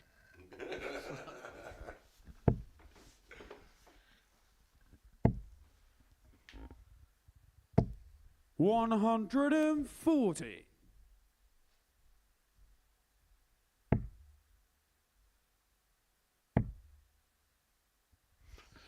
Tim Monk comes out with 60. Bradley require 81. it could be a popular day and maybe a real big charity event day following on with the Influencers Week. 41. What about a Footballers Week or other sports? Like Mark Williams loves a game of darts and he's good too. James Madison, we know, is a keen 135. player. I'm Bradley sure we require could 40. come up with enough sportsmen to play Game alongside shot the a second player. leg. Bradley Brooks. That'd be a good charity event, a good fun, wouldn't it? Oh yeah, get Sean Well, it Murphy gets here. He win it Andreas to all. throw first. His darts is easy. He's at a 9. I think it was a 5, a 1, and a treble 1. You may have got 100. confused.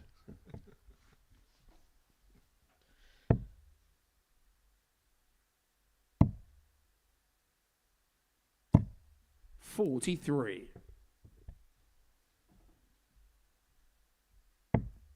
This does feel like a big game for Andreas. 60. Not so much for Bradley, because he's in the mix. I mean, a win for Bradley, of course, and we then 60. have 4 on 6 points.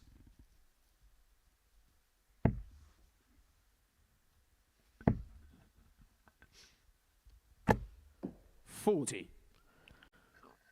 Be interesting to see how the odds compilers assess what's happened today as well. Do they give up the faith with Andreas Harrison, or do they follow the form line that's been quite strong for him over the last 58. sort of 6 months? I think a lot of that question could hinder on the result of this fixture. Yeah, I agree. 77.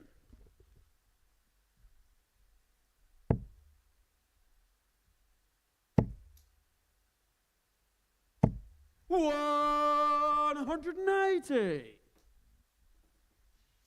He's a real spelly player, doesn't he? Plays in streaks. Oh, my goodness. 140. When he's Bradley on it, McCoy, 160. he can produce.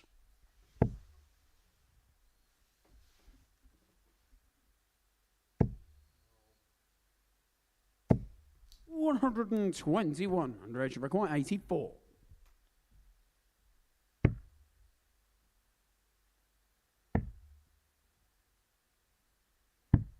Game shot in the third leg. Andreas Harrison. It's very rare we get sort of a reaction to positivity from Andreas Harrison there. And a little bit of a fist bump to himself. Yeah, he's normally ice cold, isn't he? Gives 55. absolutely nothing away. Pretty stoic. A Scandinavian theme, isn't it? 41.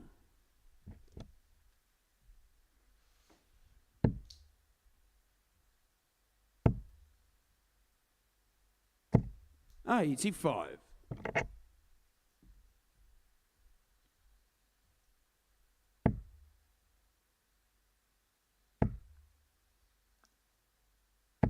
$60. I think this has just been the issue, hasn't it, today for Harrison? It's that bit of consistency is putting in a 12, 13 dart leg, but then not 60. really following it up with anything. And some weeks you may be able to stumble over the line still on those occasions, but when you're in a group with 5 other champions, 60. you tend to need to keep that performance level high.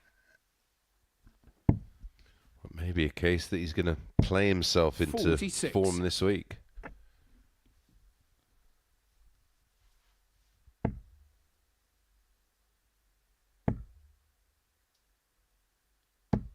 $100.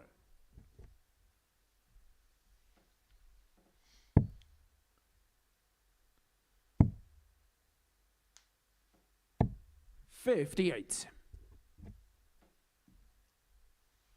He's going to have to hope that the field doesn't 60. get too far away from him if he doesn't win this tie. I certainly expect him to play better over the 81. course of the next 2 days of this Group A.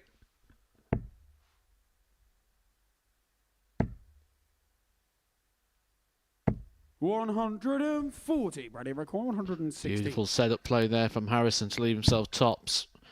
Treble 19 needed for Bradley. Would have gave him a dart at the same target. But you see there the temptation just to throw the dart away. How come you don't open the event to the crowd through the week? What, you think we're going to get people in here at 9:30 on a Monday morning? 30. What do you think? It's Weatherspoons. Bradley requires 74. It's hard enough to get people here on a Saturday night, mate.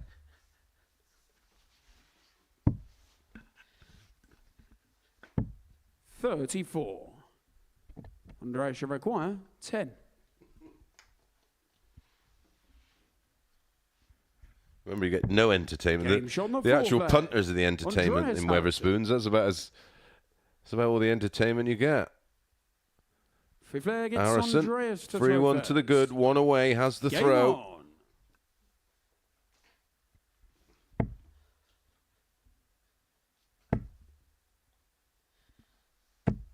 on. $100. Does that mean you don't want to come in early to cook the bacon and sausage? Can't beat a spoon's breakfast, mate, can you? Especially in an airport with a pint. 100. I was actually at this really posh lounge when I went to Puerto Rico, right?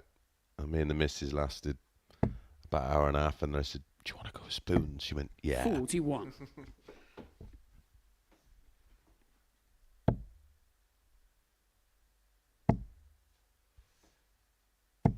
$180.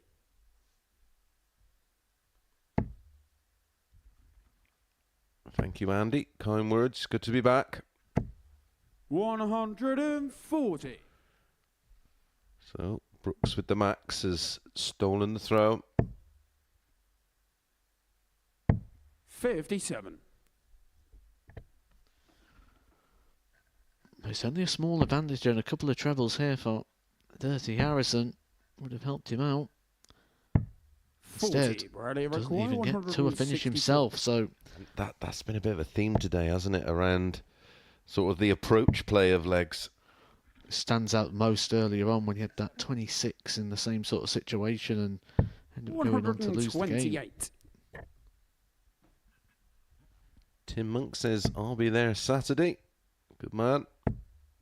So can anybody else. 45. I think there is Bradley still tickets requires available. 36.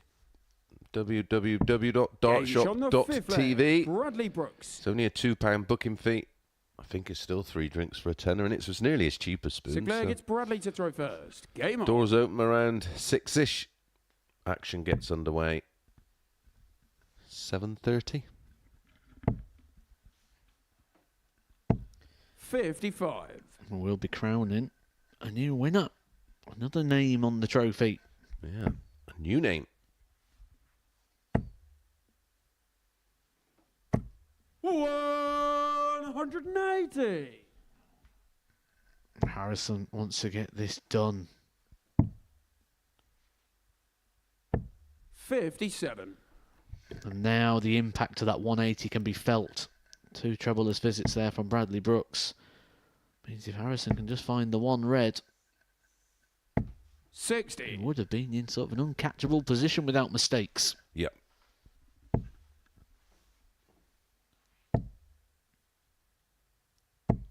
$140. Bradley, with that 2 trouble visit, keeps himself interested. But this could be a key visit. 140. Really needs a few more here. Beautiful, inviting dart there for Bradley Brooks. That's the sort of one where when he's on song, you expect him to fill. Yeah. Sat up beautifully, wasn't it? London Road, Portsmouth, the location here of the Modus Live Lounge. 81. Bradley require 112. Treble will leave him a chance at double 16. He's not found it. 56. And now Andreas Harrison required to end 40. the day with a win. Tops he needs, tops he gets, and he does find himself alongside Kieran Tian and Bradley Brooks now on 4 points in, well, joint second position. The average is 86.75 for our winner Harrison. Bradley Brooks 89.41, so the higher average, but his undoing just 2 from 7 on the doubles. Much more efficient from Andreas Harrison. 4 from 8, 50%. So the table, Bo Greaves is the overnight leader on 6 points. Andy Davidson on 6 points. Conor Heenan on 6 points.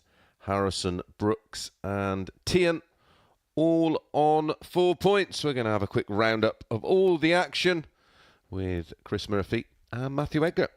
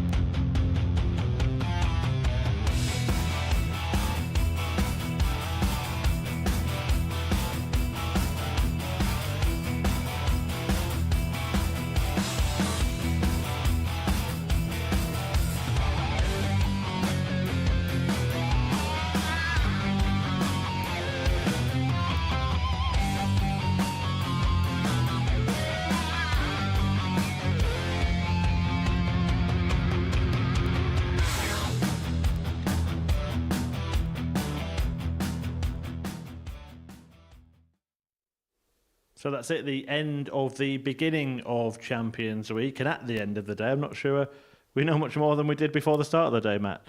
It's exactly how I would want it to be. I wanted it to be tight. I wanted it to be tense. I want this to come down to the very last game on Wednesday, ideally. And, well, on the evidence of what we've seen so far, it might do so. Yeah, let's take a look at what's happened today. Then here are the results from all 15 fixtures. And the last game today, potentially significant. Andreas Harrison winning that, meaning there are only 2 points separating all of the field. The game before it as well, Andy Davidson pulling out those 2 big finishes to beat Bo Greaves, who could have been standalone league leader. I think that's the one that really stands out for me the most, because Bo Greaves is the favourite. She is the player we all expect to go and get these wins. She'd never lost in this venue until today. The way in which Andy Davidson won those last couple of legs, he had 3 big finishes in there. I mean, sometimes you have a few big finishes and they're the smaller ones, like the 100, where it's still a 2 dart. These was tough finishes. These were 3 dart combinations, and he took them all out, and that's a very hard-earned win there for Andy Davidson that I feel we may be talking about, not just today, But I think we'll be covering that on Wednesday, how important that was. What does that say about him as a player?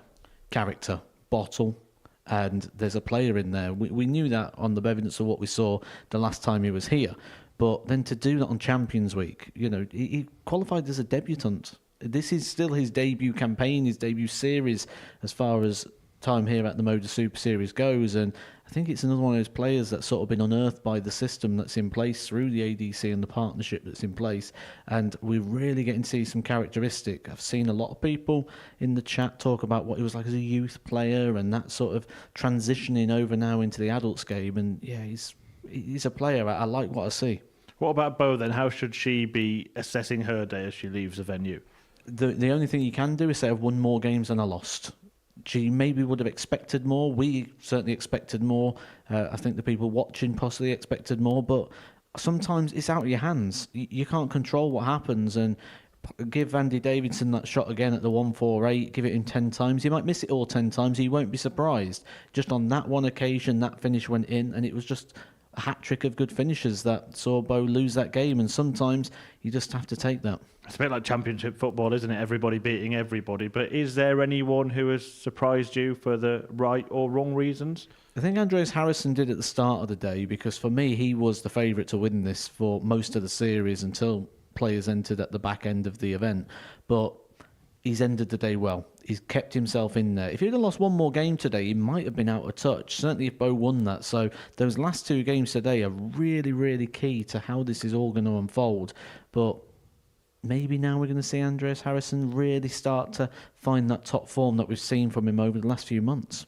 And in terms of the table, it is as tight as it could possibly be. 3 players on 6 points, 3 on 4. Look, those results could quite easily be reversed tomorrow, couldn't they? And you get everybody tied on the same number of points going into the final day. That would be something. I hope so. I really hope so. That's what we want on a Champions Week. We want to see that.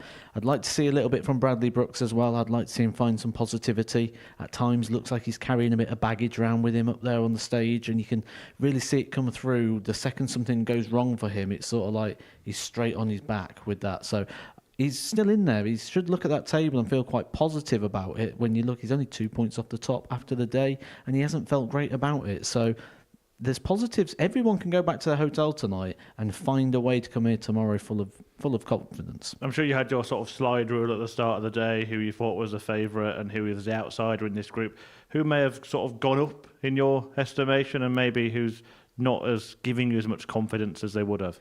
I never really know what to expect from Tian, being honest, because we've seen some great stuff from him. He's qualified for the World Championship on multiple occasions. He's had a PDC Tour card, but he's also had a few issues off the board as well, not now, but in the past, that he never really recovered back to that same sort of level. And I think every time he comes, it feels new. It feels like what we're going to get this week. There's no continuation. And what we've seen was quite a lot of fight in there as well. So I think if anyone's going to leave here thinking, I actually put a good shift in there, it might be Tian. But you and Chris Mason have put a very good shift in. Thank you for today. We will see you again tomorrow and throughout Champions Week. And we hope to see you again tomorrow as well. This Group A, well, it really has got off with a bang, and it is closer than close. So you do not want to miss a dart. And you can see the second chapter of Champions Week from 9:30 a.m. tomorrow live here on the Modus Super Series YouTube channel. See you then.